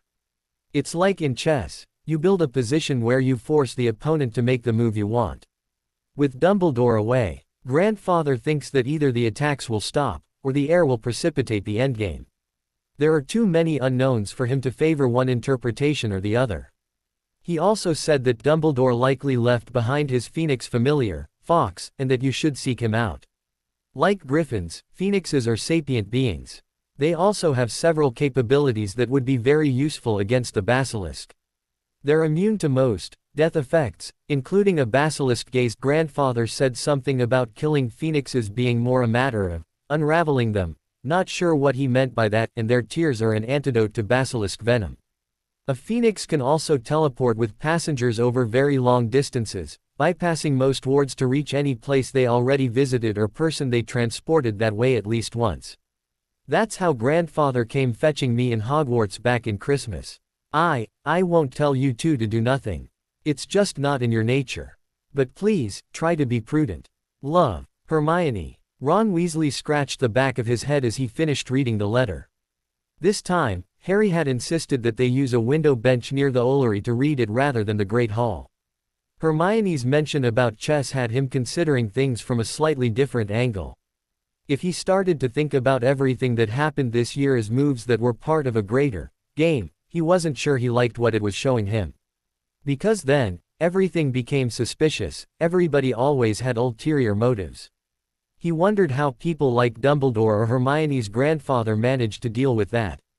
You know, Harry, I think that if I had to play chess against Hermione's grandfather, I would be in for a hell of a ride, he said, preferring to think, at least for now, about more reassuring things.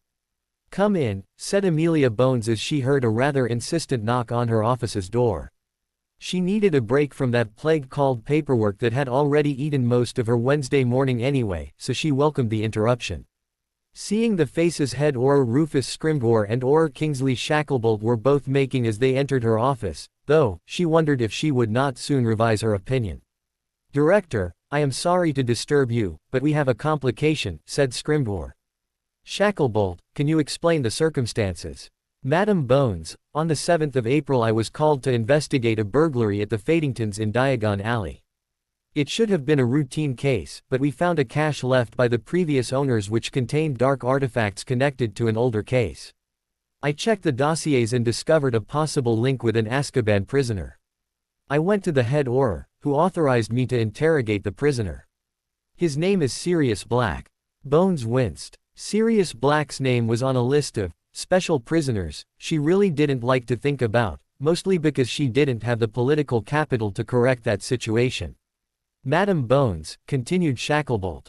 The first things he said were to officially request to be interrogated under veritaserum and for the session to be officially recorded.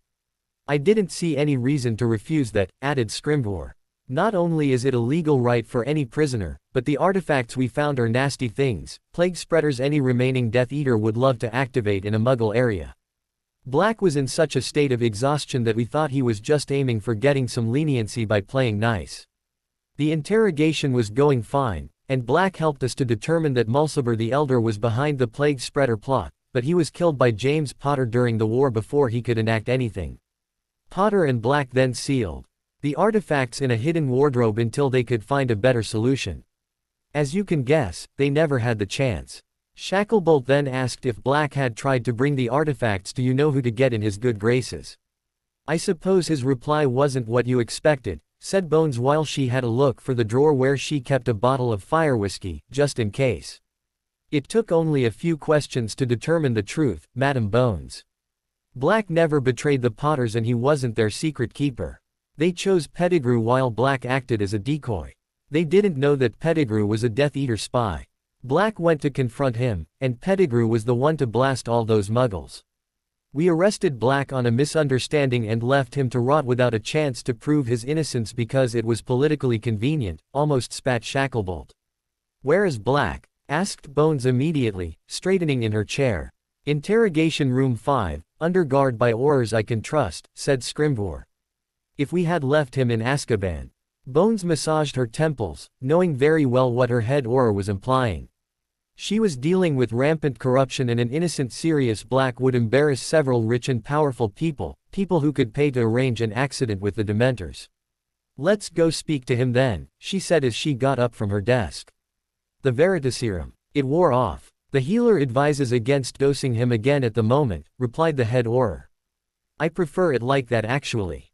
Petunia Dursley was silently fuming as she followed her husband down a hotel hall in Reading. As far as their neighbors were concerned, they were just taking a day off to have some just us time while Dudley was at school. Their neighbors could not be allowed to know why they were really here, not if she wanted their reputation in Little Whinging to survive. She knew that their current day trip was just the culmination of a series of problems that had been going on for years, even if she had only really started to be aware of them in February. She had known for some time that Grunnings was not doing so well, but she discovered in February that her husband had seriously downplayed the company's issues. Several shareholders had already sold, and they were going to see the buyer, who was waiting for them in a conference room rented for the occasion and had specifically requested to see both of them. The only saving grace is that this mess has nothing to do with Ma. Her brain crashed as she saw the woman standing behind the conference table. She remembered meeting that big-chested Asian woman once. She was one of Lily's friends. Yet, she also had the intuition that this woman was not a simple witch. For starters, her skirt suit was expensive and custom-fitted, the kind a real businesswoman would wear. The dossiers on the table likewise weren't those parchments wizards used, but proper paper and manila folders. Mr. and Mrs. Dursley, thank you for coming, said the woman while inviting them to sit down in front of her. My name is Agaya Black. I was a friend of Lily's and my husband Sirius is Harry's godfather. I am also the person controlling 31% of Grunnings. Before we continue this discussion, I would like you to have a look at this. Mrs. Dursley may find it enlightening. Agaya opened a small dossier containing two things and put it in front of them. One was a photocopy of a page from Grunning's bookkeeping. The second was a photo of a slightly different page, with the same dates and descriptions, but different numbers. Petunia looked at her husband. He was pale and sweating. Vernon, she started, not liking her husband's reaction one bit. I will be blunt, continued Agaya. I know how you treated Harry and I do. Not like you. I am however willing to help you save your reputation. I will not let one of you freaks, started a now red-faced Vernon as he rose. Mr. Dursley, cut in Agaya, her sultry voice laced with such venom that he sat back, looking as if he'd just seen the devil. You know that the reason why I was able to acquire so many shares discreetly and at a bargain price is because people familiar with Grunnings are smelling blood in the water. You know that if they cannot see an easy way out, they will start looking for a way to put the blame on you and recoup their losses with pieces from your hide. They will find what you hid without any help from me, and they won't care that you did it to keep the company afloat. I am your only chance. This is a summary of my offer," she finished, handing him a sheet. Petunia quickly read through it. Ms. Black would buy Vernon's shares, which, coupled with the ones she already had, would give her a controlling interest. The company would then be restructured, and the remaining shares acquired. She had little doubt that any issue with bookkeeping would be made untraceable during that step. Vernon would lose his current job, but there was also an offer for him to become the director of a firm making laboratory equipment in California. Putting all this together must cost a fortune. Why? Asked Petunia after she read the sheet. I am doing this in Lily's memory and for Harry's sake. I am willing to let bygones be bygones, once, because we were both fooled by the same man. Petunia nodded, remembering the arrogance hidden behind apparently kind words in the letter that came with Harry years ago. It won't cost that much to her actually, Poppet, said Vernon, who looked a lot more serious as he now dealt with familiar matters. I bet she already has a buyer for the company, once it's restructured. Also, that company you got me a director posting in, it's not yours, right? No. I cashed in a favor from a friend. I may not like you, but you're a competent businessman, Mr. Dursley, when you manage not to let your temper get the better of you. Work well and you'll make much more money than here. Mess up, the company is an Ingan subsidiary. You mean John Hammond will have my hide, he replied, remembering how much he admired this particular Scotsman for building a fortune from nothing. Let's say I bite. Won't the others react? I suppose you mean Dumbledore. You know how wizards think. Humans are just savages to them and their opinions don't matter. What do you think he will do once you stop being useful to his plans? This is why we have to act quickly. He is currently busy with other matters. We can make it so that you are already settling in the San Francisco Bay Area, out of his reach, by the time he realizes something is wrong. How long do we have to decide? Asked Petunia. The best would be to settle all the legal details today. This is the full dossier, she said, pushing a heavy manila folder in their direction. I will be at the hotel's bar. Agaya left the room, letting the Dursleys decide. She quickly reached the bar and aimed for a table where a middle-aged man in a gray suit was talking with a platinum blonde woman in a white power suit. Did he react as we expected? Asked the woman. Almost textbook, Narcissa. I had to lay it a little thick regarding Dumbledore, though. Thank you again for setting up things so quickly, Mr. Gennaro, replied Agaya as she sat and looked at the man. Donald Gennaro, human lawyer for the firm Cobb, Swain and Ross from San Francisco, nodded with a little smile that didn't reach his eyes. Agaya knew that he was an excellent lawyer and aware of magic thanks to his wife and daughter both being witches. He was currently on loan from his usual job as part of Ingan's legal team. He had thankfully been available as they had to fast-track some of their plans to take advantage of Dumbledore's attention currently being focused on other matters. That's nothing, Ms. Black. Mr. Hammond has taken a personal interest in the dossier. He told me to tell you this. It's not the first time that my former teacher wrecks someone's life because he thinks he knows what he's doing. I will protect them and try to make them better people. Mr. Hammond also told me that he wonders if they could have been influenced into becoming worse than they should have been, all for the greater good. There was nothing evident and impossible to say more without thorough testing, replied Agaya. I don't think he would have stooped that low, but the psych profile we have of him is unreliable, said Narcissa. If he did something, it will probably be very difficult to prove. Anyway, the issue will solve itself once we get the Dursleys out of the country. I suppose you can have them checked discreetly as part of the immigration procedure. That's easy to arrange, replied Gennaro with a nod. They were interrupted as a waiter came to take their orders. They switched to some small talk for a while. He brought back some large coffee for Gennaro, a cappuccino for Narcissa and green tea for Agaya. How's Lucius doing? Asked the succubus as the waiter left.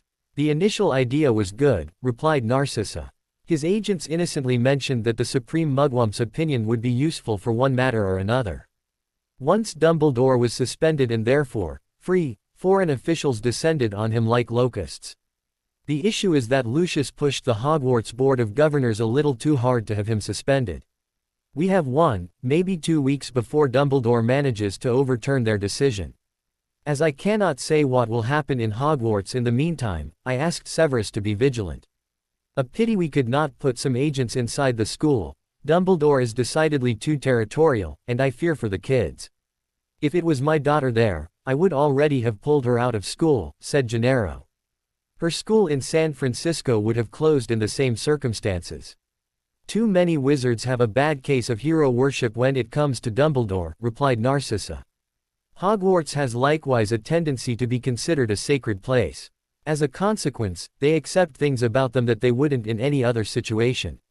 Sadly, I cannot say more than we're working on it. Unfortunately, I will have to cut this short, she continued after checking her watch. Lucius planned a lunch with the Parkinsons, probably to discuss a possible betrothal. Not a problem, I can handle the rest with Mr. Gennaro, replied Agea, amused at the American's disapproving frown when Narcissa mentioned pureblood marriage customs. Do you think you can free yourself soon? We still have to find a way to introduce the real you to Dora. I will think of something, replied Narcissa as she finished her cappuccino. Amelia Bones, you know, I still remember the dressing down you gave James and me about that motorbike incident, said a very tired Sirius Black. Bones frowned. Something wasn't right. If she had to find words for her feelings, Black seemed disturbingly sane to her. Disturbingly, because it wasn't the first time that she had seen people who spent years in Azkaban. All of them had been wrecks because of the Dementor's continuous presence. Not Black. And I remember meeting you during the war. You were part of Dumbledore's little band of vigilantes then. More because I was trying to keep some people from being killed than out of ideology. You don't agree with Dumbledore? She asked, little surprised to hear the hellion she remembered use such words. Depends on what. The simple fact I was left in prison tells me he didn't do what was needed at the end of the war. Bones nodded grimly. Of course, she knew what he meant. Dumbledore had chosen a return to status quo rather than pushing for the reforms that would have destroyed the power base of the Death Eaters, probably fearing their cost for Wizarding Britain. To be honest, giving you a trial is not going to be easy. We will do it, of course. Have you read the text of the bill that sent me to prison without trial? Cut in Black with a tired smile. Not recently, replied Bones. I'm a little surprised to hear that you read it. Blame my wife, no point in hiding that little fact anymore. You'll find the certificate soon enough. Short version, she likes Muggle culture a lot, so I started to read a lot when we dated. I read many Muggle authors, philosophers, statesmen, journalists and so on. With the war, I started to understand that I would have a much better chance to win if I understood the Death Eaters' motivations and the rules of the game. So, when that bill went out, I read it, in good part to determine how it could be abused. The irony has kept me amused during all those years while I thought about how to use it to get out. Before you ask, it was just bitter enough for the Dementors not to leech it away. We will have to check that nothing changed, but the point here is that the law gives the DMLE director the power to put someone in administrative detention for an indefinite duration if the evidence looked good enough. No trial, no need to officially charge the culprit, just an administrative oubliette. The corollary is that if the director has new evidence, she can put an end to the administrative detention on her own authority, dropping the case without need for a trial, she concluded, a bitter taste in her mouth. Exactly. You just have to sign the papers. Making a press release to spread the good news would be nice too. I will also state publicly that I consider it a mistake done by a previous administration and that I do not hold the current DMLE responsible for it and renounce any suit for damages. We both should specifically mention that I volunteered to be interrogated under Veritaserum. That way, if any of the supporters of the other prisoners under a lettre de cachet attempt something, you can say, same conditions as Black, which will probably lead to interesting results, including many of those supporters leaving their beloved ones to rot if they think they cannot sue for damage. Some people in the Wizengamot may attempt to overrule your decision, but if things did not change, it will devolve in the customary, useless bickering. Worst case, I will have to be tried. I like it, said Scrimgeour with a shark-like smile. But I know several people who won't, starting with Crouch. His career will be toast after that. I think speed is essential. Bones took a deep breath. She could imagine it now. Black sitting in his cell, knowing he was innocent and thinking, refining every detail, every possibility for the day he would finally be able to do something. She looked in his eyes. He knew that everything hung on her. She knew that some other people in her position, starting the Minister Fudge himself, would just put him back in Azkaban, destroy the records and swear Scrimgeour and Shacklebolt to secrecy. Not her. Never. It simply wasn't right. Remains the matter of Fudge. If I wait for his approval, he will ask either Malfoy or Dumbledore for advice and justice will disappear under political moves. Scrimgeour and Black are right. I need to go public with the truth before he has any time to react. We need to check the details. But if what Black said about the law is right, it's an internal decision and I have the authority for it. Force the others to build their lies on the truth rather than let them invent them from scratch. Agreed. Listen, Black, I hate the arbitrary power that came with that bill. I agree to your scheme because I know that if we try to get you a trial, things will become a political circus where justice is but a distant thought. One last question, though, said Bones. I don't know how, but you're sane. Ah. You see, my wife told me quite a few tricks to protect my dreams and the Dementors could not get me there. While I was dream-walking the streets of Celiphae or playing with Ultar's cats, he replied, tapping his temple with a finger, a mischievous smile on his lips. I suppose I should give a call to my lawyer. She will be able to coordinate with you for the details, anything I may have missed while in my personal Chateau d'If. You will also understand a few things better, as I'm done lying to appease some bigots. I will call her, said Shacklebolt, happy to get back on more mundane matters. What's her name? Isheth Blackrose, and from your faces, I see that my fears about her having stopped practicing are unfounded, he replied as his smile became bigger. Petunia Dursley took one last look at the contract she had to personally sign. As Lily's last living blood relative, this one was for her. Vernon had already signed the rest, effectively putting an end to their life in Privet Drive. A very professional American lawyer had helped them to understand all the practical details. Vernon would still officially be acting as Grunning's CEO for a few weeks, but remotely, and an administrator appointed by Ms. Black would have the actual power. He would restructure the company and a group called Manjet Industries would absorb it after that. The lawyer had assured them that the layoffs would be minimal. As for their house, a professional mover would empty the house and send its contents by container to California tomorrow. They just had to go back home, take their luggage and hop on the plane tonight, before Dumbledore could react. So fast, but it's the price we need to pay to be free from them, away before their sick world spawns another terrorist like the one who killed Lily. The decision had been rather easy in the end. Vernon knew that it was a unique chance to get away from his mistakes and start over with most of their reputation intact. For Petunia, it was more the chance to rebuild a life away from magic for their family, something they would never have in England. For that, she was ready to go live in America. As for her nephew, he would be happier with a magical family, she reasoned, refusing to consider that she may not have treated him fairly. This was what that last paper was about. It referred to a copy of Lily's will that she had read. Harry should have gone to his godfather Sirius Black and his wife Aegaea, not to them, but Dumbledore had interfered. She gathered her courage for what she hoped to be her last interaction with magic, thinking it was a small price to pay to let all this behind her.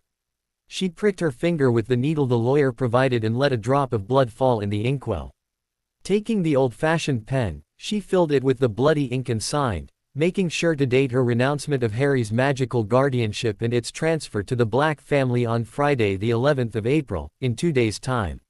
Aegaea had told her that it was so that if Dumbledore had any mean to detect a change, it would only happen after they left the country. Vernon had done the same for the contract selling the house.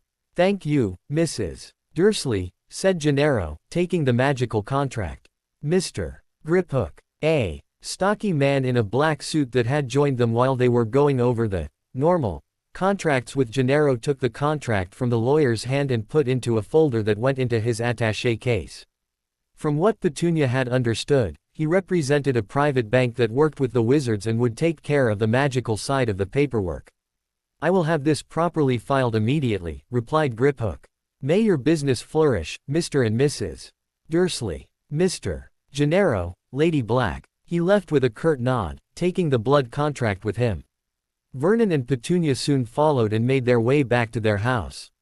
They did not exchange many words, only thinking about some practical details like what to put in the suitcases. Petunia knew that Dudley would be angry, but she was sure he would understand that it was for the better. By the time they reached Little Whinging, she had managed to convince herself that the change of scenery would do them a lot of good. Thursday night, a clock reached midnight in the office of the Hogwarts headmaster, an office where the silence had only been disturbed by the chatter of the portraits of the former headmasters since the last weekend. Fawkes only made occasional visits there, as his friend Dumbledore asked him to keep an eye on the school in his absence. The Phoenix was currently checking the halls for suspicious moves. Nobody was therefore there to notice when an apparatus on one of the tables stopped working, indicating that the distant spell it was monitoring had failed as well. Sirius Black innocent. Albus Dumbledore pinched the bridge of his nose as he put the Friday issue of the Daily Prophet back on his desk. He was currently sitting in the ministry office reserved for the Chief Warlock, next to the Wizengamot Hall. He normally rarely used it, but it was a convenient place to attend to his current predicament. As his suspension as Hogwarts headmaster had been a public matter, officials from various magical nations had seen this as an opportunity to get a piece of his time. After all, he had nothing to do at the moment, right? Normally, his position as Supreme Mugwump of the International Confederation of Wizards was almost an honorary thing. Not anymore. The recently appointed Inca ambassador to Britain, an affable man called Yupanqui, had presented him on Monday a plan envisioned by the Emperor to extend the ICW into a full Society of Magical Nations. Of course, the Tawantinsuyu would fund the construction of a Palace of Magical Nations in Akakor. Dumbledore could not shoot down the idea. A place for magical nations to debate of their problems and set up the rules of a new age, as Ambassador Yupanqui had put it, was a good idea as it would help prevent conflicts. The issue was that Dumbledore would have to choose between becoming the full-time Supreme Mugwump and move to Peru, or let someone else handle the role.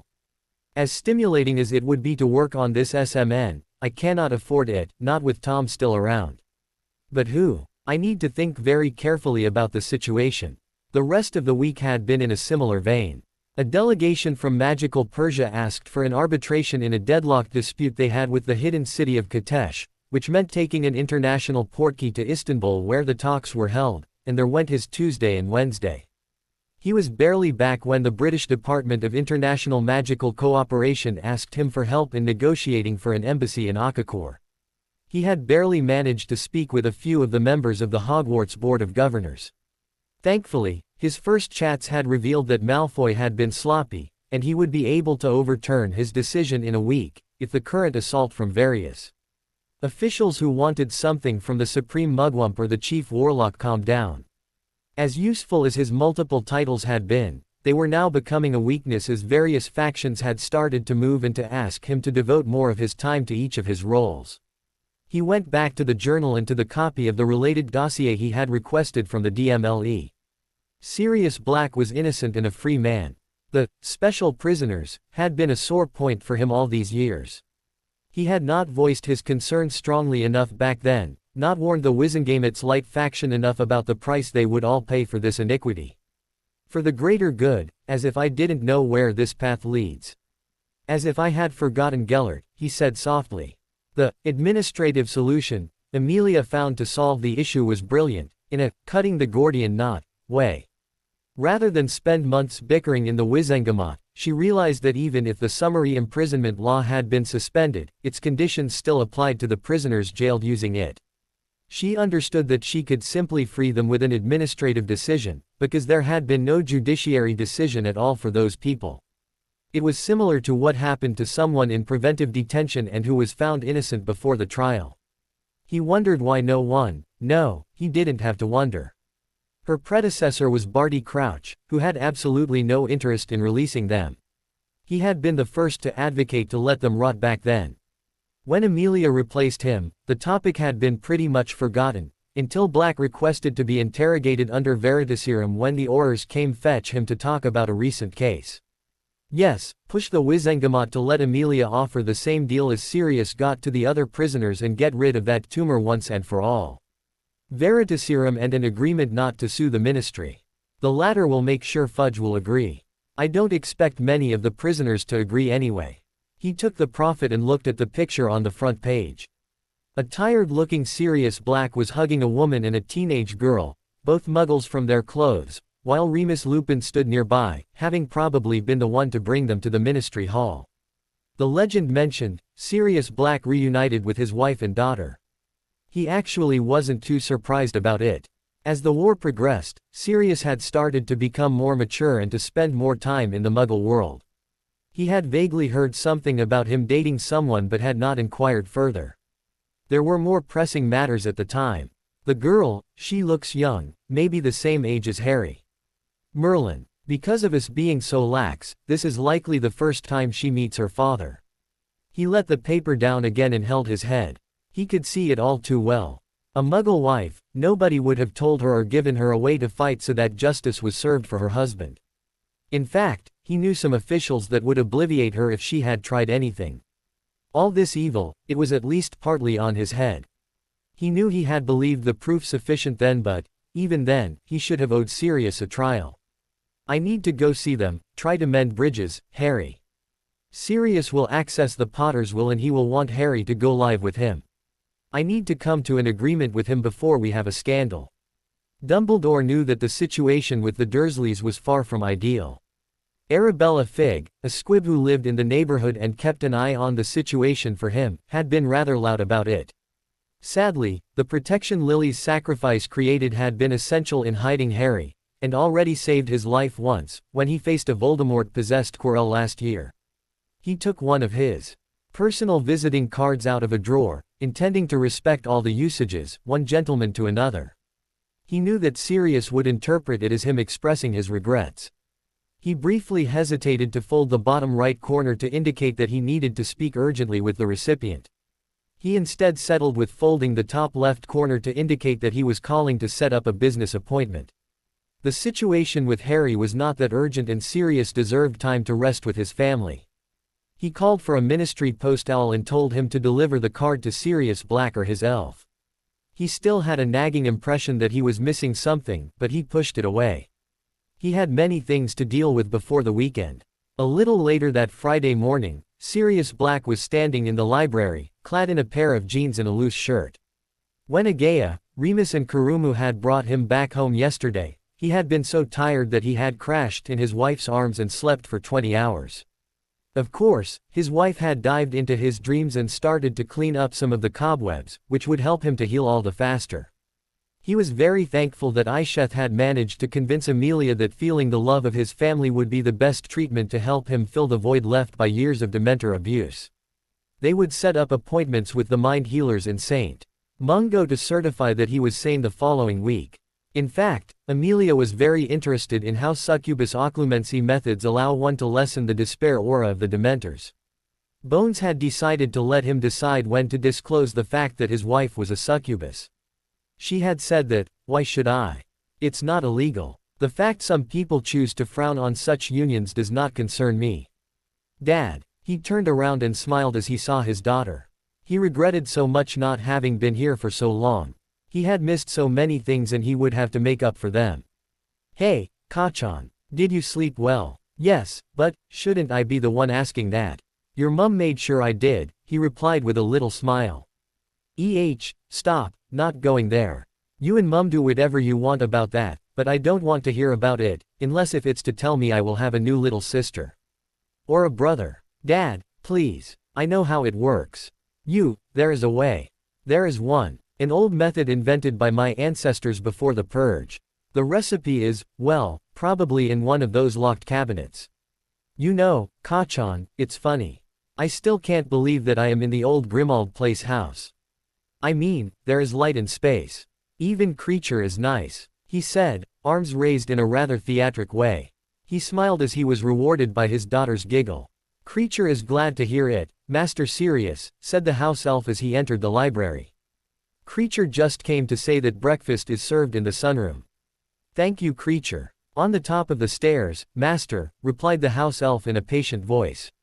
"Cannot be a dream. Too weird," said Sirius as he took the direction of the stairs, followed by a smiling Kurumu. "By the way, Kachan, it's Friday. You don't have school. Mum got me a special leave for family reasons." As the Easter holidays start tonight, the school didn't object. Uncle Remus will come for my magic lessons this afternoon, though. That's good, it's a pity you cannot use a wand in public because of those bigots, though. Auntie Aisha thinks we may be able to make me pass as a half-human, as far as the ministry is concerned. But Mum is not too keen about Hogwarts, probably because she feared how I would be treated as the half-human daughter of a criminal. I'll talk about it with your mother, he said, while he sat at the breakfast table. Can you tell me about yourself? The things you do, what you like. Anything, he added, feeling tears pool in his eyes. Sure, replied the girl, beaming. She was about to start when she was interrupted by Creature arriving from the nearby Ollery. He was making a bag of letters float and send them to levitate to the lower levels with a flick of his finger. I suppose we will receive a lot more wizarding post now that you're back, said Kurumu. Creature approached Sirius, holding a small silver platter that he presented to his master. Lord Black took the visiting card, remembering the etiquette lessons from his youth. Creature, did you have visiting cards printed for me? Of course, master, replied the house elf as a finger snap materialized a silver visiting card case with the black coat of arms, a reservoir pen and an agenda. Sirius took the agenda and quickly recognized his wife's handwriting, setting up a lot of appointments to allow him to get up to speed with the affairs of the house. He found a free slot on Tuesday morning, noted it down in the agenda and on the back of a visiting card that he put on Creature's platter. The house elf soon left in the direction of the Ollery. So Victorian, said Kurumu while drinking a glass of orange juice. Definitely sticking to SMS. Ah, but you see the way Dumbledore chose to contact me is just as important as the fact he did, Kachan. Also, there are some differences, because we already had apparition in the flow in the Victorian era, but enough of that, so. First, let me tell you about my best friend Mizor. Impervious, said Mocha in a hurry, tapping the top of her head with her wand over her body as she saw the weather outside of the cavern. As far as her vampiric allergies were concerned, snow wasn't a problem and, contrary to what some people thought, neither was rain. The Fomorians would never have considered the vampires as elite soldiers if bad weather or winter would make them non-operational. The most problematic water was liquid, charged in minerals. Silver was of course the worst as it was also a regeneration inhibitor, but still pure enough not to be considered mud. The reason behind it was a mix between electrical conductivity and magical interactions between elemental water and elemental earth. Mocha mostly knew that it hurt, a lot. She was therefore very thankful for that bit of wizarding magic Hermione taught her. No, her reason to cast a hurried impervious charm on herself was that the little part of the Himalayas she just arrived in was in the middle of a fierce snowstorm. She attached her hair and put her down jacket's hood on, noticing that Hermione and Desdemona were doing the same. Guess Yagan stayed inside this time, said Hermione, standing near the entrance of the cavern where the gate to Kathmandu stood. Mum, do we wait? Mocha came to the entrance and looked too. Between the impervious and Uncle Fuai's environmental talisman, they were rather well protected. They were also all stronger than any human. The main problem was not getting lost in the blizzard outside, which could lead to a lot of unpleasantness. Theo was coiling uneasily around Hermione who patted the familiar's head to reassure it. Desdemona took a tarot deck, not the special one she was working on, but a divination focus she used as training wheels, at her belt and shuffled the cards, finally drawing the Death and the Sun. Let's give it a few minutes. According to my deck, it shouldn't be long. The storm feels like it's charged in Yuki, said Mocha. Ariel. Hermione and Desdemona replied at the same time. They covered their ears as they heard repeated thunderclaps. Looking outside, they thought they saw lightning bolts striking black pillars. Soon, the storm started to abate, and they saw hexagonal metallic masts lower themselves back into camouflaged holes. Greetings, noble ladies, said a joyous voice as clouds coalesced into a female form. I am sorry for the disagreeable welcome, but we needed to gather some more power for what is to come. Hello, Ariel, replied Desdemona. Please meet Mocha. Mocha, this is Ariel, the Air Guardian. A Blood Knight. Welcome, welcome, Lady of Might. Come, come, for I must show you. Let me part the wind and clouds so that you can see through. Replied the excited elemental. Mocha felt Ariel gather huge power that crackled like lightning and what was left of the unnatural storm disappeared in a mere minute, leaving only the crisp air and a shining sun in a blue sky. They followed the sylph until they reached a promontory and Ariel pointed at a pass down in the mountains. See, the pass of Thebe. Welcome to the Sun Throne, Blood Knight. Here, the Lady Silverhair rested on her last night, before she faced 100 dragons' might. Mocha clapped her hands once. She didn't know the ancient Lemurian rites, but she had taken part in some Shinto ancestor rites while living in the human town with Father Tanaka. This was the place where the first vampires fought and died. Ariel, now is probably not the time, but I have a favor to ask, said the vampiress. Once we have more time. Of course, I will lend you my wings. Once Mistress Runhale has entered a new spring. Fallen is the monolith Ra-Mu built to honor the Blood Knight's sacrifice, but we Guardians remember the place, even covered by ice. One question, Ariel, why is this place called the Sun Throne? Asked Hermione as they made their way to the fortress entrance. And now we'll know more, for she was born into this world from the throne's fiery might.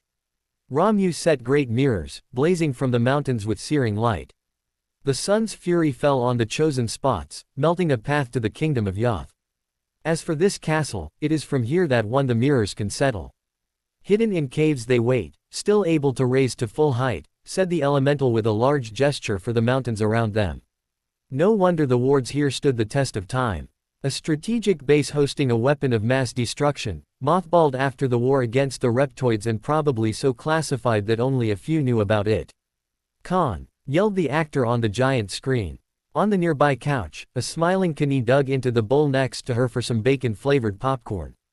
All the preparations were done except for the things that needed the family to be here, so she had decided to kill time with some movies. Ross would be the first to arrive, so that Ariel had time to recuperate. Then it would be Tenmei and finally Hermione, Mocha and Desdemona around 8 a.m.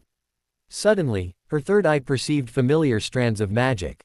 She lifted the bowl just in time to prevent a whirlwind from spilling its content.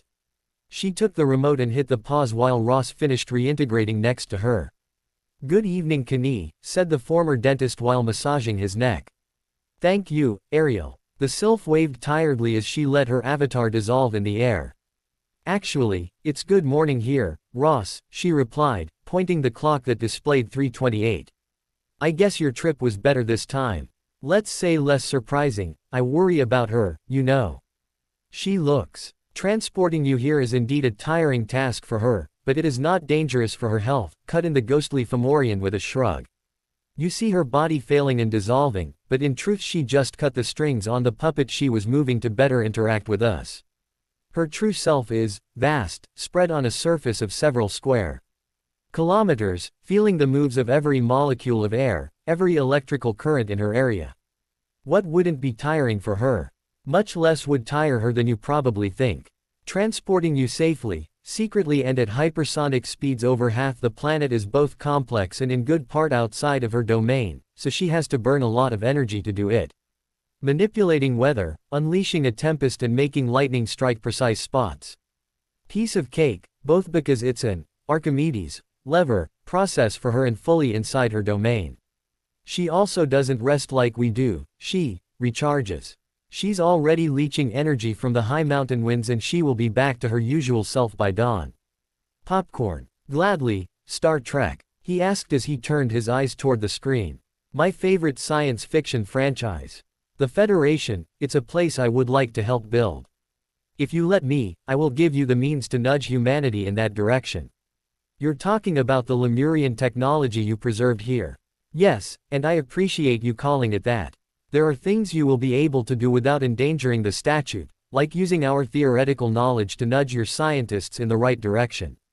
For example, how would a complete genetic mapping of Homo sapiens, including the results of centuries of studies about the functions of each gene sequence sound? Priceless. However, this leads to a question.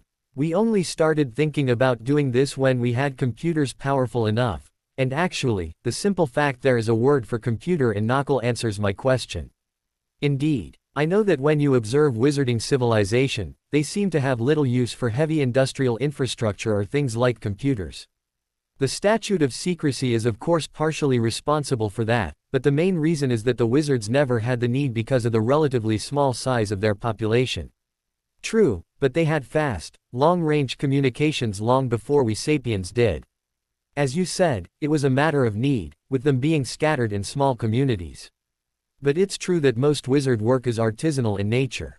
At best, you have some pre-industrial revolution factories. How was it in Lemuria? As you can guess, our needs were different. I ruled on an empire of 120 million people, with a territory stretching from New Zealand to Iran. No way I could do that without industry. I read about this, but I find surprising that archaeologists haven't found anything. There is a combination of factors for why nothing reached the public. Because of the statute of secrecy, some of those were hushed up by the magical community.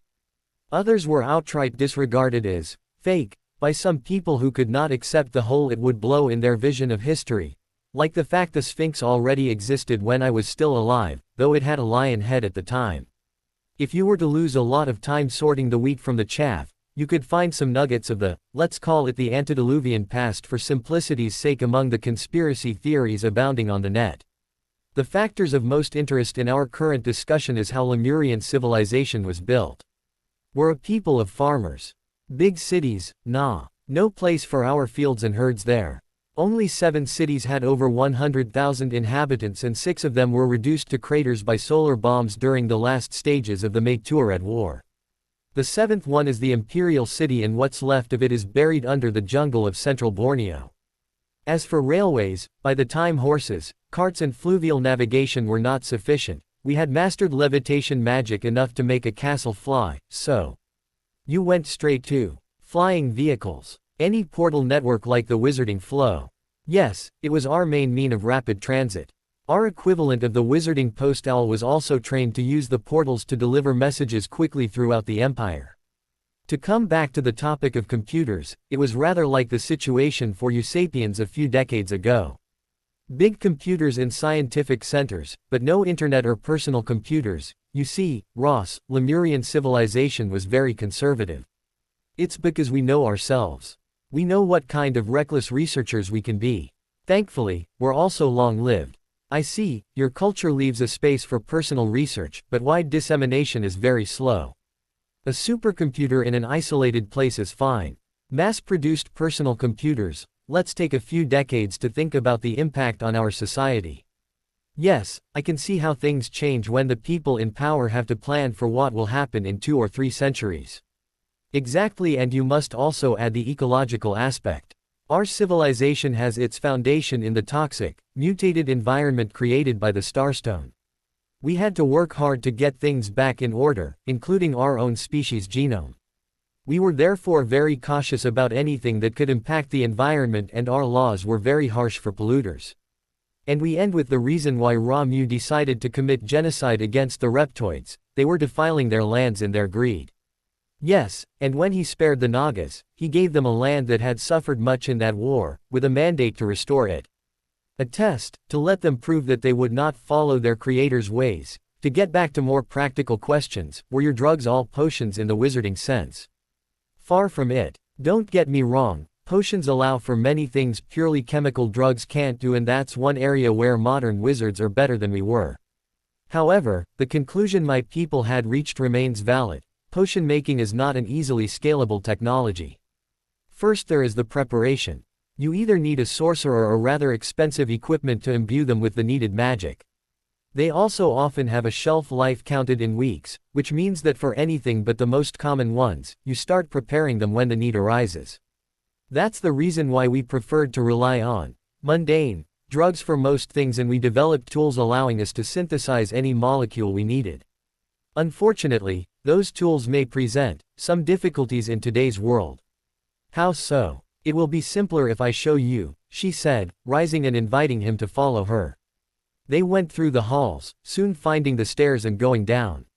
As they passed the dining room they had used the first time, Ross couldn't help but notice Raggle putting sheets on the chairs. I suppose you will use this place a lot less after your rebirth, said Ross. Unsurprisingly, I long to be part of the world again, and I've thought about the offer Desdemona made to use the cottage in Greymocken Manors Park. I may however have to keep a charade going if I am to help Hermione in Hogwarts. How? I will replace Binns. This is why Azrael said he would come later. He asked, feeling his shoulders sag at how casual about the idea of murder his in-laws could be. Yes, but it's not as bad as you seem to think. Azrael was moving. He wasn't using some puppet made in the semblance of a human being to interact with mortals. It would have been useless here, in the void. One could say that he was in his true shape, though this very concept had a different meaning in this place. The void did not have a relationship with concepts like space or materiality that could be comfortably apprehended by most mortal minds. Likewise, Israel's true shape was not something they could see without risk for their sanity. Yet, as terrible to behold as it was, the void was a place many mortals had theorized about, as it was a place for spirits and souls, with dreamers often brushing its surface. They often called it with names like ether, a favorite of European wizards, or astral plane. How did Mistress Tarot call it? Yes, the Imaterium, in reference to that amusing wargame she played. I like it. He brushed past something. If he had to explain it to a mortal, he would have compared it to a bubble suspended in water. As for what it really was, sometimes a spirit had a will powerful enough to shape the void around her, creating what the Viridian Veil Society called a realm. The laws that applied inside the bubble were the whims of its creator, and it would unravel if her will faltered, though it was possible for a successor to continue the work. Many were interesting places to visit, such as the dreamlands created by Nama when she renounced materiality and became what some called a goddess. It was resting near Earth, and dreamers could enter them if they were initiated by a succubus or an experienced dreamer. Au naturel, his kind had little use for realms. They preferred the vast, churning depths, the place where souls were born and came to die. Seeing one of them near the material world was usually a reason to panic, because then, they fed. They reaped. Thankfully for mortals, they had little reason to rise by themselves, and the rituals to summon them were long lost.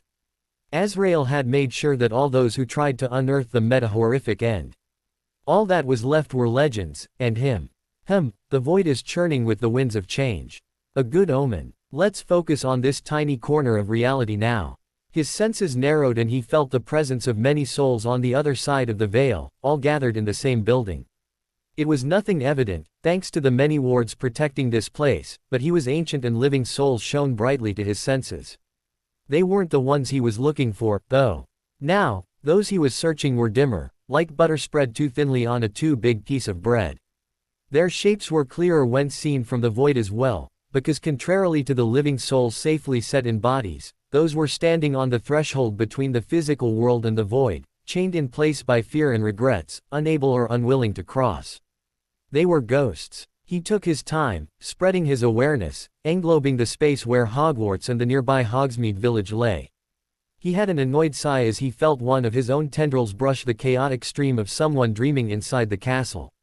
It should normally not have happened, but that person had, from what little he could perceive, some untrained astral projection ability. He hoped he wouldn't provoke too much existential dread for the poor woman. He got back to his task. The wards around Hogwarts were complex and powerful. Many headmasters, Dumbledore included, had added their own stone to the ensemble. Ironically, there lay the wards' weakness. The many layers had been built without a master plan, and they sometimes interfered with each other. The fact that many students had tinkered with them in small ways, sometimes to make the monitoring on some secret passages less problematic for them, had not helped.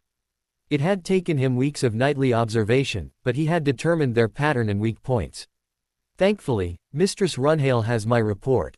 I am sure she will suggest cleaning that mess once, now. He rushed through a tiny interstice, compressing as he crossed the veil and entered the physical world. A crow flew in the night and soon found itself perched on a tree near the staffroom's windows. Unsurprisingly, the ghost he was looking for was here, sleeping, in a seat in front of the fire, the same seat where he had died decades ago. His target was a man of habit. A witness. Yes, Aurora Sinistra, astronomy teacher. An audience actually makes things simpler. A line of darkness extended from one of the crow's talons, soon reaching the window and seeped through the joint between a glass panel and the wooden frame. Still sticking to the shadows, it slithered unnoticed across the staffroom's floor, and found shelter under an armchair. The top of the line rose from the floor, acquiring volume and definition until it looked like a viper's head. Baring its fangs, the shadowy snake struck, biting the heel of the ghost taking a nap on the armchair. It immediately dissolved into nothingness after that, as Azrael melted back into the void. Cuthbert Binns woke up with a scream and rose hastily, his ectoplasm brimming with energy. There had been a dream, a terrible dream and a bit of pain, but now. "Cuthbert, is everything all right?" asked Sinistra, who had risen from the table where she had been grading essays. The ghost floated toward the table where a stack of essays he had to grade waited alongside a self-writing quill. He looked at one of the manuals next to it. He remembered it. He had read it, with the help of a charmed lectern that could turn the pages for him.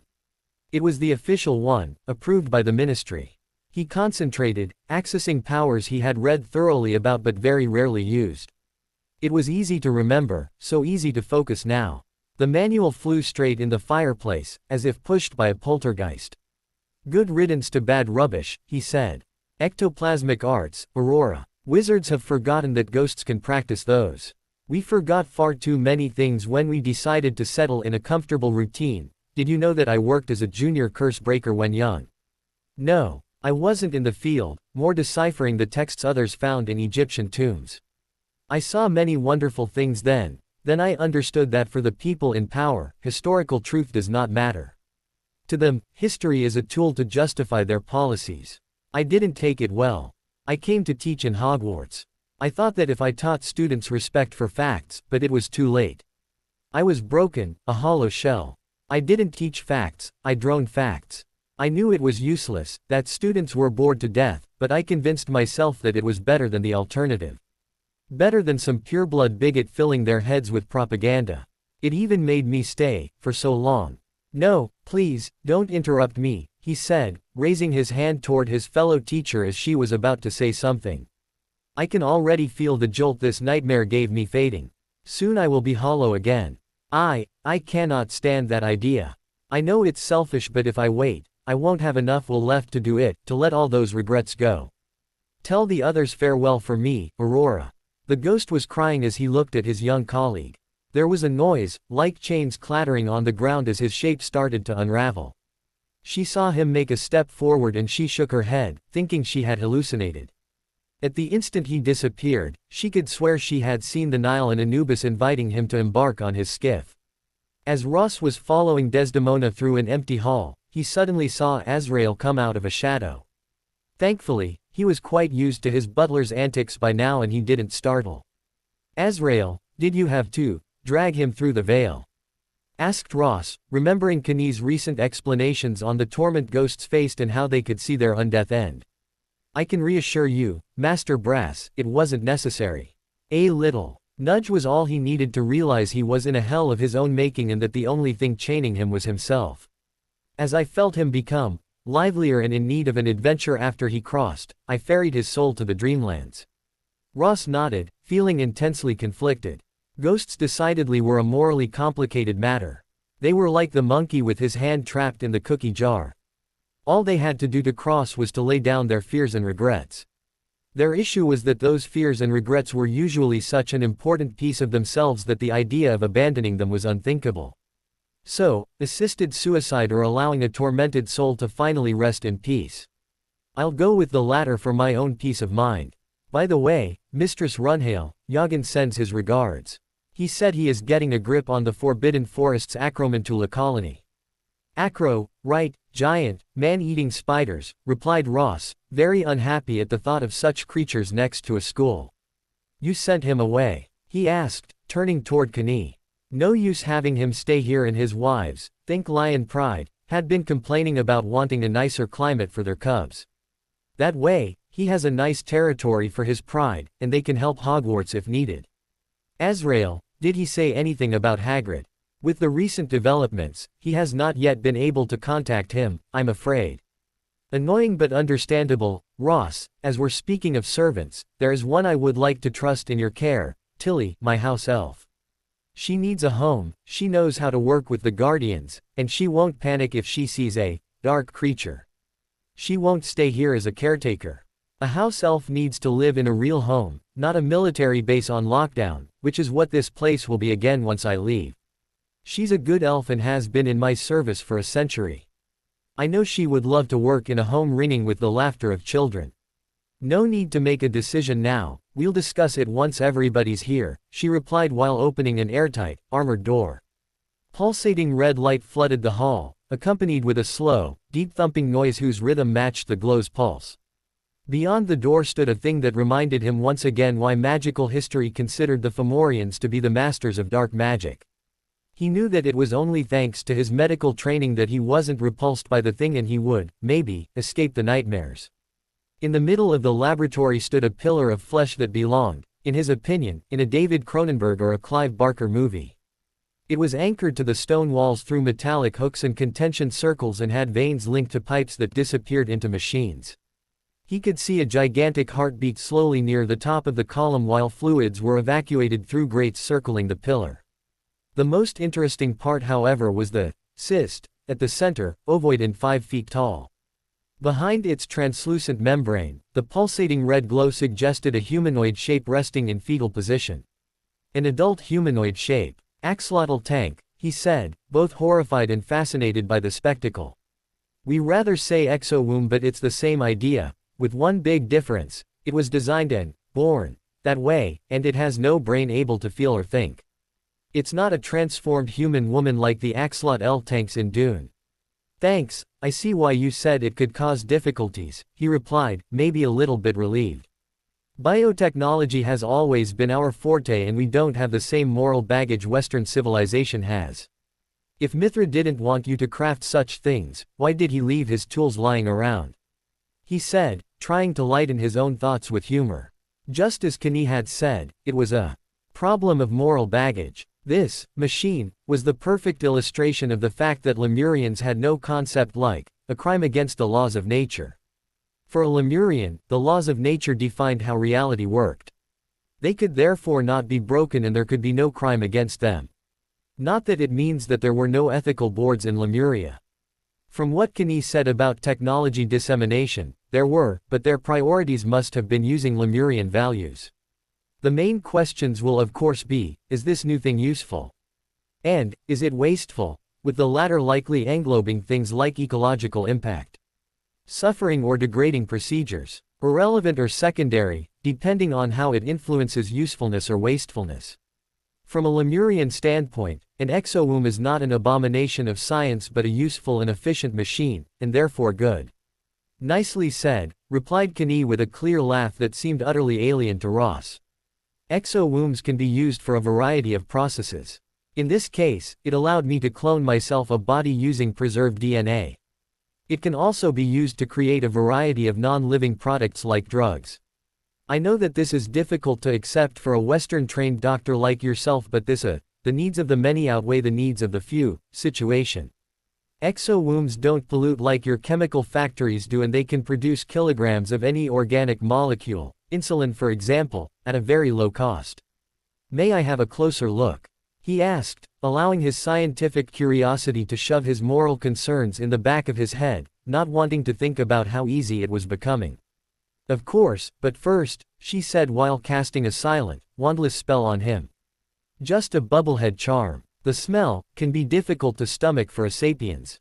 The runes on the threshold is keeping it inside. Understood, he said while crossing and looking inside. What is the inner rune circle for? That's something specific to the current procedure, said Azrael, who had so far been observing the situation with a gentle smile on his lips. Contrary to what some people think, nature does not see any difference between what's happening here and being born the usual way. By that, I mean that clones will have a soul unless you cut it from the void during its growth. This is what the inner runes are for. You mean, well, I know that some would not have cared and overridden the original soul when they take over, but I have my standards, said Kani.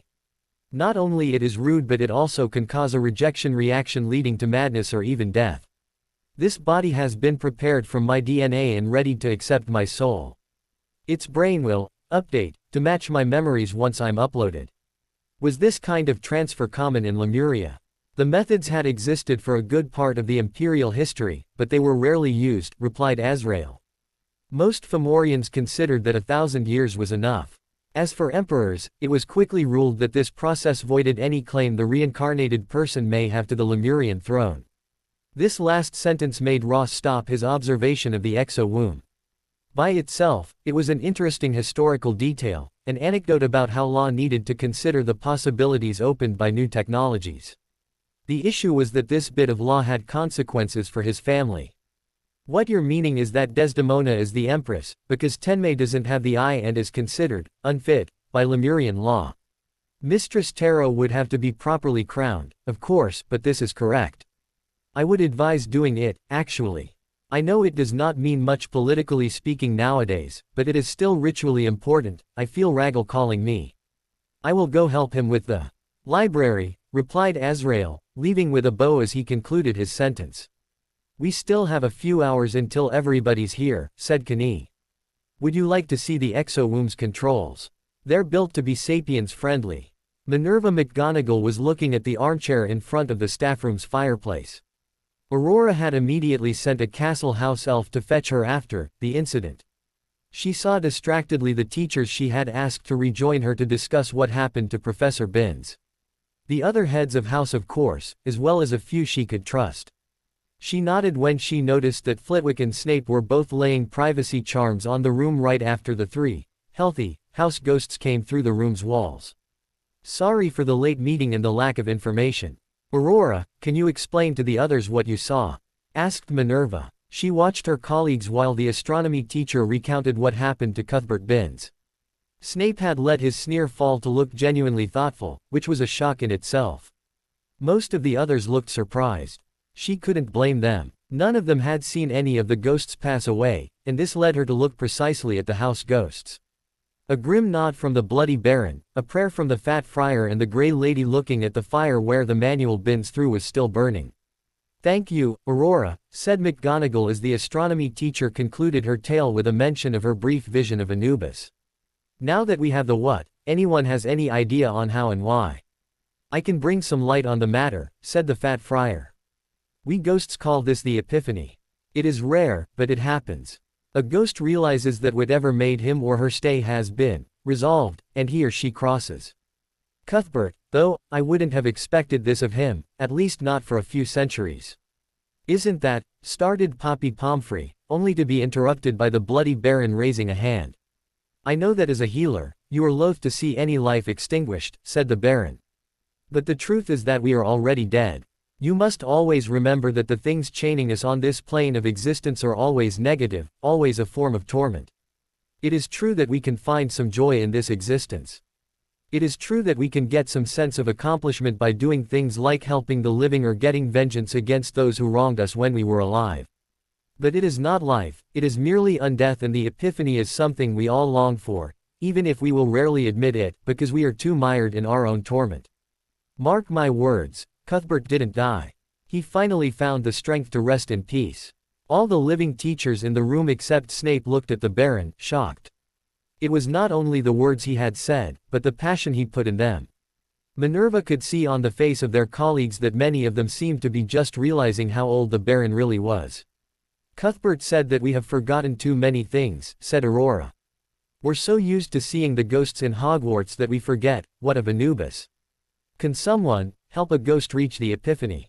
Asked Sinistra. I think so, replied Sylvanus Kettleburn, the Care of Magical Creatures teacher.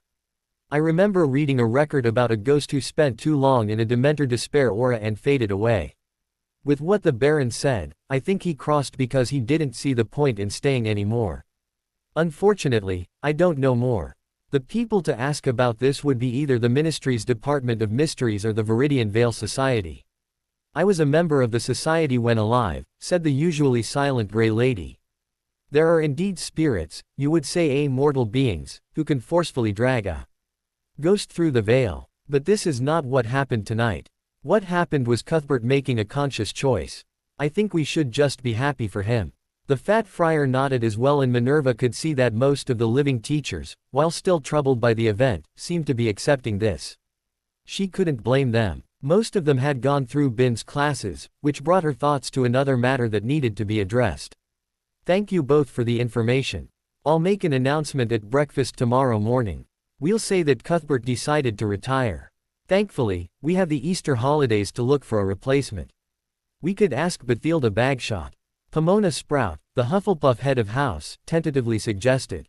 It's a possibility, but I doubt she will be willing to come out of retirement to be more than a substitute until next year.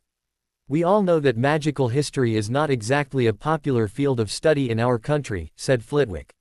Looking for foreign candidates will be necessary. That may cause problems with the Board of Governors, replied Snape. But in the end, that's the headmaster's prerogative. I'll send an owl to Albus about this, replied Minerva.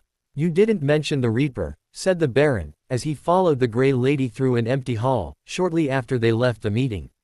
You know as well as I do that he could have done this.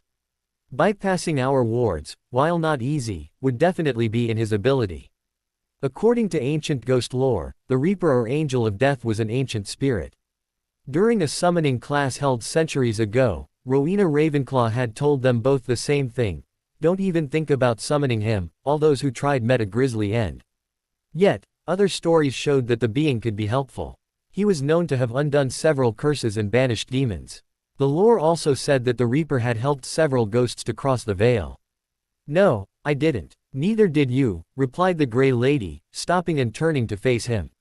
What were your reasons? No need to frighten the livings about a being that is to the Dementors what a lion is to a rat, and even if this is the Reaper's work, I prefer to know that Cuthbert is finally at rest on the other side of the veil rather than see him go through his classes like Sisyphus pushing his rock. You changed. The world is changing. It is spurring me into action. When the Lady Granger comes back. Lady Granger, cut in the Grey Lady with a smile. True, given what she is, some will see it that way.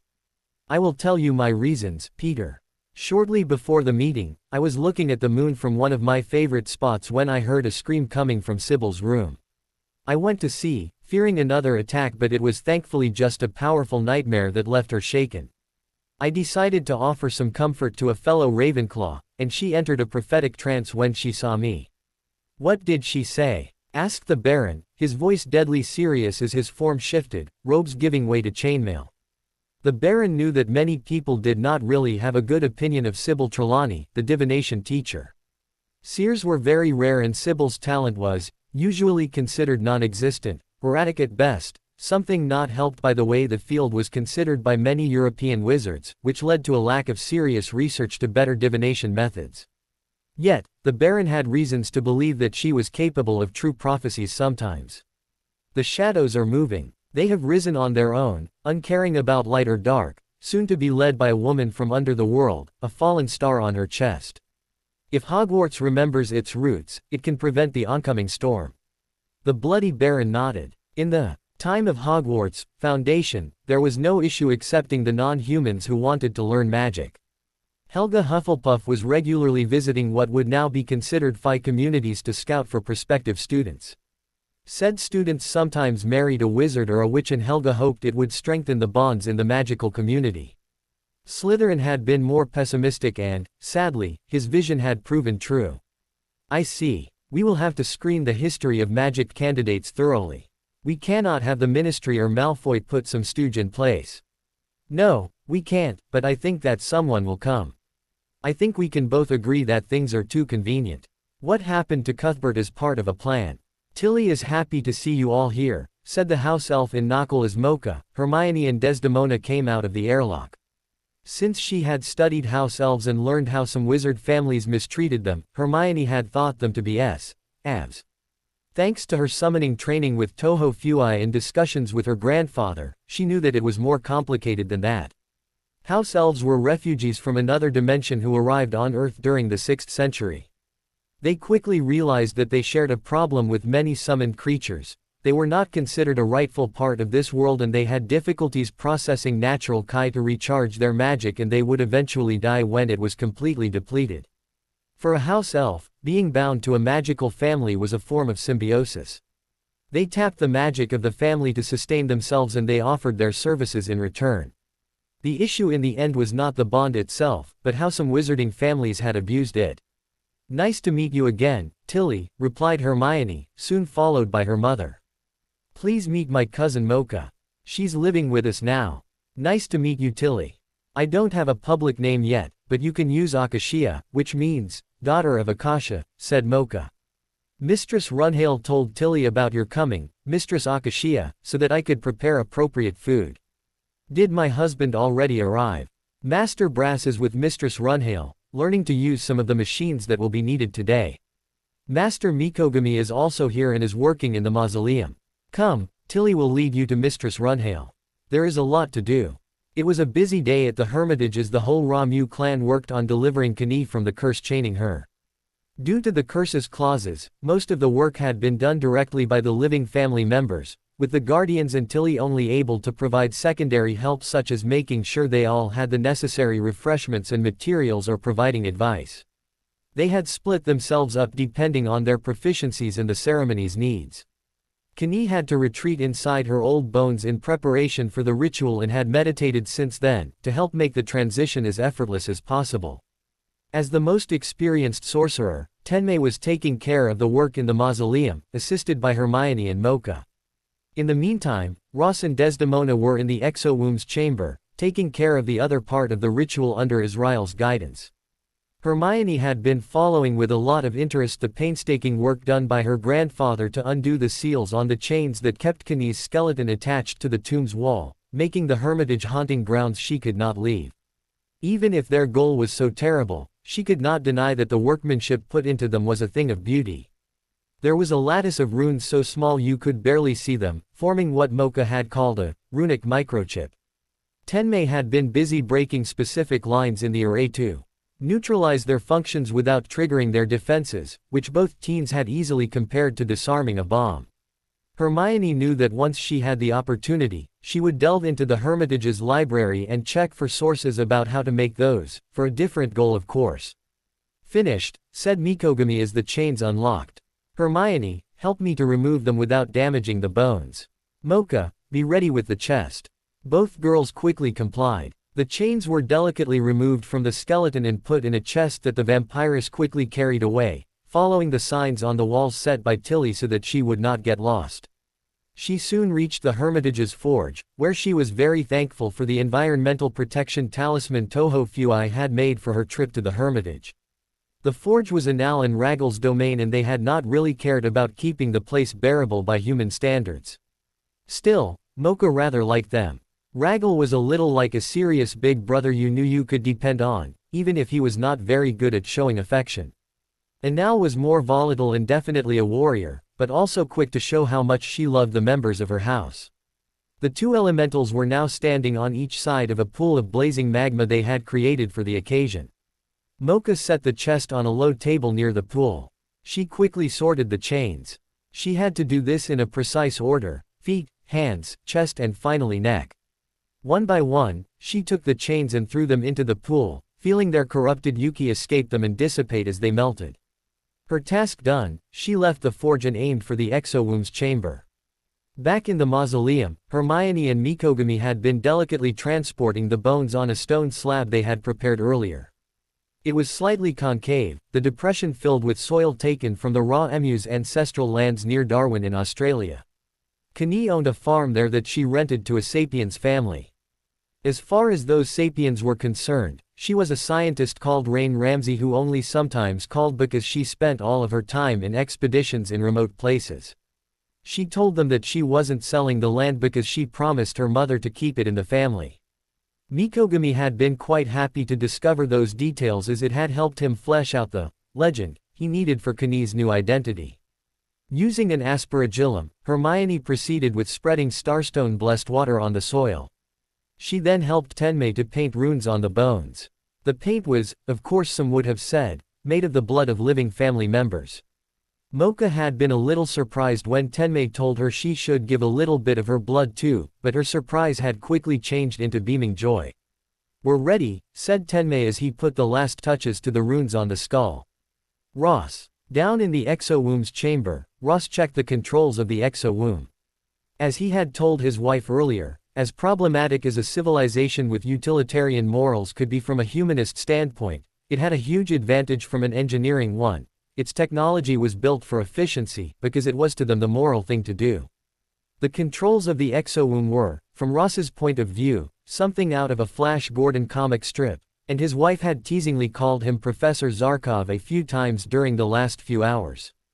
Unlike wizarding artifacts, they were built to be sapiens-friendly and here it meant buttons, levers, dials, gauges and blinking lights, with a lone screen, or rather a scrying mirror, that was actually the output of a camera set inside the womb. That the processes the console commanded were magical rather than pure technology did not matter much for the operator. Ross had spent part of the day sticking post-its in various places with points of the procedure. Thankfully, he had read quite a few Lemurian medical texts during the last few months and he was familiar with the typical notations used on the controls. Gearing up the exo-womb for birthing process, right on schedule, he replied to Tenmei's voice that had come out of a small mirror set on the console, while turning a dial to match a red line drawn on a gauge. "Day. Reception runes are ready," replied Desdemona, who had put the last touches on a magical circle on the ground, replacing the previous soul isolation one. "Kai bridge established. We're ready." "Good," said Mikogami in the mausoleum. "Kani." A feeble glow came from the bones as a skeletal thumb slowly moved up. Hermione took the 2 items they would need for the next phase, maces coming from the Hermitage's armory that bore Mithraced symbols. Tenmei had explained to her that those had been specifically forged and blessed during a crisis where a mad Fomorian lord tried to create an army of Inferi.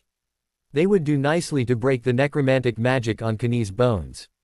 "Phase 2 starts now," he said, taking the mace Mocha handed him, while she readied her own. Hermione thanked her super strength and Tiantian's grueling training as she smashed her great-grandmother's feet with the 30 kilograms mace. She and her grandfather progressed toward the head, smashing first the limbs, then the chest, saving the skull for last. As they progressed, Kani's crimson ghostly form rose from the bone dust, slowly, as if she was struggling against some kind of membrane. There was suddenly a wet, sick popping sound as Tenmei smashed the skull.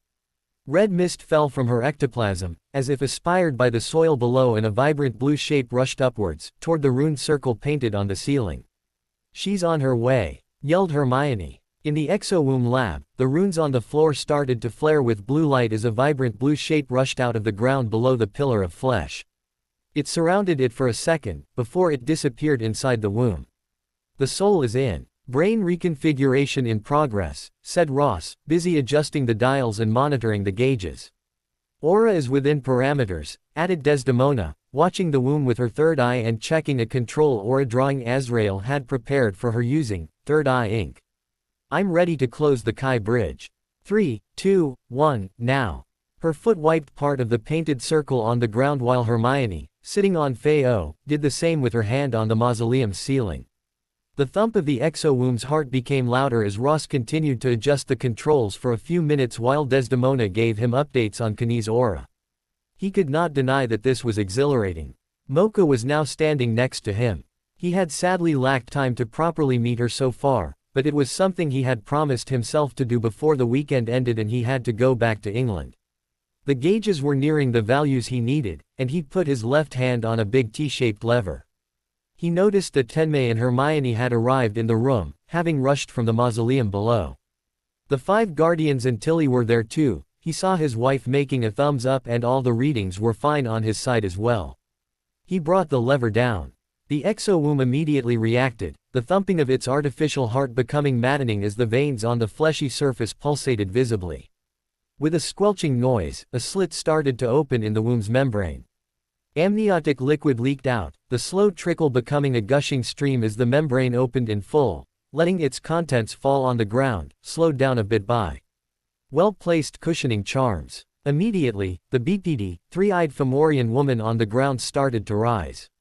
It was slow and one could see that despite the womb making sure that her body was in good shape, she was struggling against exhaustion. Still, this was Kani Runhale of House Ramu, former Empress of Lemuria, and she had her pride. All those present knew better than to help her unless she requested it. Kani stood, uncaring about her slimy, BPD state and took the umbilical cord linking her to the exo-womb in one hand. With a swift claw slash, she severed it and cast a medical charm at the bit still attached to her belly, sealing it and transforming it into a belly button. "I will need to cut that hair," she said with a tired smile, noticing that her very long, slightly bushy black hair went all the way down to the ground. "I suggest doing it right," said Desdemona. "I can get you an appointment with Tiantian Huang's hairstylist. He's used to all kinds of yaojing." "Nice idea, but for today, removing a few feet will be enough," she replied with a yawn while she cast a cleaning charm on her body. "Azrael. Everything seems to be in order, replied the butler while he handed her a robe and a dagger. Death is no nearer from you than from any young adult Fomorian. Good, what do you think if we relocate to a comfier place? She asked as she cut her hair so that it only reached her waist.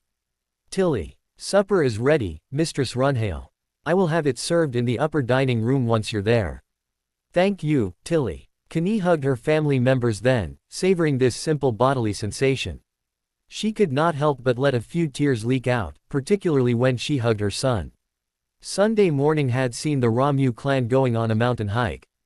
They were down to roughly 5,000 meters, though still protected by some environmental charms as they didn't have the time to properly acclimate to the altitude. Thankfully, the zone they were in had little in the matter of sapiens, tourists.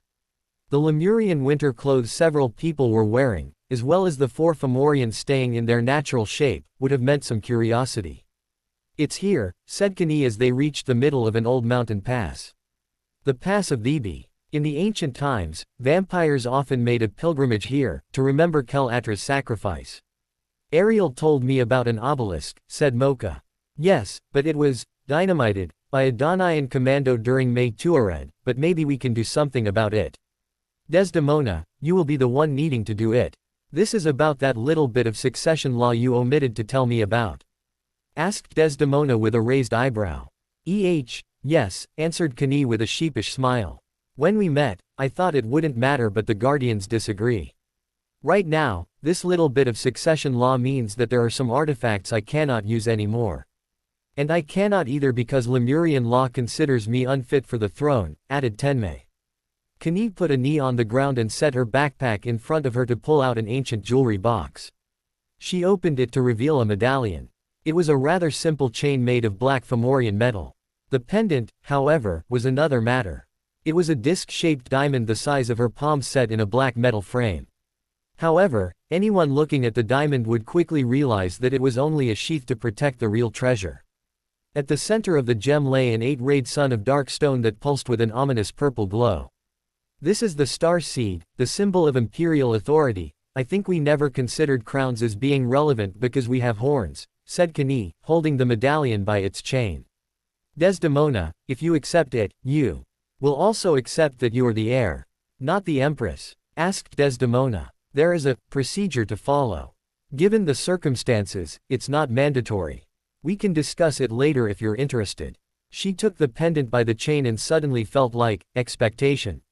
She could swear that the thing had a mind of its own, and it strongly reminded her of an artifact called the Jewel of Judgment in her favorite novel series. She raised it to eye level and looked at the fragment of the starstone inside the diamond.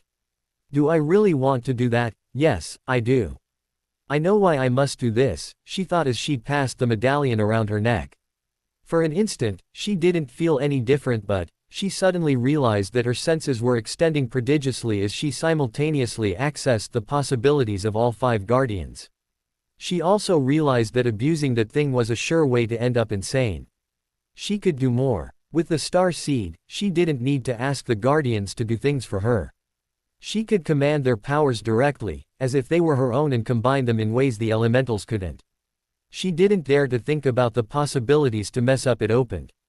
Mithra's light. I understand better how Ramu could do all those things when he warred through Yoth, she said, trying to catch her breath. True, said Azrael, but you also felt the price. Use our power wisely, or it will destroy you. She nodded. The guardians gave her their memories of the old obelisk. She motioned for the other family members to come near her and put their hands on her shoulders. Even if the star seed gave her the right, she was a rookie sorceress, not a warlock general with centuries of experience. She needed the strength and wisdom of her family. She breathed better as she felt their auras connect to hers. Her conscience reached deep. Yes, the mountains remembered. They remembered the fire, the blood, and the fury. Several vampire ghosts had haunted these grounds until Ramu could finally come here to tell them that Lemuria was victorious and that their sacrifice would always be remembered. The fragments of the obelisk erected by her ancestor were still here, and she knew her duty. The elements chanted around her. Thankfully, both Kenny and Tenmei's knowledge and willpower were assisting her, or she would have quickly lost control. Earth shook as greenish diorite shot from the ground, its fragments reassembling and melting, soon forming a 20 meters tall obelisk covered in Naqul inscriptions and bas-reliefs describing Kel-Atra's last battle. As the obelisk stabilized, Desdemona removed the pendant and put it back in its jewelry box. She sat on a rock and quickly drank the cup of crushed earth Ross handed her and then proceeded with wolfing down 2 roast beef and mayonnaise sandwiches. "Rest a little," said Kenny with a smile, a hand on her granddaughter's shoulder. "Tenmei and I will handle the rest. We need to glamour it before a satellite sees it.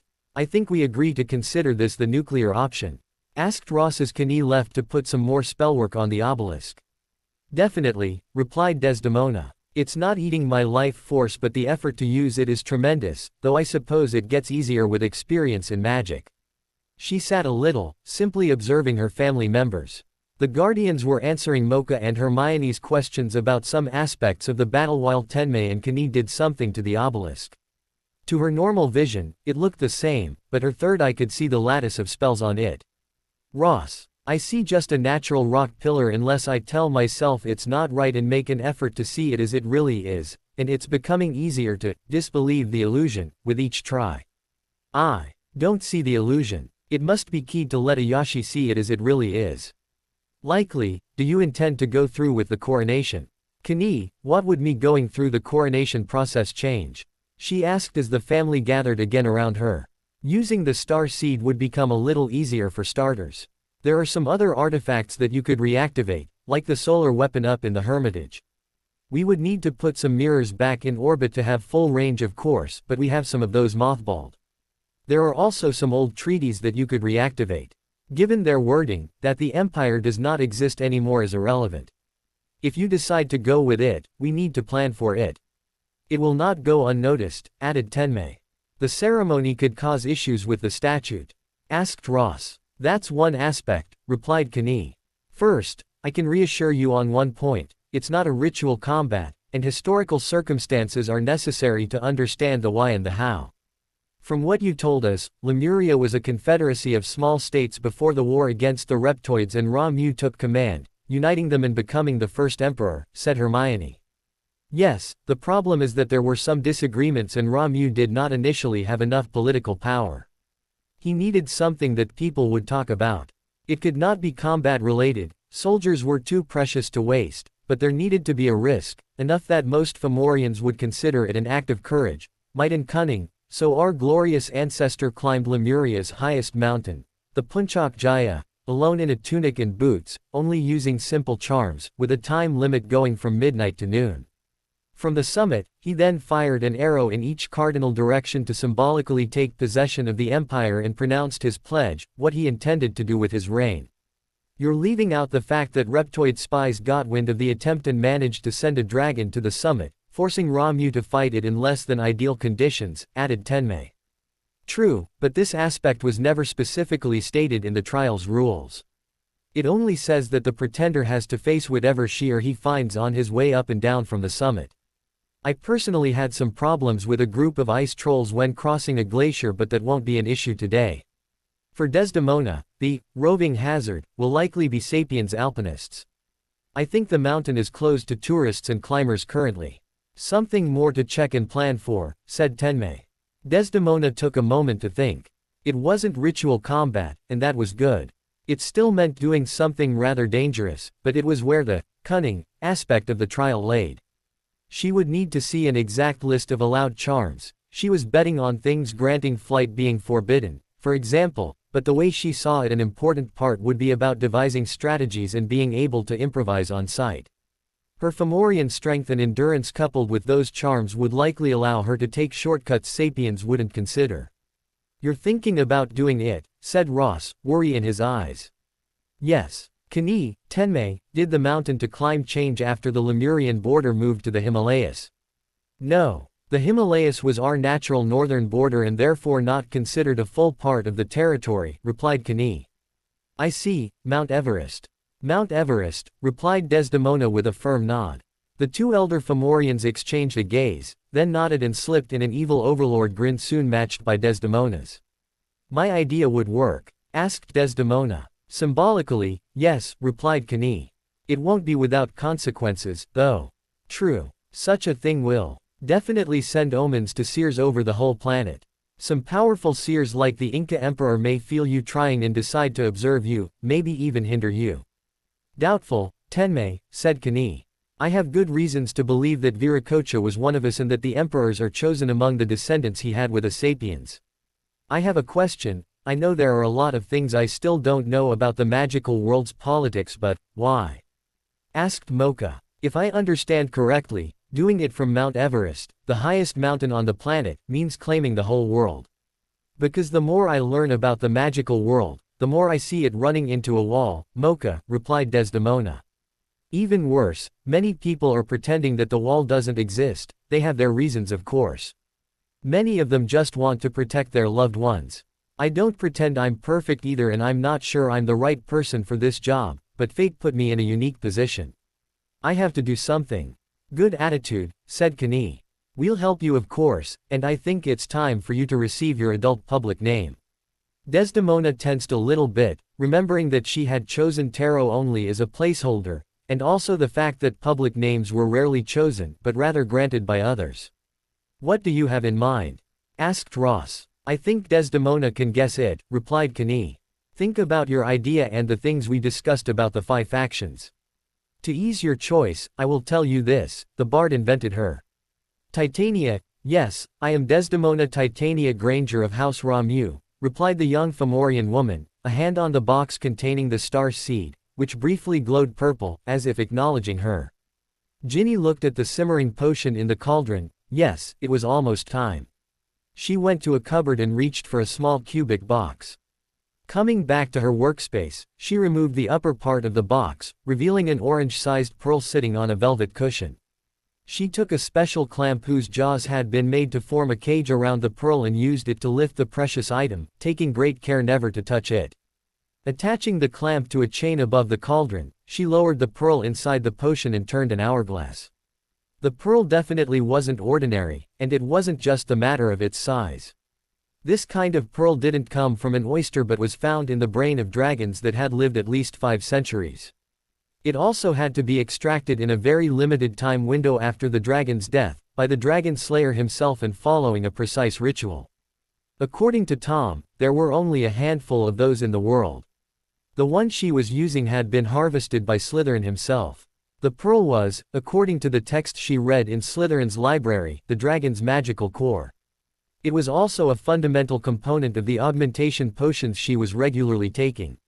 She took it out of the potion after a mere minute and dried it with a quick charm, before putting it back in its box and getting the whole back to the cupboard. Having let the potion simmer a little more, she used a pipette to meticulously prepare 7 doses of the potion. Each was precisely labeled, indicating on which day it should be taken. It was important as the dosage had to follow a precise progression on a 28-day cycle. She proceeded with cleaning up her workspace and went to the central room, the first vial of the series in hand. It should be the last batch, she thought as she reached the carpet that she had laid on a side platform to cut the cold of the stone floor. She stripped down to her briefs and undershirt, cast a quick warming charm and sat in the lotus position. Robes were decidedly unpractical when doing yoga, and she didn't want to catch a cold. Pomfrey was too competent a healer to miss the changes the potions did to her body. She didn't want to think about what would happen after that. At best, she would be shipped to St. Mungo and healed. They wouldn't understand that she wasn't sick. She was superior, augmented. She meditated a little bit, feeling her magic circulate in her body. She briefly turned her attention outwards, using a new sense that the potions granted her. It was still hard, definitely not something she could do as easily as hear and see, but she could feel the presence of other magical creatures. She had read that it was a sense that several non-human beings possessed, and she wondered if she could not find one to help her train it. Not that there is much down here, the basilisk in its den, the diary and Tom's new body. As she felt that her magic had reached the right state, she took the vial and drank it. She quickly resumed her meditation. The dosage was much higher than when she started to take that potion, enough to kill any unaugmented witch in a very painful way. She felt a jolt of energy as the potion started to spread inside her body. She knew better than to let that sensation overtake her. She had done that once and had paid for it with severe nausea that had been a pain to hide from the others. She instead continued her meditation, adapting her yoga pose to match the phases of the process. As annoying it could be for an 11-year-old witch raised in a rather chaotic environment, in no small part thanks to some of her brothers, she had learnt discipline in the last few months. Thankfully, her brother Ron had been a great help there, by providing her an example not to follow. She knew that her brother was smart, but he was, in her opinion, wasting his abilities, particularly now that Hermione was not here to force him to work. She felt the familiar buzz of Tom's presence come to her as she reached the end of her meditation cycle. He was calling for her. She already knew why. With Dumbledore away, it was the perfect moment to make the last harvest they needed. She wasn't sure she liked it. She would have to rush things this time. I think I actually hate that. No time to choose a proper target, no time to ensure things are done cleanly. Maybe I can convince him to let me have a little more. Her doubt disappeared as the buzz became more insisting. Of course, she would do what Tom wanted. Deep in the recesses of her mind, a little ball of hate and pain took this feeling she had just discarded and added it to itself. Ginny had a little smile as she looked at her reflection in the mirror. She had taken advantage of a short break in her current lab procedure to make some shapeshifting adjustments. Nothing too outrageous, but she had aged her appearance by 2-3 years so that she didn't look too childish when Tom would finally really see her. The weekend had been quite productive. On Saturday morning, when most of the students leaving for the Easter vacations, she had taken advantage of the usual bit of chaos to commandeer Filch's stash of confiscated items. The rest of the Saturday and Sunday had been spent setting them up in various places around the castle using a timer charm Tom taught her. She had spent more than enough time hearing Fred and George talk about their pranks to have rather good ideas on how to do that. She struck on Monday morning while her timed distractions wrought havoc in the castle. Selecting the right target had been a little more complicated, she thought as she went back to the lab platform where her latest victim was sleeping, harnessed to an apparatus that leached her Elan Vital away. Parvati Patil had not been her first choice, but the many students who left the castle for the vacations limited her options. Parvati was from a pureblood family, though not a stuck-up one like the Parkinsons. From what little Ginny knew, Parvati's dad was a healer with his own private practice somewhere in Wales. The important thing as far as Ginny was concerned was that he and Parvati's mother had to leave for India to attend a relative's funeral, which meant that Parvati and her twin sister Padma had to stay at the castle for the holidays. Ginny had tweaked a little bit her secret Muggle lover plan. It would probably be less convincing than if Pansy had been targeted, but it was enough. She had a look for her victim as she tapped her wand on some of the harness controls to adjust the flow. Something deep from within her tried to scream at her that Parvati would not wake up from that procedure, that she was murdering a fellow Gryffindor. The buzz chased the thought away before it could even start to bother her, leaving her with excitation at the thought of meeting Tom in the flesh for the first time. Still, that random thought had been enough to make her disconnect the apparatus right when she had harvested enough energy, rather than letting it drain the girl dry. Ginny brought the stolen life force to the vat and injected it directly.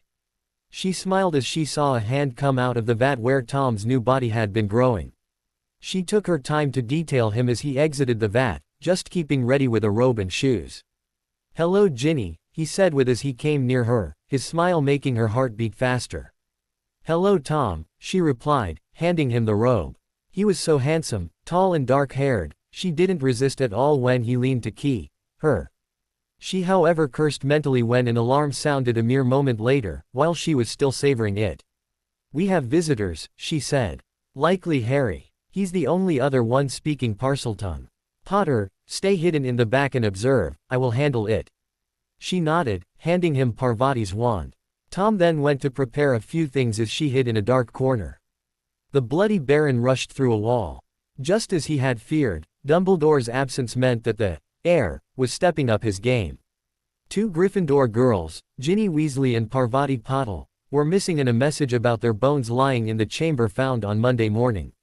The teachers also had to deal with quite a bit of chaos as Filch's whole stock of confiscated items had been used in quite creative ways to cause disturbances in several areas of the castle. Observing one of those had actually allowed the Baron to rid himself of one of his doubts. He was familiar with the way some of the charms that automated the diversions worked, having observed a certain student working on that a few decades ago in the Slytherin dorms. The whole question being, how can it be him? Maybe someone he trained. The Baron was currently looking for Harry. They had to cancel their last weekly meeting so that the boy could work on an urgent assignment, with the idea that they would have more time to chat on Monday, because of the Easter holidays. Peter now regretted it, as it seemed that Harry had wanted to ask him something. The ghost was almost sure that Harry discovered a new clue and that this was the reason why he and two of his friends were missing too now. They were last seen in Lockhart's office, where I found traces of a fight and Lockhart's broken wand. "Lord Baron," yelled a voice as he flew in a hall. He stopped and saw the young Myrtle Warren phase through the ceiling. "I'm so glad you're here. Harry asked me to find a ghost called Sir Peter, but I have no idea who he meant, so I thought I would, to the point, right?" she asked, noticing the Baron's annoyed glance. "Where is Harry? And who is with him?" he asked, using the same tone he used to command men on the battlefield. "There is a secret passage in my toilets," replied the young ghost with a gulp. "Harry went inside with Ron Weasley and another Gryffindor I don't know. There is also a teacher, but they're holding him at one point." "Lockhart, what did that knave do?" "Myrtle, find Flitwick and explain him the situation. McGonagall has too much to deal with currently." He didn't add that he didn't trust Snape to act fully rationally when Harry was concerned. The Slytherin ghost had been working on that, but he still needed time. Flitwick was also more likely to have the patience needed to understand the young ghost. He didn't wait for Myrtle to go and just flew straight to the toilets. The secret passage was easy enough to spot and he flew down the circular tunnel, taking his Sir Peter appearance on the way. "Just as I thought, we're going in the direction of the lake." Salazar must have built the chamber below its floor. He soon found himself thanking his ghostly senses. Darkness meant little to him and he pushed forward as he saw animal bones on the ground, soon followed by a gigantic shed snakeskin and the little light of a lantern. He augmented the glow of his ectoplasm as he recognized the young Ron Weasley sitting against a wall, next to the slumped form of Gilderoy Lockhart. "Sir Peter," said Ron, "you have to help Harry. He and Neville. Please calm down and explain what happened, so that I don't run in blind," replied the Baron in a soothing voice. "Sure," replied Ron after he took a deep breath. "We tried to tell a teacher about the passage, but they were all running around, well except that git," he added, pointing at Lockhart. "In his office, he told us that all his books were fake. He's obliviating people and pretending he's the one who did their stuff. He tried to obliviate you, but you overpowered him, and you forced him to accompany you, correct?" "Right. He tricked me once down here, though, stole my wand and tried again, but my wand was too old. It exploded in his hand. Since then he's like this. Why didn't you accompany the others?" "Lockhart broke my ankle," replied Ron, pointing at the splint on his right leg. "It's KS, but I would just be a dead weight in there. And Neville is a lot better when Snape isn't breathing down his neck, you know." "Thank you, Peeves. Did you call, my lord?" replied the poltergeist as he materialized from the shadows. "Bring Mr. Weasley to the infirmary, safely, and then go to my tomb and bring back my sword and my shield." "At once, Sir Baron," said the poltergeist as he grabbed the boy in an invisible grip. "Sir Baron, you," started Ron, only to be cut as Peeves left in a whirlwind, carrying him away at very high speed. Left alone, the Baron put his hand inside Lockhart's head and started to rummage inside. "Just what I thought. Irreversible brain damage. Well, even if your mind is forever gone, your body will be very useful, my dear Gilderoy." The Baron's ectoplasm lost its cohesion as it rushed through Lockhart's mouth and nose. "Open," said Harry in Parseltongue as he fixed the two entwined snakes on the heavy doors. "You would think that Slytherin could have chosen a more difficult password," said Neville next to him. "I mean, it was the same hiss you used in the toilets." The stone snakes slowly uncoiled, silently sliding the doors inside the walls. "True, and it makes me wonder about what he really built the chamber for. I mean, with what Sir Peter told me. Difficult to believe that Slytherin was not the blood purist we've heard about, but I'm willing to try. With what you showed me and Ron, too many things just don't fit." Harry nodded. Neville had been nicely coming out of his shell since he started helping them with the research, finding again the determination he had shown when he tried to stop them from going after the Philosopher's Stone in first year. As the Longbottom heir, He also knew a lot of stuff about how pureblood families like the Malfoys thought, because he was technically part of the same social class as them.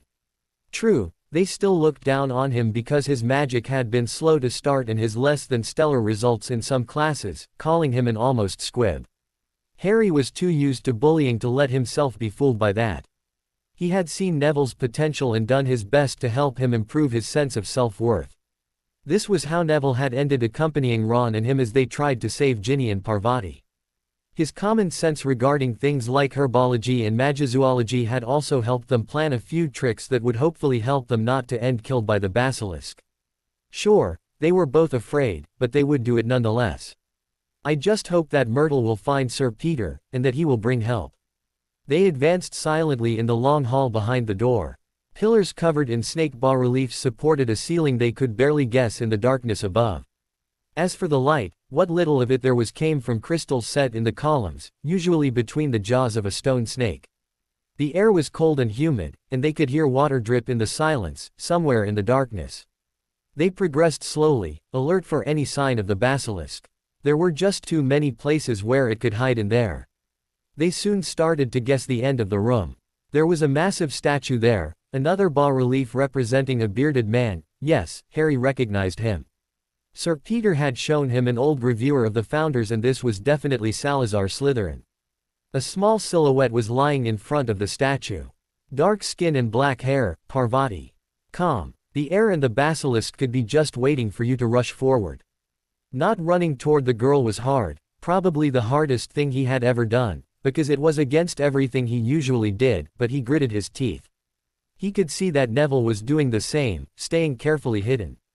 "Welcome to the Chamber of Secrets, Harry Potter," said a suave voice as the crystal in the statue area suddenly became brighter.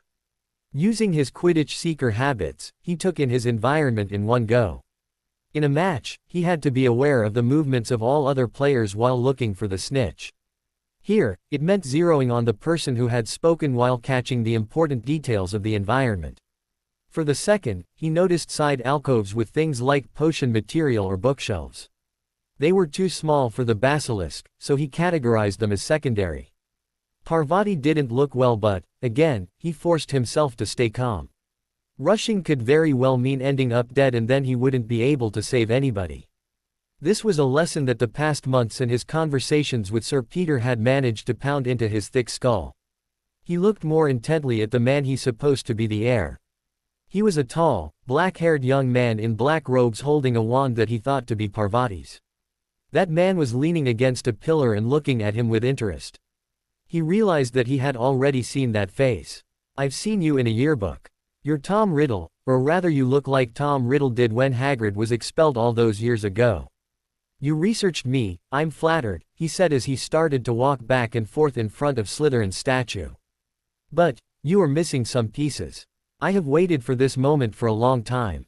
The moment where I would be able to talk to you. I have spent months preparing for it, moving my pawns patiently. Waiting to be reborn. Why did you attack people? Because they were Muggleborns. No, I had more pressing matters to attend. Their demise served me, of course. Just as Hagrid's stupidity served me the first time. You used him to cover your tracks. Of course. It was so easy. On one side, a half-human with a record of several incidents involving dangerous creatures. On the other, me, a prefect with a spotless reputation. To be completely honest, too many of the responsible people were idiots. They were too happy to have someone to blame after that mudblood girl died and they didn't bother to do the research. In that you are already far superior to them, the only cloud to this perfect situation was Dumbledore. He didn't trust me and kept a very annoying watch on me for rest of my time in Hogwarts, preventing me from accessing the chamber again." Harry felt himself seething with rage. It was just like in Hermione's letter. Riddle considered everybody to be chess pieces that he moved for his own benefit. "Why me, then?" he asked, fighting to keep his temper in check. "Why you, indeed? Because I want answers. Because I need to settle a score with you." He waved his wand, tracing fiery letters in the air, writing the name Tom Marvolo Riddle. I despised that so common name, a name I owed to my Muggle father. Through my mother, I am Salazar's descendant and I needed something that would suit me, a name that people would say in fear once I had become the most powerful wizard in the world. With another wave of his wand, the letters rearranged themselves, becoming I am Lord Voldemort. In the back of the room, Ginny looked at the fiery letters, Agape. Tom was Voldemort. She wanted to give herself to the man responsible for the murder of so many of her parents' friends, including her uncles Fabian and Gideon. She clutched her heart, feeling it ache as she breathed with difficulty. A part of her was telling her that it didn't matter, that he would make her powerful and love her. Normally, the buzz would have come to reinforce it and drown her doubt in mindless bliss, but Tom's, no Voldemort's attention was turned elsewhere, and it was the moment that a little ball of hatred, pain and rage chose to hatch, shattering his hold on her. The most powerful wizard in the world? I don't think so, said Harry. During the war, you never tried to attack Hogwarts or take on Dumbledore directly. Chasing him out of the castle by guile doesn't count, as you claim to be, the most powerful. Also, I wonder what would happen if you fought someone like Toho Fui, who has centuries of experience with magic. We'll see, replied Tom, scowling. We'll see what Dumbledore does, once the basilisk has been let free to rampage in his precious castle.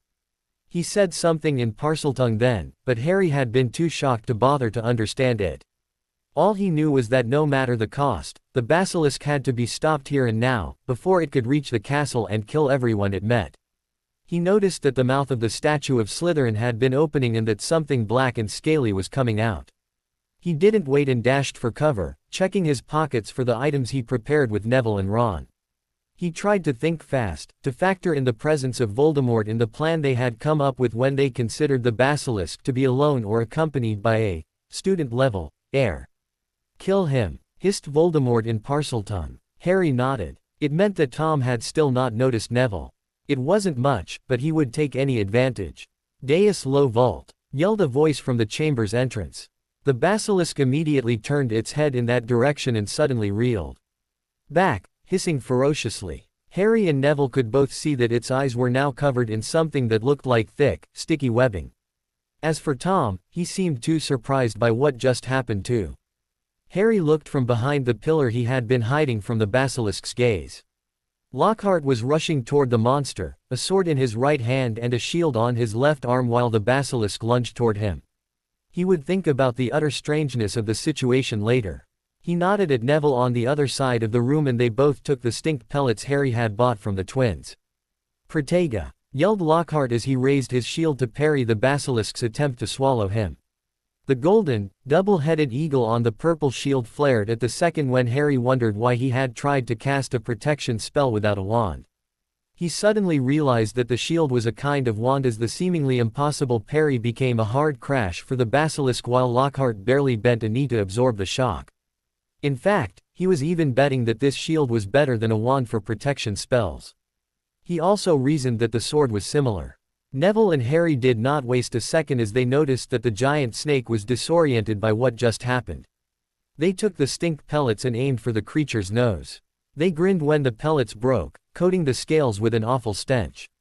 Crucio. This time, the spell had come from Tom, obviously furious about what they just did and aimed for Lockhart, who immediately countered by a Depulso-powered shield bash on the basilisk's head that put the monster in the curse's trajectory. He didn't wait to see the results, however, he was already moving and, as soon as he had a clear line of sight on Voldemort, made a vertical sword slash in his direction while yelling, Defindo.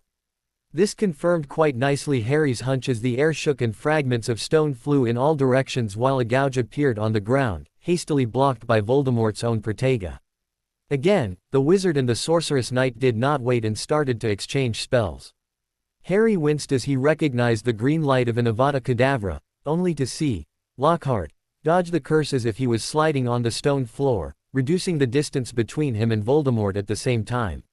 For Harry, it was utterly brilliant, like something out of the old Cuchulainn stories Seamus Finnegan told him about, when some wizards had tweaked their magic to become great warriors.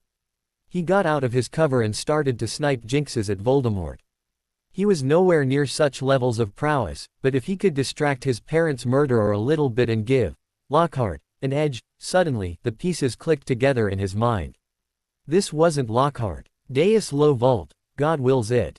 In medieval Latin, was something he had already heard. Sir Peter had told him that it was the battle cry of the Crusaders. Harry was now sure that it had been Sir Peter's way to tell him that he was using Lockhart's body. "You're not Lockhart," said Voldemort, who had likely reached the same conclusion. "The way you fight has been lost I see. A ghost has broken the rules." "Just bent them," replied Sir Peter, who now had to divide his attention between Voldemort and the recovering basilisk. "This miscreant has betrayed Hogwarts. It is within my rights to punish him." So far, Ginny had been observing the battle in the chamber as an intense battle took place in her mind. Now that the buzz was gone thanks to the shocking revelation of Tom's real identity, she realized why Voldemort told her to just observe. She had been supposed to watch and do nothing while her classmates were murdered. It was just another step in making her some kind of junior Death Eater. She had no doubt that he would have her commit even more debasing acts later, until she was fully evil. But then, everything had changed. Lockhart of all people had arrived and was fighting in ways she thought reserved to the tales about Merlin and the Knights of the Round Table. Still, it wasn't enough. Voldemort was not yet used to his new body and fought with only a part of his usual prowess, but it wouldn't last. He knew it, and he was smirking as the battle started to turn in his favor. A short while ago, that smirk would likely have made her feel all giddy. Right now, it was just another thing to hate. She clung to that hate like to a buoy. There was no time to lose.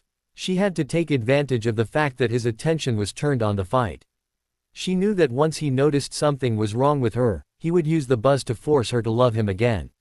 She needed to do something decisive. Her eyes fell on the diary set on a lectern in the potion alcove. It was the source of it all, but she knew it couldn't easily be destroyed. Her eyes fell on a certain cupboard. She knew. She rushed there and opened the door, reaching for the box containing the dragon pearl. No precaution this time. She took it by hand and immediately shape-shifted her jaw and gullet, expanding them like a snake's. She knew it was likely to kill her, but she didn't care anymore. Death was better than to become his pet again. Maybe this way she could be a little bit forgiven for the evil she did. She swallowed the orange-sized pearl. Fire burned in her chest, soon expanding to her whole body as she felt her metamorph abilities go on overdrive. She felt her teeth become sharper and scales starting to rub against her robes. The pain was terrible, but she welcomed it, molded it as her skull started to change shape. Soon, her robes ripped as she started to grow, and reptilian wings unfurled from her back. Neville was trying to help as best as he could, but he had nowhere near Harry's dueling skills or Lockhart's knightly prowess. Thankfully, nobody was really aiming at him. He really wished that Dumbledore was here. If this man was really Voldemort in a new body, he winced as he noticed that the webbing on the basilisk's eyes seemed to be burning, probably worn down from the inside by the monster's gaze. It was falling away and the knight was far too busy with Tom to use that spell again. There was a screech then and a large bird flew over him, letting something soft fall on his head. Neville quickly noticed two things just as he had to dodge a stray spell. First, the bird was a phoenix and it was currently attacking the basilisk's eyes, taking advantage of its immunity to the monster's death gaze. Second, the thing on his head was the Sorting Hat. He tried to send another jinx at the giant snake, hoping to at least distract it. He really wished he had something more. Suddenly, he felt something heavy hit his head, thankfully rather slowly. Taking a quick cover, he removed the hat and noticed the handle coming out of it. It was a sword, long and rather thin, beautifully engraved and with a ruby set in the pommel. He recognized that metal. His gran had some very pricey jewelry in that peculiar kind of silver. It was goblin silver and he realized that the engraving was very intricate runework. He addressed a silent thank to the hat and the phoenix. He had noticed that the knight's steel sword had not managed to go through the basilisk's scales, but maybe this one would be. Is that Ginny in the back? He thought that maybe Voldemort had kept her prisoner, maybe under an imperious spell. Then he noticed that her mouth expanded quite unnaturally as she swallowed something the size of an orange in one go. Then he saw her starting to change, with shiny red and golden scales covering her body as her bones rearranged. Also, she was growing, a lot. He had read a few things about dragons and she wasn't of any species he knew. She was covered in red scales with a metallic gleam on most of her body, while the front of her long neck and her belly had large golden scales that interlocked like some kind of armor. Her head had also two backwards pointing golden horns and a crest of red spines that seemed to run on her back and tail. As for her size, as large as a Ukrainian ironbelly. The bloody baron found himself suddenly very thankful that he was an old, jaded soul with decades of battle experience. It meant that when he noticed that there was now a rapidly growing red and gold dragon, that was in fact a transfigured Miss Weasley if he had seen correctly, though he would wonder later at how she reached such a result. Standing behind Voldemort, he didn't even flinch. He knew the peculiar light in the dragon's eyes. He had seen it far too often in his own reflection when he was still alive, before the horror of the Crusades cured him of that youthful foolishness. As she was staring very intently at Voldemort, however, "I am not your South Avenue," roared Ginny in Parseltongue as the back of her mouth became more and more luminous. Harry and Neville barely had the time to jump into safety behind pillars and noticed that Tom did the same, though his robe took fire as Ginny breathed a torrent of golden flames on him, spraying to the right until her breath reached the potion alcove, in the diary. She felt a ping of joy when Voldemort screamed of rage. She felt the buzz coming, but it was too weak, too distracted to harm her, particularly now that her brain was that of a dragon, with the pearl nested in it. She then noticed Lockhart and felt horror as she realized that Parvati had been in the area she covered in flames. She tried to reason that a quick death. She blinked as she realized that Parvati was unarmed. Lockhart was in front of her, a knee on the ground, raising a badly burnt shield. But how? She had read several texts on dragons, and dragon fire could not, except for one time in a story about the Knights of the Round Table, who usually had magical powers in the wizarding version, as they were the heirs of the ancient Celtic warrior mages. The Shield of Gawain. That legendary spell really exists. A hiss from the basilisk brought her back to the fight. While blinded and with its sense of smell severely impaired, it was still aiming for Lockhart, who seemed too taxed out by casting the legendary spell to react quickly. Ginny lunged, opening her mouth to bite. Her huge maw closed on the neck of a very surprised basilisk. Its scales were hard and she knew that she would have to chew a bit before she could taste its flesh. The basilisk hissed furiously as she walked forward and pinned it in the ground, using one of her arms to further immobilize it. The basilisk was strong, but she had the body of a centuries-old Wyrm right now. It was longer, but she was much more massive than it. She could hear the basilisk hiss something in Parseltongue, but she didn't listen. "Neville!" yelled Sir Peter, who had risen and seemed busy looking out for Tom. "Stab it through the temple while the dragon holds it." Harry quickly sent a jelly legs curse at the basilisk before turning his attention again where Tom had disappeared. He knew that it would only slow the snake down for a few seconds, but he smiled as he saw that Neville had gathered his courage and run toward the basilisk, quickly plunging Gryffindor's sword into the monster's brain. "Ginny, is that you?" asked Neville tentatively. He gulped as he noticed that the dragoness had turned one of her crimson, slitted eyes on him. "Here, Ginny, it's all right. You can let it go," said Harry in Parseltongue, approaching her in turn. She released the basilisk's neck and looked under her to make sure she would not crush anything important while sitting. "You may have won this battle, Potter, but I will have the last word," said Tom's echoing voice, probably powered by a sonorous spell. Voldemort laughed evilly and they heard a crack. Ginny, whose neck was actually touching the chamber's ceiling, felt an odd vibration in the tip of her neck spines. She suddenly realized that the top of the columns supporting the roof were cracking. She rose and stood with all her height, spreading her legs and wings, arching her back against the stone roof. She could feel the weight coming and see the cracks spreading. Water was even starting to seep through. "Harry!" she yelled in Parseltongue. "The diary in the potion alcove. It's how he came back. Take it. Make sure it's destroyed." Harry dashed there and she noticed that the phoenix was flying in front of her muzzle. His beak touched her, and she understood that he had just acknowledged her. "Harry! Neville! Come near me! Fawkes! Get us out of here!" said Sir Peter on a firm command voice as he took Parvati in his arms, his shield now on his back and his sword back in its sheath. "Lady Ginevra, thank you, we will honor you," he added, with a bow. "Harry, tell my parents and my brothers that I am sorry," said Ginny in Parseltongue as she strained to prevent the roof from collapsing. "I will," replied a crying Harry, who held the still mostly intact diary rolled in a cloth. An instant later, they disappeared in burst of flames as the phoenix screeched, leaving the dragoness alone in the chamber. Fawkes had flamed them just outside of the infirmary. Sir Peter had wasted no time and rushed in while Harry and Neville opened the door for him. He set Parvati on a bed.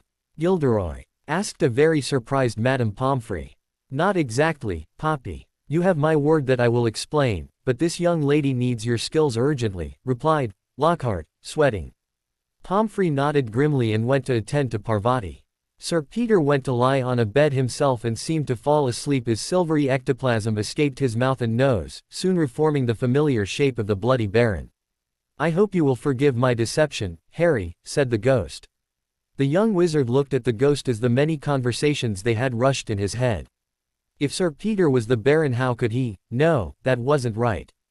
In fact, he knew what was right. Which deception, sir? Asked Harry with a nod. You didn't lie to me. You showed me your true self, the one the Slytherins would not be able to accept. They are the ones you have been lying to. The Sorting Hat Neville was holding had a little laugh, and Harry was sure that the magical item was thinking about the little chat they had during his sorting, when it told him that he would do very well in Slytherin. Salazar would have loved teaching you, replied the Baron with a kind smile. Sir, what about Ginny? The chamber was under the lake. She was buried under rock and then water. Sir, if I may interrupt, said Neville. Dragons can hold their breath for an hour. Harry's mind went on overdrive.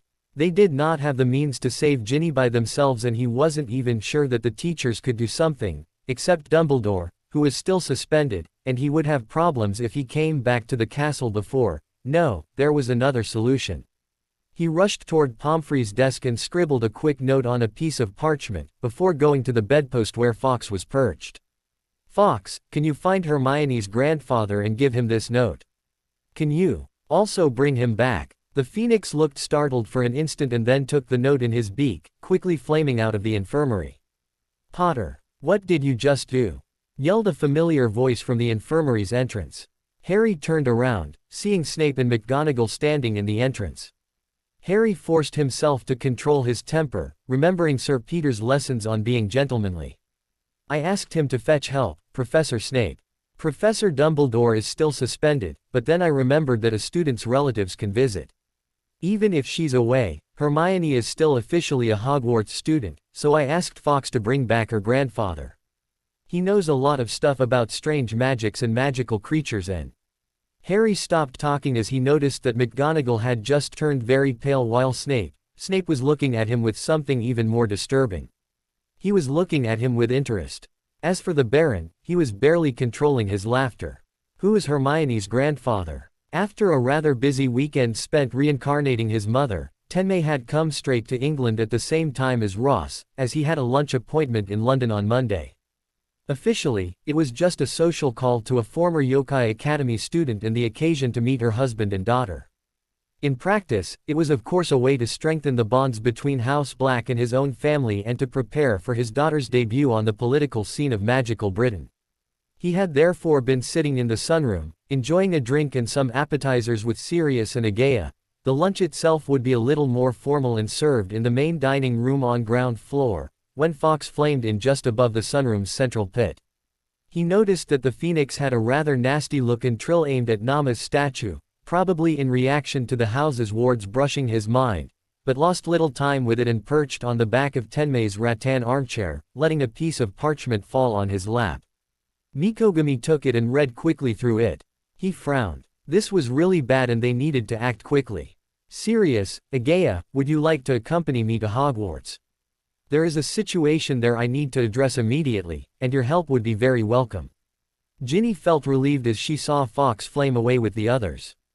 Out of the corner of her eye, she could see the cracks spreading in the ceiling and she closed her eyes as rocks started to tumble down, soon followed by the Black Lake's icy water. She wanted to cry but the tears could not come, not with those eyes. She knew that she would soon die, even if she had held her breath by reflex. The rocks pinning her on the chamber's floor were just too heavy. I don't want to die here, alone in the dark. I want a proper boyfriend. Someone nice who will give me a real first key. I want a chance to be good and have a good life. Suddenly, she felt something pushing the rocks that kept her prisoner away. In fact, it was as if the currents around her were moving with a sort of intelligence. Also, she could breathe again. Someone had cast a bubblehead charm on her and there was light, colored light that pulsed in strange patterns that she soon realized followed the shape of a fantastic creature. It was a squid, not the giant squid that was sometimes seen on the surface of the lake. No, this one was a lot bigger, its body maybe 20 meters long and with its 2 tentacles twice as long. Its translucent flesh was lit by myriads of bioluminescent cells, where massive bone plates did not protect it. Even more, it had golden rings on each of its 8 arms and some kind of gold bracers on the clubs of the 2 tentacles. Ginny looked at the creature's huge eyes. It had 3 of them and she knew that there was an ancient wisdom there. She was also sure that the lights on its body were a kind of language. Using its tentacles and arms, the monstrous cephalopod finished to free her from the rocks and lifted her with a gentleness she would never have expected from such a creature. Ginny also noticed that the lake's merpeople were coming, and that all of them seemed to show immense respect for the squid. It gently tapped her with an arm. No, it had just patted her head like an adult telling a child she did good and, with a move as puissant as it was graceful, the creature disappeared in the darkness, making her think that this was truly the king of the depths. Ginny shook her head and looked up. Keeping her wings folded alongside her body, she wondered for an instant how to swim but, as she observed the merpeople, she remembered that she had a tail too. With a bit of experimentation, she managed to do what she estimated to be a very clumsy imitation of a crocodile swimming and aimed for the surface. She would deal with the fact that she was maybe stuck in this shape for good later. She finally reached the surface and found the shore, moving slowly and ponderously. She was cold, exhausted, and hungry. She pushed the thought away but could not help but let her eyes wander toward the forbidden forest. Her dragon instincts were telling her that there were surely plenty of tasty things to eat there. He said that you must think about human things, said a voice near her in strangely accented English. She turned back and soon saw a mermaid sitting on a rock that came out of the water near the shore. Who? She started but stopped as she realized that she was speaking in Parseltongue. She concentrated, thinking about home, about helping her mum in the kitchen, about playing and laughing with Luna, about little, ordinary stuff like brushing her hair. She soon felt herself shrink as the sensation she had learned to associate with shapeshifting kicked in. As her body reached something like her original height, she managed to stand and went to look at her reflection on the lake's surface. She was not fully human, rather a kind of hybrid dragon girl with wings, horns, digitigrade legs and red scales in many places, but she had found back her face. It would do for now. She draped herself in her wings to cut off the cold a little bit and sat on a rock. "Thank you," she said in a strangely raspy voice. "Who is he?" "You surfacers do not have the means to pronounce his name. He said he sometimes uses Nodens when dealing with you, as his father and his father's father did before him. He said that you have been given the chance you asked for. Do not waste it." "I won't. I promise. Thank him for me, please." The mermaid nodded and plunged back in the depths of the lake. Ginny looked at the Hogwarts castle and then at her scaly, clawed hands and finally at the forbidden forest. Now that Tom's presence was not warping her thoughts anymore, she was really starting to understand what he did to her, what she did to herself. "I could leave. Maybe it would be better for all of them to think I'm dead. Tom is still out there. If he finds me again."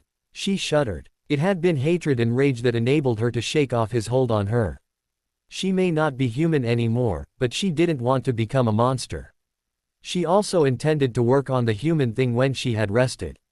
Her eyes left the forest and went back to the castle. "Time to apologize a lot," she said as she got up and started to walk clumsily toward Hogwarts.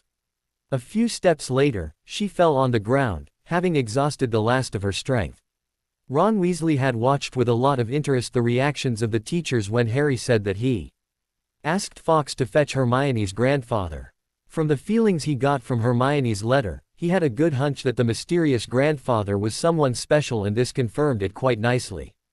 Even more interesting had been Harry's reaction to the reveal regarding Sir Peter's real identity. Ron sure hadn't thought about it that way, having rather wondered what kind of sick Slytherin game the Baron was playing with them. Harry had instead decided to interpret it in the opposite direction, deciding that Sir Peter was who the Baron really was and that he disliked so much what House Slytherin had become that he decided to play the role of the grim, fearsome ghost to limit his interactions with them.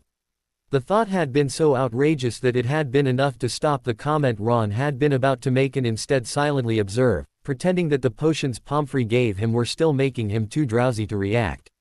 Since that point, he had started to think. The Baron had possessed Lockhart's body and helped Harry and Neville in the chamber, so that was a big plus in his favor, though Ron was sure that he would never see the ghosts in the same, sometimes a little scary but overall harmless way after that. He now fully understood that ghosts were undead with magic of their own that many would likely consider dark. No word about that until I can discuss it with Dad. Mum would freak out. There was a burst of flame and 3 people appeared in the infirmary. He recognized 2 of them from their picture in the Daily Prophet a few days ago, Sirius Black and his wife Agaya. Both of them were dressed like muggles. One thing about Sirius's clothing caught his eye. It was the black t-shirt he was wearing, or rather the words written in white on them, "I must not fear. Fear is the mind killer. Fear is the little death that brings total obliteration. I will face my fear," written in white. Those words made him nod and rise in his bed, as he found them a very Gryffindor thing to say. The third man, the one that had to be Hermione's grandfather, then caught his attention. All dressed in white robes, a little like the monk ones worn by the fat friar, and with a headdress. The fact that his eyes were ghostly points of white lights in the headdress, perpetual shadow, was very creepy. "Lord Mikogami," said McGonagall. "Professor McGonagall, I just came to offer my help, and from Mr. Potter's note, I understood that the situation was urgent," cut in the man in white as he strode toward Parvati and immediately started to cast a wandless diagnostic spell. "Madam Pomfrey, do you have Essentia Vitae?" "No, this is so rarely used." "Severus, I have the ingredients to brew some, but I need 8 hours, I will start immediately," he said, leaving in a brisk stride, his robes billowing. "Miss Pottle will not hold that long. Lord Black, you and the Baron go to the lake. Gather any ghosts you can on the way and use them to scout the depths. Once you have found Miss Weasley, guide Lord Black to her so that he can cast bubblehead charms and start moving the rocks. One of you then come report here while the rest stand watch for the lake's creatures. Lady Black, Miss Patil's soul is about to sever her bonds with her body. Make her stay while we prepare for an emergency procedure. I need a volunteer to transfer some life force back in this young girl." "Take some of mine," said Ron on an impulse, as he rose fully in his bed. "I was bloody useless down there. That way I can help." "A commendable attitude," replied Mikogami. "You will only be weak and feverish for a few days. Madam Pomfrey, Professor McGonagall, please assist me. Harry, Neville, please push Mr.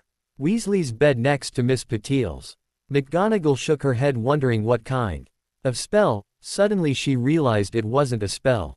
It was raw charisma. Something about how he talked and how his presence filled the room. You started to obey even before you could think about the content of the orders. Dumbledore could do similar things, though he usually hid it behind his image of the kind old man. Sirius and the Baron had already left. As for his wife, how could a muggle? She startled as she saw the devilish wings come out of Agaya's back and a spaded tail lift the hem of her skirt. Agaya Black wasn't a human at all, but a succubus. She had to do something before she saw the succubus tail spade split and open like a flower and adhere to Parvati's brow like some kind of suction cup. Why, the tail is the extension of the spine. Direct nervous system contact, thought McGonagall.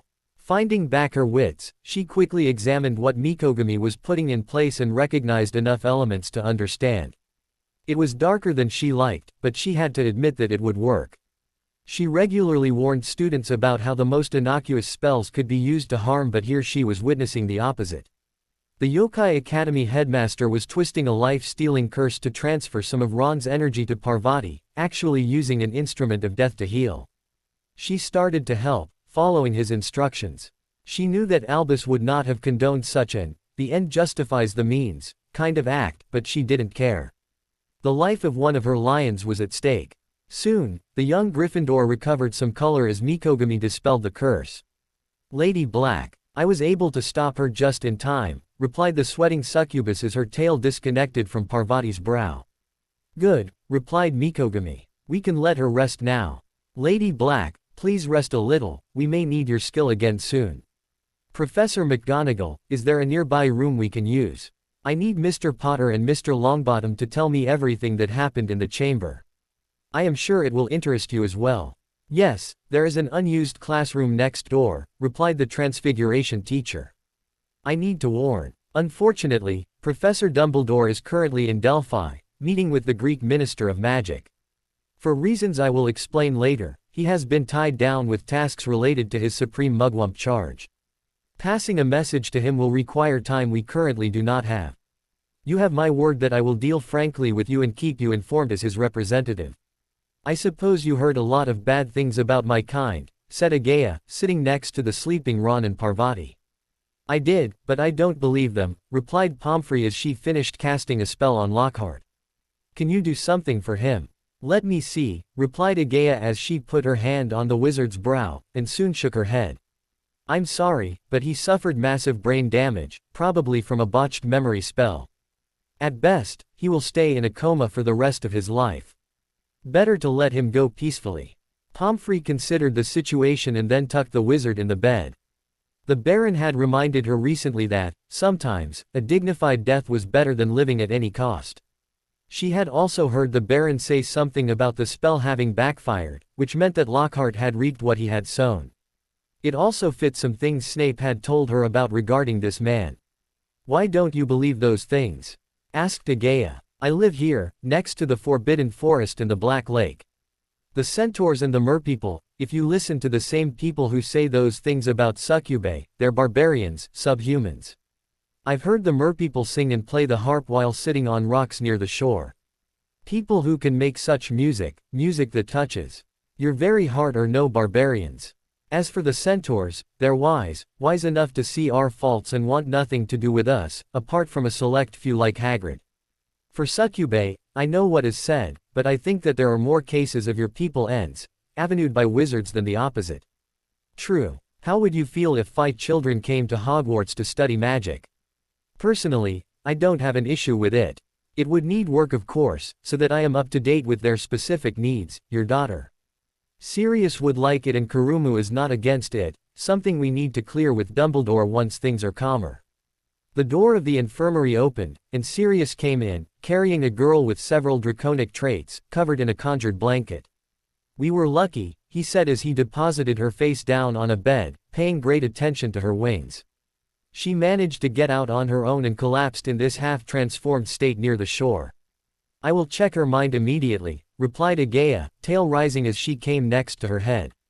She then said something in Japanese that Pomfrey did not understand, which was answered by a short sentence in the same language from Sirius. The nurse didn't pay too much attention to it and instead went to examine the girl. The results were very strange, but the multi-species general diagnostic spell indicated that exhaustion was the main problem. I am glad to see that you are better, said Poppy. Azkaban is a dreadful place. Yes, replied Sirius. Do you know what happened to her? Something like an incomplete animagus transformation, replied Sirius, scratching his head. Agaya should be able to learn more. Mikogami came back in the room, Neville and Harry in tow. You found her, good, said Tenmei. It also looks like she managed to transform back partially. Ginny stirred as Agaya disconnected.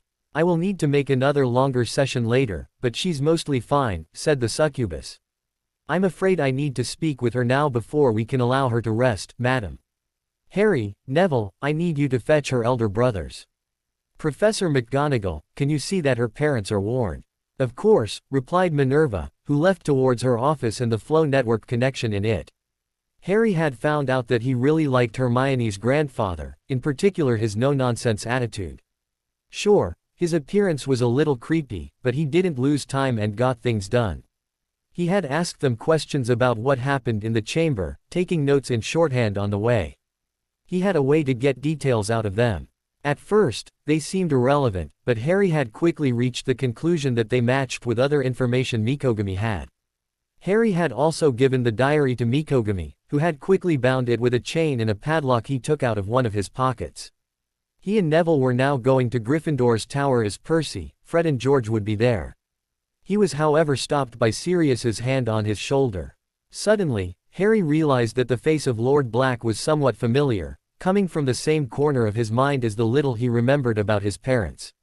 He remembered something funny about a dog. Sorry, Harry, it's just that I waited for so long, said Sirius. Harry, I know it's not the best moment, but I want you to know that I am your godfather. Your parents actually intended for you to come live with me if. I understand, he replied with a nod, feeling tears in his eyes as those painful memories added to the stress of the last hours. Suddenly, some little things added in Harry's mind and his tears flowed as he realized something. He had a godfather. His parents wanted him to go live with him.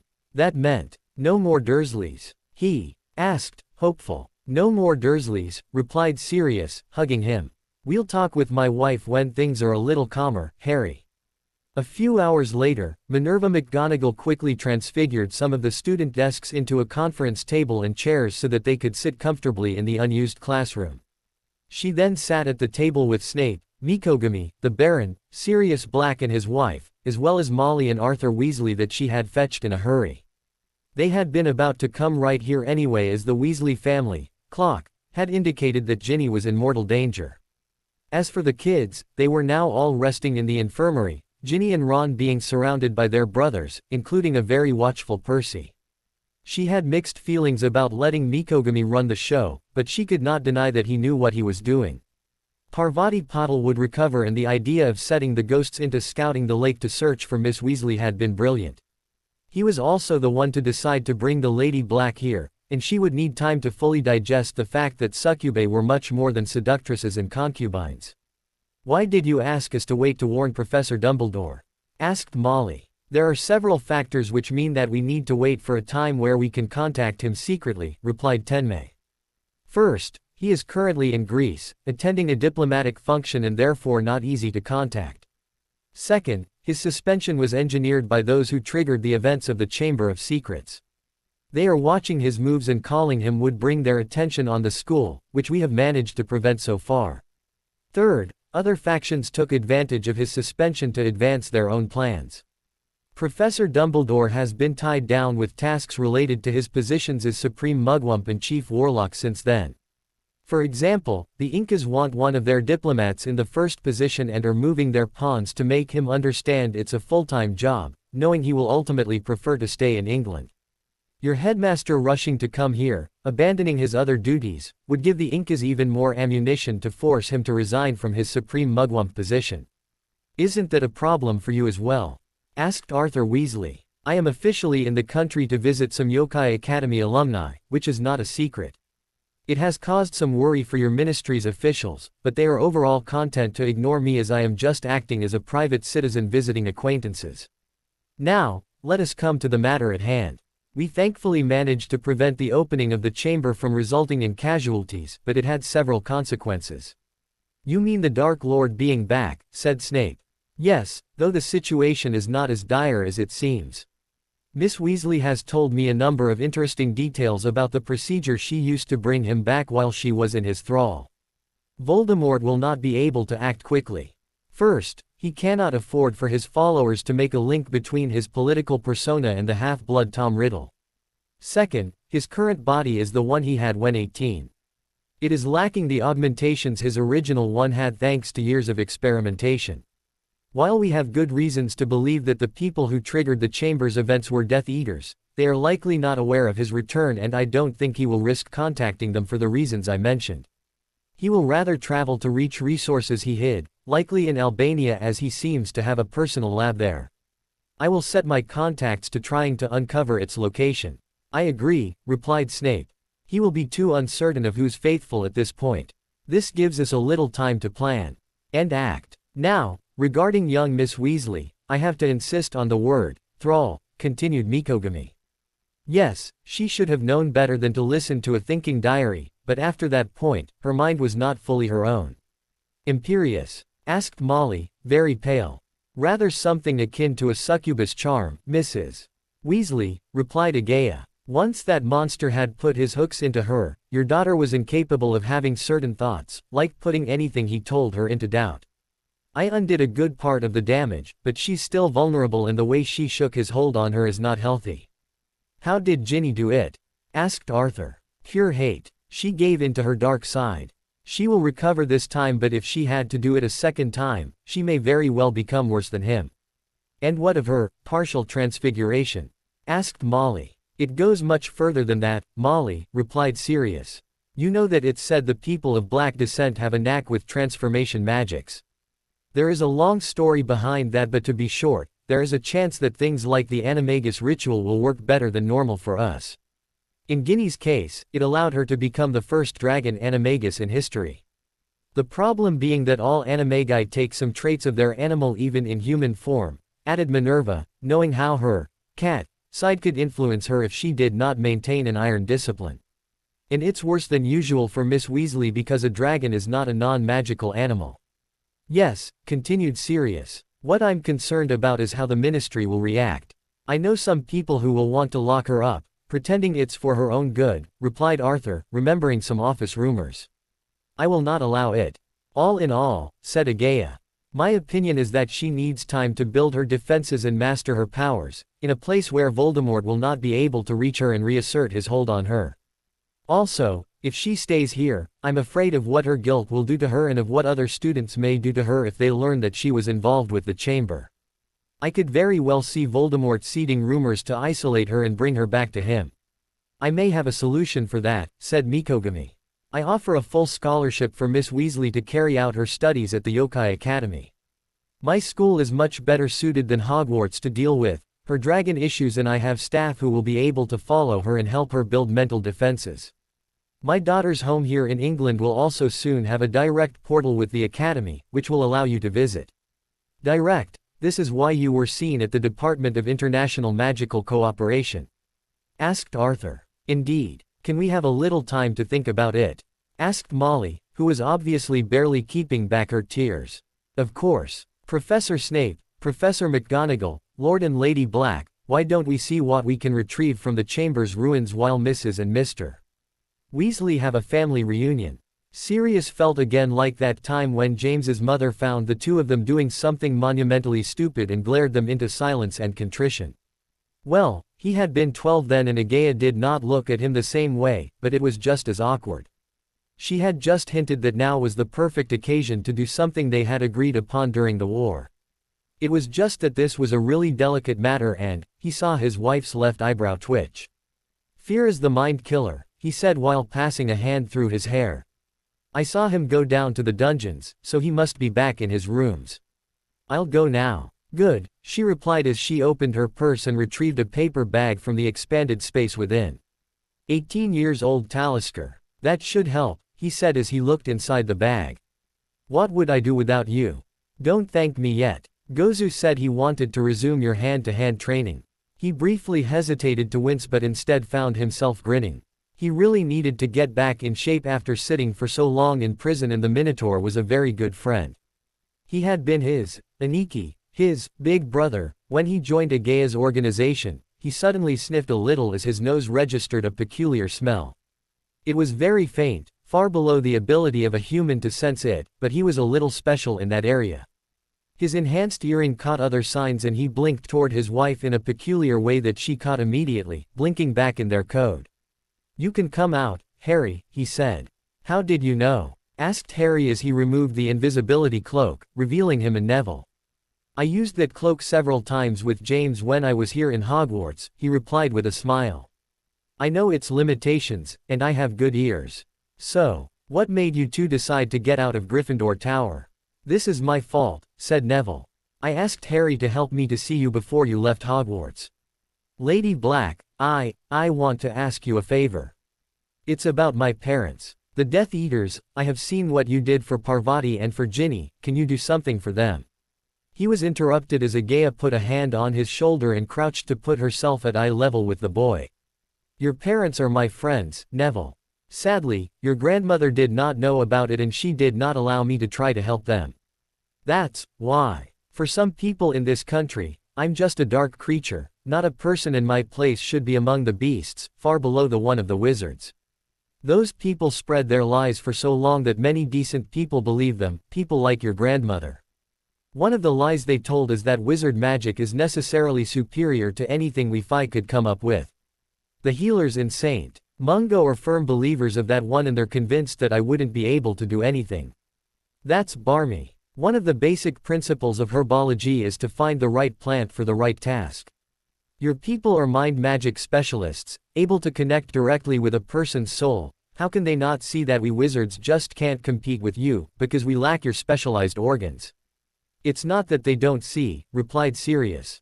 It's that they don't want to see, because it wouldn't fit with how they think the world should be, reality be damned. Neville, I will go talk to Augusta as soon as I can arrange it. Write her a letter and tell her to check the diaries of Aloysius Longbottom. He was one of your ancestors from the 16th century with an interest in magizoology. I remember that Frank told me that he made quite a few interesting remarks about the specialist versus generalist problem when comparing magical beings, for example succubae and wizards. I will, thank you, sir, replied Neville.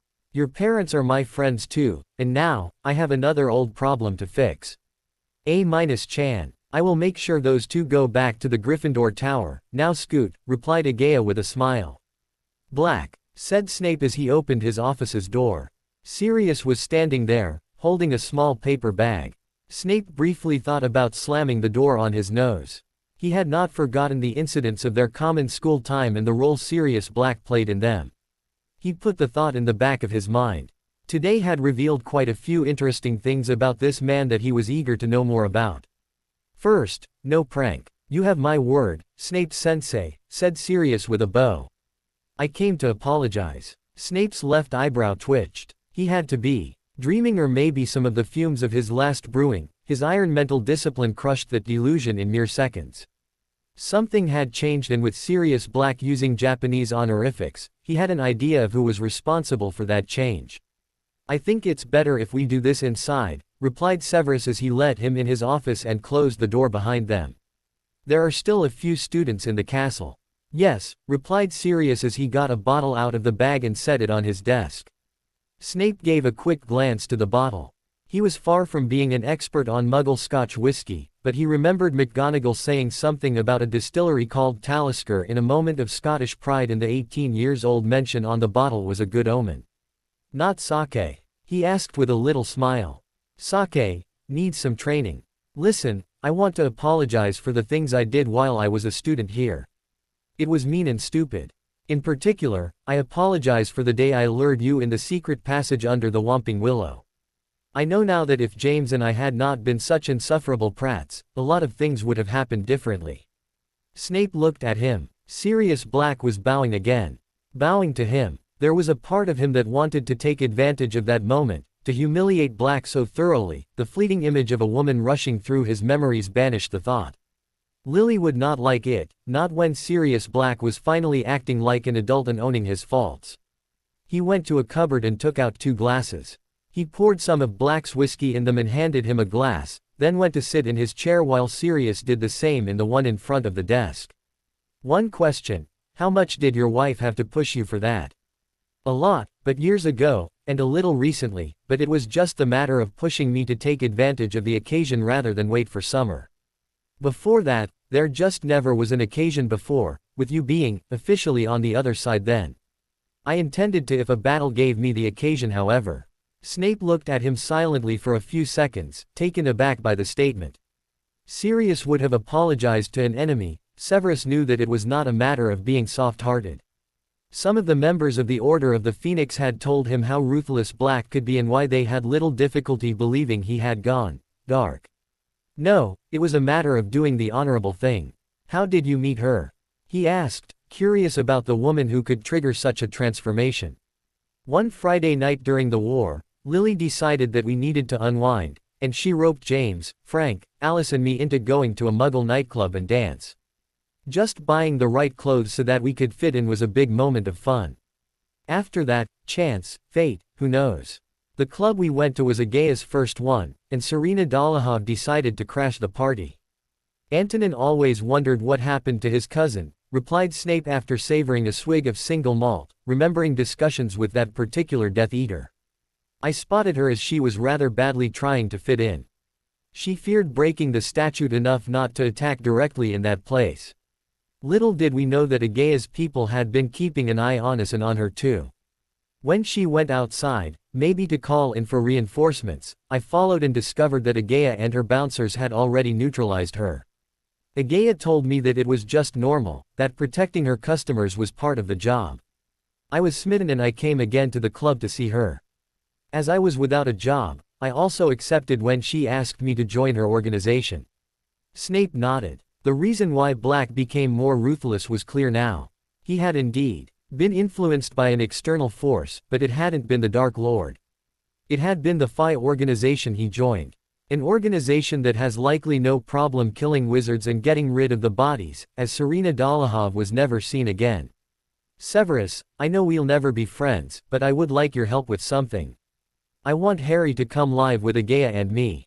I know that Dumbledore is not going to like the idea. Snape looked at Black. A few hours ago, he had witnessed something completely unexpected. Potter not behaving like an immature brat, but instead showing cunning. From some things he had observed, he thought that the Baron was at least in part responsible for that. This had forced the potion master to reconsider his opinion of Potter in the old, nature versus nurture, light. Will you tell him what his father and you did when in Hogwarts? That you bullied people? He asked, looking at Sirius straight in the eyes. Perhaps not in those words, but I will definitely tell him I was an idiot who didn't care about the consequences of his acts but just about how fun they sounded. I will do it to make sure that he can compare my version of those events with other ones he could hear. I will make sure that he understands that one must take responsibility for his mistakes and learn from them. And you, will you stop treating him as if he was James? Replied Sirius, knowing all too well why Snape had such a problem with Harry Potter. Snape started to think. It was true that Dumbledore would not like it, but the traditionalists in the Wizengamot would take the Godfather's duty point very seriously if things went public, and there was the matter of Dumbledore using some legal tricks to seal the Potter's will, which was against tradition too. A possibility could be for Albus to play with public opinion.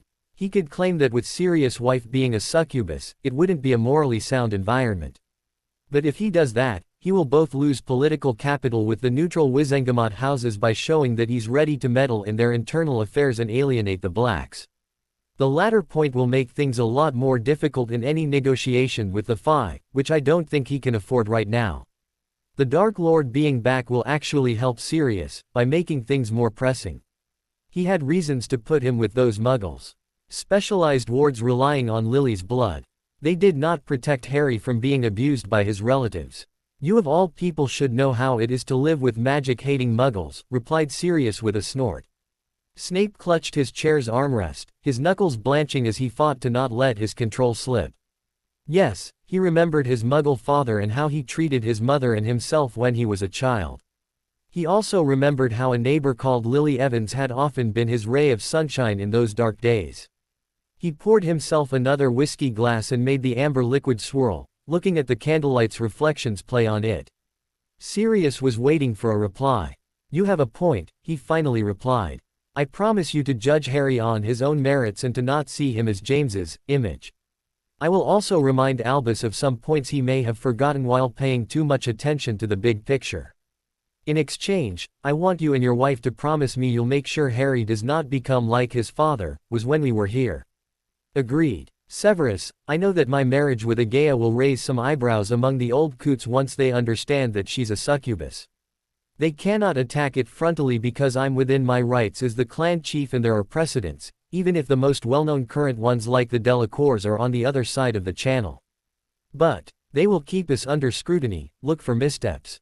I will make sure that Harry understands that our happiness is something we have to work for. Things like that incident with the flying car is not something we can afford, at least not without a hell of a good reason. I see we understand each other. One last question. You said that Miss Weasley is a dragon animagus. Is that the truth? An unlikely possibility at best. You know as well as I do that animagi are still fundamentally wizards and witches. They just acquired a new trick, though it can have some minor consequences while in human shape. What happened to the kid is different. Her essence was rewritten when she swallowed that pearl. How much? I'm not sure, and Mikogami will have to do some testing. It could very well be that Ginny is now the first dragon with full human intelligence and sorceress powers, including the ability to take a human shape. Telling that to Molly would not have gone well. As for the Ministry, even worse. Sending her to Japan indeed seems to be the safest.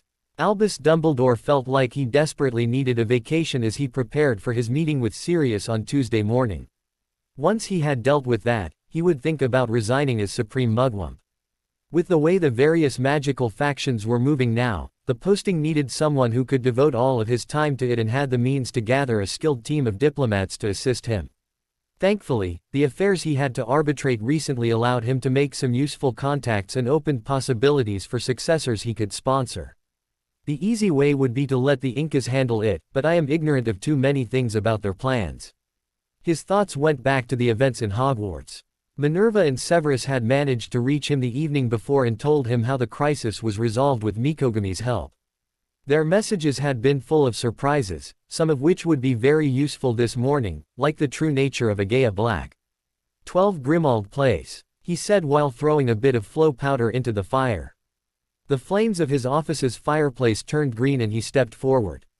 He was a little startled as he emerged on the other side. He was in a bare room with concrete walls and a floor covered with a metallic grate. The only door was heavy and metallic, he felt the wards brush his mind.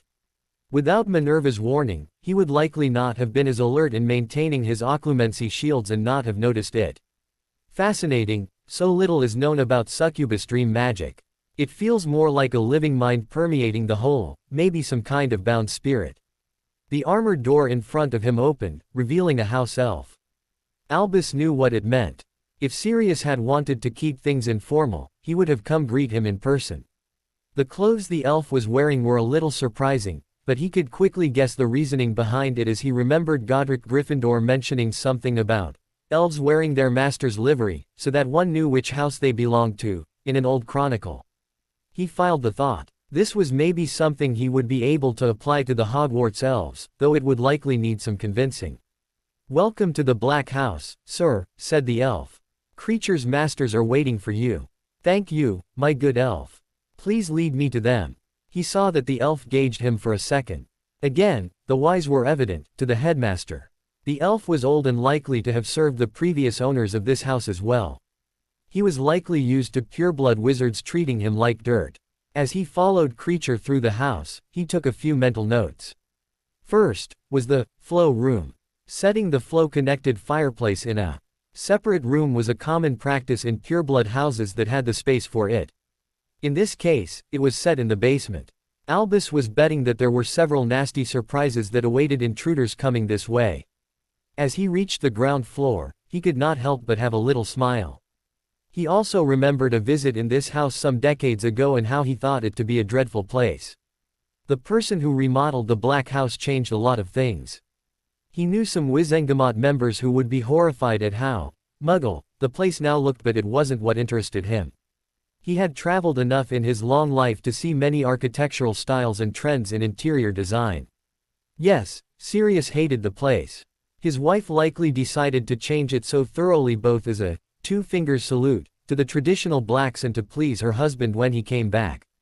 Had he still believed that Agaya was a Muggle, he would actually have been a lot more alert. As a Muggle, there would be no way that Sirius' wife could have accessed the house and remodeled it, which would have led him to wonder about puppet masters. This would likely have made the discussion that was about to start much more difficult. Now that he knew that she was a succubus and linked to Mikogami, he could fill enough of the holes to feel a bit more comfortable. He appreciated the art pieces he passed, thinking about what they revealed of their owner's personality. He particularly noticed how expertly they were placed so that the light made subtle plays with their shape and colors. Agaya Black does not seem to be a woman leaving much to chance, which fits with what Severus told me about her leading a Phi organization. He was led to a comfortable sitting room whose main piece seemed to be the Black family tapestry. He noted with interest the changed motto, which likely reflected the new nature of the House of Black. He didn't want to be caught looking too intently at it, but a detail caught his interest. The name of Alfred Black had been restored, while a nearby one that he remembered being a proper Black was marked as banished. Sirius and Agaya were already there. Sirius was wearing formal black dress robes, the kind a noble house lord would wear for business appointments. Agaya had opted for a backless, floor-length dark red dress and wore gold bracers with Babylonian motifs. While it would have been scandalous on a witch, the backless part was fine, as per European wizarding fashion rules, on a succubus because of the wings and tail. Now that he thought about it, he actually remembered some drawings of the succubus companion of an Elizabethan wizard wearing a similar dress. Dumbledore also knew that the clothes were a statement. They were ready to play by the rules. Or at least to use them to their advantage.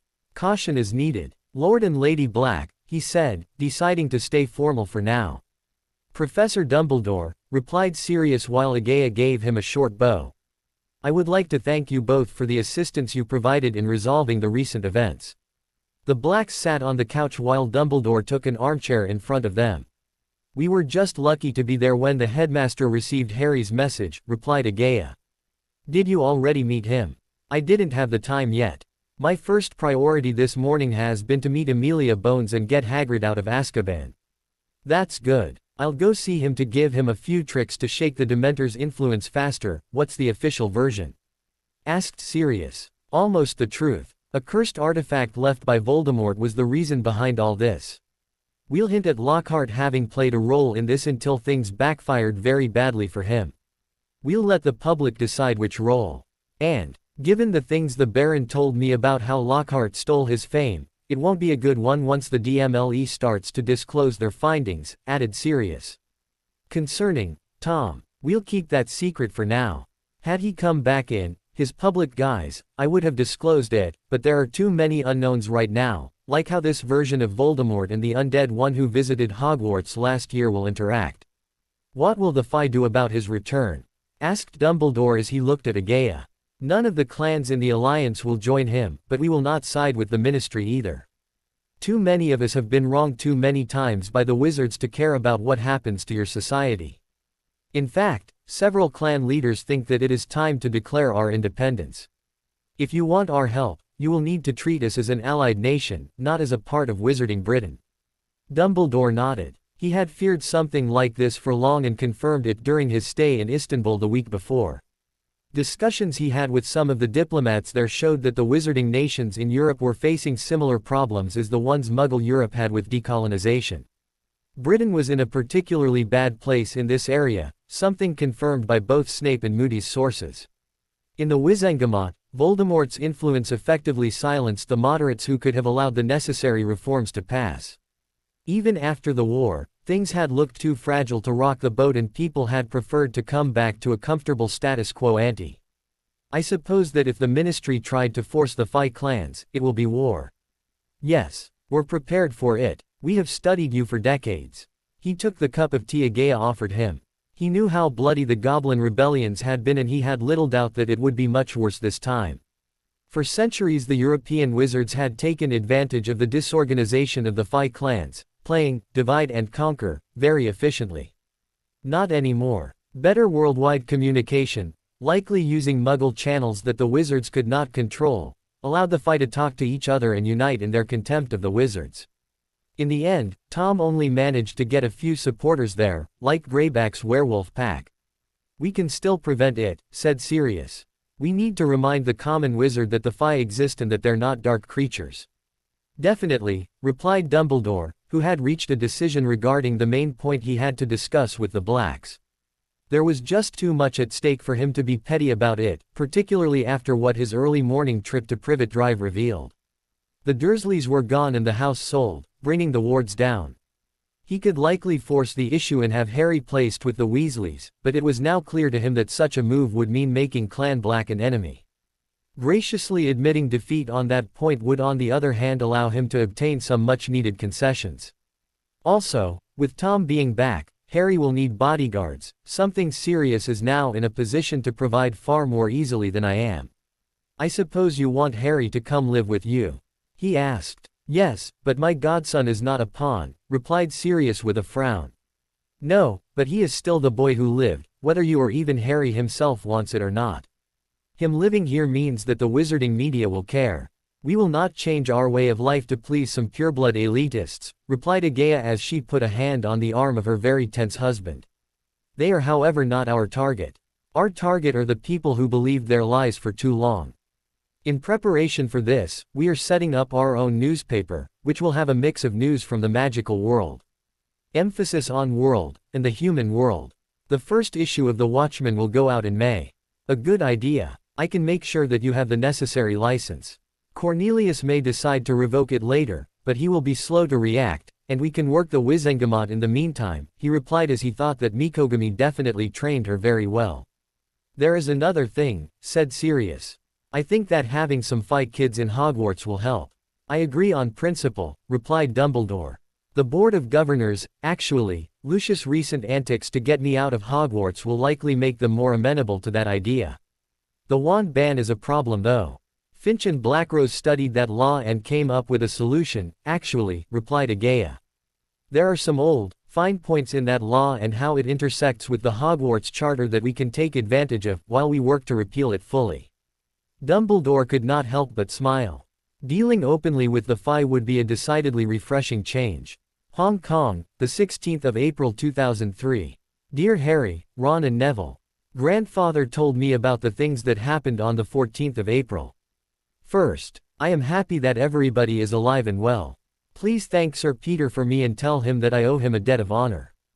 As for him, we will discuss more about it once I am back. I have to agree with Grandfather on this, he will need time. He also told me that he would bring Ginny to the Yokai Academy after the Easter weekend. I'll arrange to go see her there during May or June, but I don't know when yet. Grandfather insisted that I give her some time to find her feet. She will probably have a lot to adapt to, and Grandfather told me that he had a person in mind to be her senpai. That's a Japanese word for an older schoolmate who's helping you. I will be back in England at some point during June. We will have to set up a catch-up party during summer. It will be a lot easier as my family is moving to Ottery Street. Catchpole. We need a more magical house now, so we bought the old manor next to the Lovegoods. It's currently being refurbished, and it should be ready for us to move in when we're back. Take care and see you soon. Hermione. Ginny was putting the contents of her trunk in the room's wardrobe, cupboards and on the shelves. The Yokai Academy dorms were very different from the ones in Hogwarts, but she rather liked them. Instead of a bed in a common room with other girls like in the Gryffindor Tower, it was a small one-room flat with its own bathroom and a kitchen corner. It was also very Muggle in her opinion, something she would have to adapt to. The appliances were not complicated to use and there were explanation leaflets everywhere, often using schemas. From her point of view, it made good sense as the headmaster had told her that Yokai Academy was mostly aimed at helping magical beings to fit into the Muggle world. Not Muggle, human. Better to get used to that way of thinking. It's not like I can say that I'm human anyway. She could not deny that, at times, she felt more dragon than human, as if that human appearance was just a disguise she donned. The dragon pearl had really done a number on her, burning her nascent, general, shapeshifting abilities to change them into something more specific. From the quick test she had done before leaving Hogwarts, she was stuck with her dragon form, her human form and hybrid stages in between. Also, her human form had some problems. Its senses, while inferior to the ones of her hybrid and dragon forms, remained a lot sharper than they used to be, before all that. Her sense of smell was the one she noticed the most, as it was now probably on par with the one of a dog. It was not the thing most people would notice, however. What her family surely hadn't missed were the consequences of a little bit of shapeshifting she did a short while before swallowing the pearl. She had then morphed to look slightly older. She had aimed at roughly 14 years old, because it would be the first time Tom would see her. When the pearl reshaped her, it integrated this factor and she could not morph back into her original age. I'll manage, I'm getting competent help now. She looked at her left forearm and the chain wrapped around it. It was a holy lock, a gift from the Yokai Academy headmaster that would prevent her from dragoning out, by mistake, at least until they could be sure that she was mastering her abilities well enough. The headmaster was preparing tests for her and told her he had a place where she would be able to fly without causing a problem for the statute.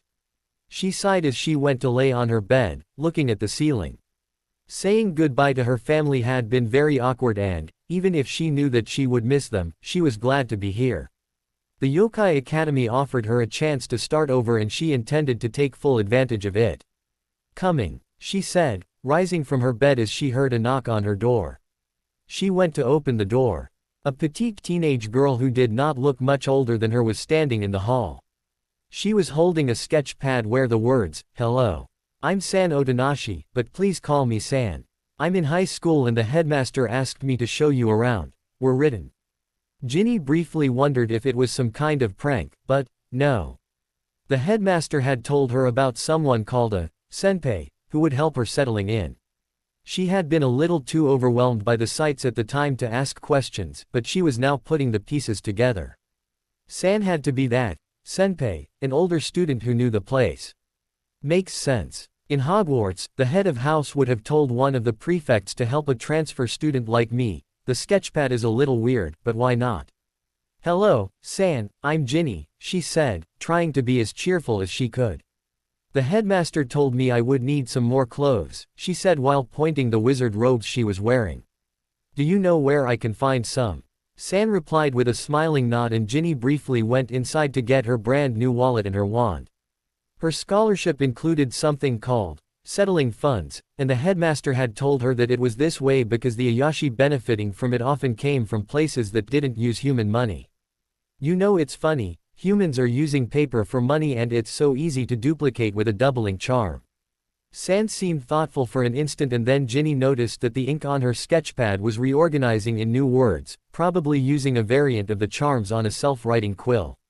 It now said, I don't know much about sorcery, but money is a complicated item. Lots of special ingredients in the paper and the ink. Also, each banknote has a unique identification number. Ginny nodded. Again, it made sense. Even without magic, the humans had to find a way to prevent someone from making duplicates. A unique identification number meant that the doubling charm was useless, as two banknotes with the same number meant that one was fake. The special ingredients also complicated the matter, as copies created by charm were improper for things such as potion making, as Tom taught her. In the end, she was thinking that the copies would probably pass casual inspection, like how some people ended up fooled by leprechaun gold in the wizarding world, but no more. Not that I intend to try it, I promised Nodens I would be a good girl. A few hours later, Ginny was smiling as she put the clothes she bought in her wardrobe, including some things that she knew that her mum would disapprove of but were perfectly fine by the standards of modern, human Japan. San had showed her a thrift store in the arcade, the Academy's shopping district, where she could get nice things for cheap. This had helped Ginny not to feel guilty when spending her yens. She had also learned a few things about her new senpai. San was an orphan and had lived most of her life on the Academy campus, first at the yokai orphanage and then at the various schools, which was why she knew the place like the back of her hand. She had just started her second year of high school. Ginny had also learnt that the calendar was different here, with the school year starting in April, and a separation in 3 years of middle school and 3 years of high school rather than the 5 owl years and the 2 newt years from Hogwarts, and she was the president of the Yokai Academy Journalism Club. San had introduced her to the members, and they all seemed to be nice people. And also, San Senpai can talk, but it's barely a whisper. I wonder why. Maybe it's related to the kind of magical creature she is. She took out some paper and her brand new pen. She really liked how the item had its own ink reserve, and she made a note to get one for her dad. Right now, she had a few letters to write. She had a little smile as she thought that she was going to like it here. Said Peck, said Hermione as she pointed the rod, now in staff mode, on a nearby bus. A small, orange ball of light exited the tip of her staff and rushed toward its target. She twisted her grip a little bit and the ball's trajectory adjusted to strike the vehicle on the side, violently exploding in flames that covered a zone roughly 20 feet in radius. The flames then continued to burn, covering everything they touched like napalm. The mirror dimension was decidedly very practical when she needed to train on flashy stuff. Can't wait to tell Dad I can cast fireballs now, she thought with a smile. Not that she intended to use that spell unless she really needed it, of course, but she had needed a month to get it right. The spell was not that complicated, but Lemurian battle magic relied on different methods than either European wizardry or the Taoist-influenced sorcery Toho Fui was teaching her. After peering on Kanei's books without too much success, she had decided to call on the ultimate fire specialist to help her with this one. What do you think, Anao? It's fine for now, Mistress Blackstaff, but we will have to check how you can use it in a combat situation, replied the elemental. What do you think the main problem will be? Targeting the right area, she replied, thinking about how easy it would be to be caught in her own flames if she miscalculated the distance. Correct. This spell was originally designed for the open battlefield and fights against regenerators. If you have a doubt about space, fire arrows will be less risky. She nodded as she took some bottled water out of the expanded space in one of her utility belt's pockets. The belt was a gift from her dad, something Manjet Industries' magical R&D department, now led by a Gorgon called Akira Ishigami, developed for the company's security forces. Harry and Mocha should be able to master it without problem. Ron will need more work, but it's mostly a matter of making him stay serious about it. The spell is not too Yuki intensive, no more than a bombarda. Compared to that one, you don't risk sending shrapnel everywhere, but you have the incendiary aspect to consider. One thing Hermione had quickly understood was that Lemurian battle magic had been designed by the Fomorians for their own usage, and during a time without a statute of secrecy. Amusingly, they often managed to be less dark than wizard battle magic. Wizards often resorted to curses, which meant having a very specific intent about your victim, like how the Cruciatus relied on sadistic thoughts. On the other hand, Lemurian battle magic was based on elemental manipulation. It was flashy, it was incredibly destructive, but it didn't care about intent, just as fire didn't care what it burnt. Then came the, for their own usage, factor. Hermione remembered very well how she had to relearn casting after her transformation, how she often put too much power into things like a simple cutting charm. The fireball she had used was considered a low-power spell, something to use in squad-level combat. She could cast dozens of them before she started to get noticeably tired. The battle magic book she had read had spells that would exhaust her, and kill any wizard attempting to cast them. If they cast it alone, one of the great strengths of Lemurian magic is its ordered, systematic nature. The rituals allowing for group casting or using sacrifices as a power source will work on all of them. My ancestors used that technique during the war to create city-raising effects, and wizards could reach the same results by pouring more resources into the ritual. She had read about battle spells doing things like calling down the lightning or provoking a rain of fire and brimstone, and then there was Kraken magic. As an original Starstone people, they had similar magical capabilities to the ones of the Fomorians.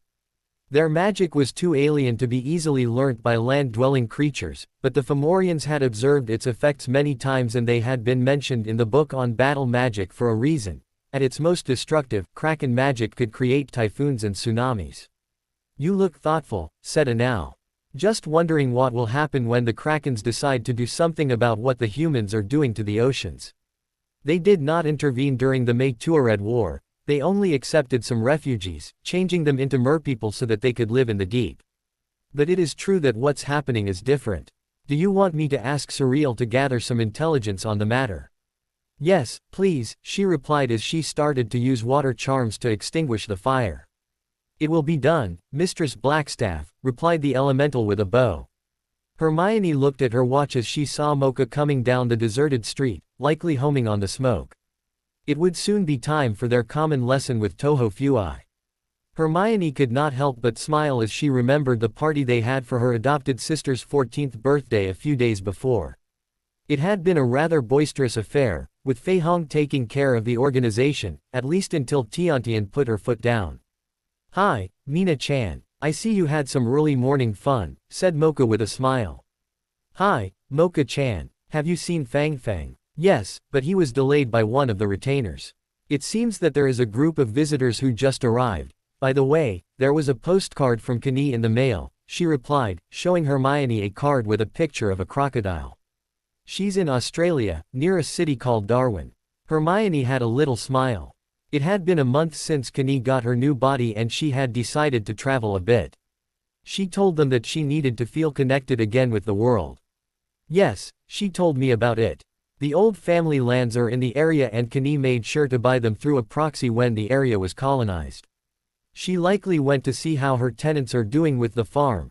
Looks like Fang Fang is here," replied Hermione as she saw her cousin's nimble form taking a shortcut by running on the top of a wall and then jumping from roof to roof. "Sorry to be late, cousins," said Fang Fang as he landed near them.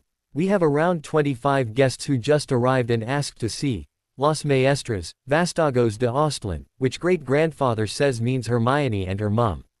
They said they wanted to pay homage to them. Father is with them now." "Pay homage? Didn't they mean rest?" "No, they mean it in the medieval sense. Mum is busy in Nepal, scouting for her Everest thing, so it has to be me. As my mother is absent, I will receive them," replied Hermione with a firm nod. "Thank you for warning me, cousin." "No big deal," replied the young Danayan.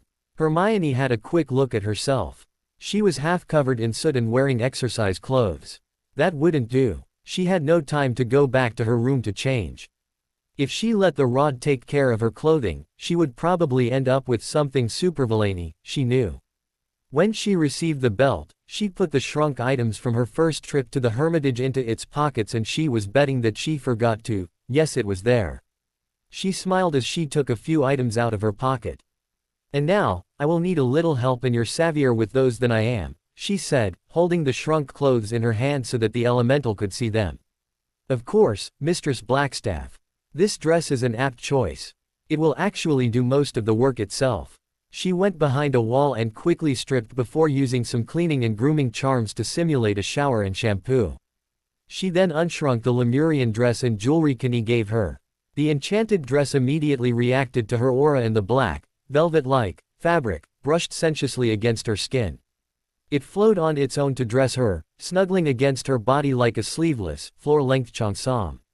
She once again wondered about the specifics of the form-fitting dress's fabric. Kenny had told her that the nearest modern equivalent would be a velvet made from mohair. It was mostly black, but reflected red depending on how the light fell on it. Then came the ankle-high black leather flap boots. She smiled as she remembered that Kenny never understood the human fashion of high heels, though humans would probably never understand the many rules a Fomorian woman had to follow to make sure that her horns looked presentable. Desdemona had been rather tense when Kenny filed off some offending bumps from her granddaughter's horns. She finally considered the jewelry, starry black Fomorian metal forged in jagged angles. The bracers folded themselves around her forearms, and she put on a ring with a single ruby that was probably worth more than their old house. And now put the 3/4 circlet on her head, making sure it held her hair correctly and was set symmetrically around her third eye. She decided to dispense with the necklace and earrings. As nice as they were, they would hamper her if things went badly. She put her finger caps on and concentrated on the rod, making it take its now customary belt shape, but with a little twist. Its normally green jade bits turned red as it weaved itself around her waist. "So, what do you think?" she said as she came out from behind the wall while Anal finished packing her workout clothes in the utility belt and handed it to Mocha. "Wow, I mean, you won't go greet them in human shape?" asked Fang Fang while Mocha nodded appreciatively. "No, I have a feeling that right now I need to be Princess Blackstaff more than Hermione," she replied as they started to walk back to the portal. "I suppose that their credentials are all right?" asked Mocha. "I doubt that your dad would entertain them if it wasn't the case." "Yes, sorry for forgetting to tell you. From what Mr. Zhang said, it looks like they just joined your family's company." Hermione nodded. And they passed back in the physical world after saying goodbye to Anal, as the elemental was not allowed to pass through the wards of the Huang mansion. They took a roundabout route to reach the main hall, so that she could make her entrance from the top of the main stairs. Hermione took a deep breath as they reached the upper gallery. She could feel a vast amount of Yuki in the hall. While the last months had somewhat prepared her for that moment, she could not help but have some stage fright. She peeked down in the hall and saw that the large group of Ayashi, all in human shape, had turned in her direction, having probably felt her aura just as she felt theirs. She steeled herself to walk calmly as she observed them with her 3 eyes. Fei Hong was standing on the stairs, midway landing, and there were several Huang retainers along the sides of the room. The group of guests was standing in the middle of the hall. They were a mix of men and women, all of them dressed to look like tourists, and she had heard some conversations in English and Spanish before they all stopped to look at her. Thanks to Tiantian's training, however, Hermione perceived a lot more. They had the auras of warriors. She recognized the woman standing at the front of the group. Her picture had been in the dossiers Dad sent to her mum about the company. It was Xochitl Villarreal, a werewolf her dad hired as the company's security chief. By comparison with her aura, most of them seemed to be Wiru. Her thought was interrupted when the 26 guests all put a knee on the ground and bowed their head toward her, right fist on the heart and the left one touching the ground. Fei Hong moved back to let her take his spot on the center of the landing. "Your Holiness," said one of the werewolves, emotion vibrant in his voice as he lifted his head briefly to look at her. He was crying. Suddenly it hit her. Mocha had told her about her first encounter with her mum and how her aura affected her. However, Mocha had received a rather liberal vampiric education from Akasha and the Shuzan. Mexican werewolves were a lot more traditional. To them, she was a living goddess. Hermione called on all of her courage not to stagger from this realization. She could not afford to appear weak. "We have come to pay homage to your house, to renew the ancient bonds," said Xochitl. "I am Xochitl Villarreal and I lead the Blood Claw Pack. We are forever your devoted vassals, your holiness. I am Anyaka Charistes, formerly of House Báthory in Transylvania. You may have heard of me as Angelica Delacroix. My life is at your disposal, your holiness," said a pale woman with black hair in a bob cut kneeling on Xochitl's right. "I am Baalam de Luna, elder of the Smoking Mirror clan. My tribe was born after the fall of the fourth sun, when werewolves allied with the Olmecs and delved into the mysteries of the jungle. We have come to put ourselves at your service, your holiness," said the old man kneeling on Xochitl's left and whose aura felt almost like a werewolf but not quite. Thoughts raced through Hermione's mind. Intellectually, she had known that things like that would happen. She had read the reports about how the Phi clans worked. Even if they were more integrated into the human world than Wizarding Britain, they had their own values. To them, oaths of fealty were not something from the past. They were a cornerstone of a clan-based society that valued strength and honor. They would die for her, but their loyalty would not be blind, because this was not how her ancestors educated theirs, shaping their culture even millennia later. They would just as easily turn on her if she became unworthy. She quashed the embarrassment she was feeling at their devotion under her nascent Fomorian pride. Her hunch was even more correct than she had thought. Right now, she needed to be the Princess Blackstaff of House Ramu. Later, she would see how she could change things, but she knew that it would be neither quick nor easy.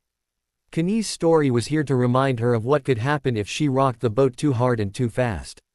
However, she knew that she needed to make a decision about disclosing a certain point of her background right now, without having time to discuss it with the rest of the family. She knew that her dad had not disclosed anything, but they had known to come here. It went beyond. Her third eye fell on Baalam. His magic, unlike the werewolves and the vampirus, he and the other ones that she supposed to be were jaguars were strong spellcasters. She vaguely remembered something about jaguars often being linked with the underworld in Mesoamerican myths and she thought that she knew. "I hear your homage," she replied, "but first, Baalam of the Smoking Mirror clan, were you the one to lead them to me?" Her holiness's sagacity is truly as vast as it was foretold. "When the young Xochitl came to convince warriors to join your house, I read the omens for her and I saw her holiness burning with the light of an 8-rayed sun and hiding in a city guarded by 9 dragons. Then I knew my duty. We sent our families ahead to your father and we came here." It was just as she had thought. The word jaguars were sorcerer priests and once Xochitl came to them, they made a lot of divinations. The 9 dragons were obviously a reference to Kowloon, the area of Hong Kong just south of the Huang Manor. The reference to the 8-rayed sun meant that her decision just became a lot easier. The old jaguar already knew. She was also thankful that her grandfather had her make a full study of A.R. Edgy's Analects recently, as it described ways to do that kind of thing properly. "I am the Princess Blackstaff, daughter of Titania and heir of House Ramu," she replied, switching to knuckle as she removed the finger cap from her left index. "Do you and your families pledge yourselves to the service of our house? Will you stand with us in peace and war?" "Yes, we swear it. May our blood and souls be counted among the ones of House Ramu." They all replied in knuckle as they raised their heads to look at her. She slashed her right palm and softly chanted a quick spell she had read in the Clan Magic section of A.R. Edgy's Analects. A thin stream of blood rose above her palm, spiraling and separating into 26 droplets. "By my blood, in the name of my mother Titania, I welcome you in our house.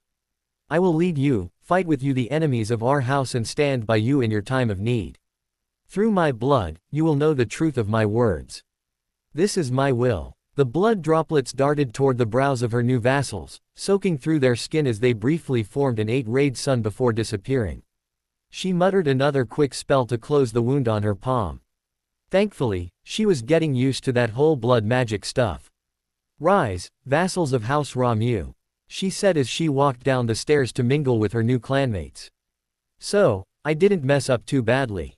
asked Hermione in knuckle, looking expectantly at the images of her family members as she finished recounting her morning encounter. She was in her room with Mocha sitting on the chair next to her to offer some moral support. She had managed to get everybody in an emergency video conference to discuss the recent events. Thankfully, Sochil had been eager to set things in motion as quickly as possible, and most of the delegates were already on their way to the UK.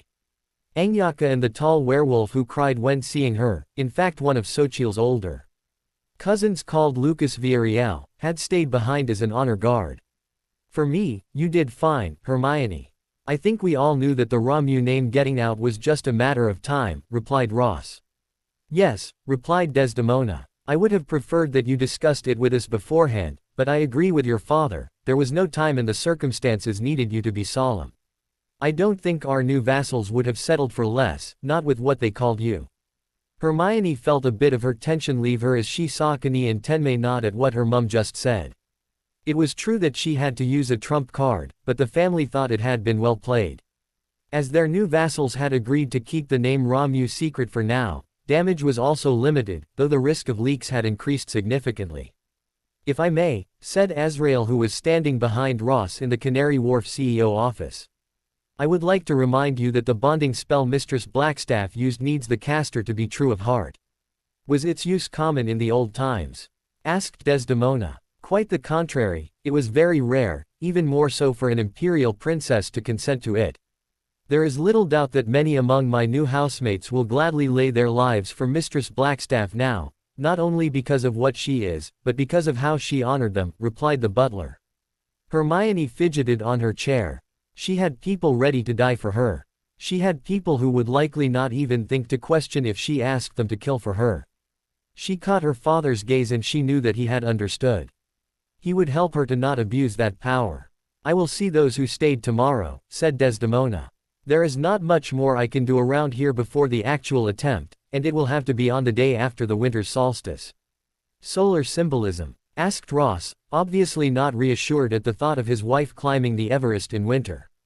Yes, dawn of a new age, sixth sun and all that. Speaking of Mesoamericans, the Jaguars seem to know a lot of things. Kenny, Tenmei, anything you can tell us? I heard about them, but I never met one, replied Mikogami. They're quite secretive, rarely leaving their villages in Central America, but the rumors I heard say that they saved a lot of the magical knowledge of the Mayans and the Aztecs from the Spaniards' destruction. Not much from the society either, said Kenny. Their existence however explains why some incidents in Central America were rather toughly quashed without our intervention. In the Mayan myths, the jaguar can cross between the world of the living and the dead and guard its frontier. Anyway, they're children of Lemuria and it is good that they decided to join us. How well does divination magic work? The Jaguar elder made frequent references to omens and things being foretold, asked Mocha. It's a mixed bag, my masters, replied Azrael. First, if you saw the Terminator movies, the idea of, there's no fate but what we make for ourselves, is correct. Trying to divine the future will give you probabilities and then, forewarned is forearmed, as usual. Of course, there are always some people believing so much in a prophecy that they take actions to make sure it is realized.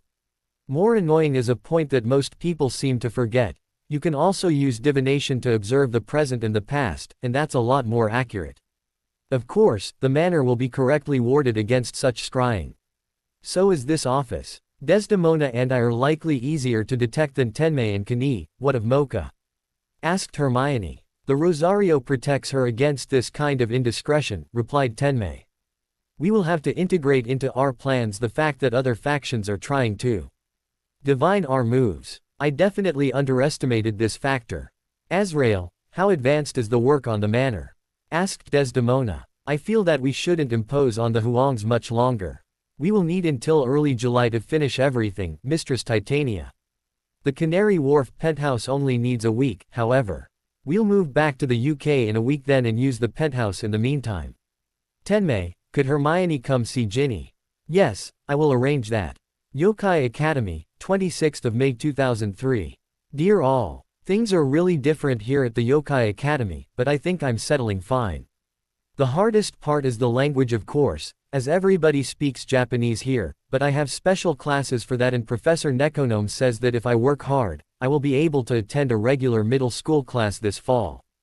I really hope so, but kanjis, they're kind of Japanese runes, are driving me barmy. As you can guess from the above, they don't have houses here, just classes of around 20 students of roughly the same age. It can get complicated as not all Ayashi age the same way.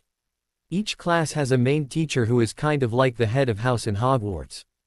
Our class is smaller, however, as we're only a few special students in need of more Japanese classes. Our homeroom teacher is Professor Kagome. She teaches mathematics and I have to catch up a lot there too. Ah yes, classes are different from Hogwarts, a lot less centered on magic. We learn many more human things, but it's really fine. Dad would love the science classes.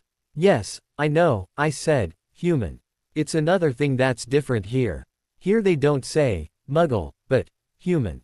Wizards and witches are magical beings, not quite like the others, but almost. Some Ayashi, that's the catch-all word we use here for magical beings, look down on wizards because they consider them half-humans. I can reassure you, the teachers are not like that, and neither are the friends I made.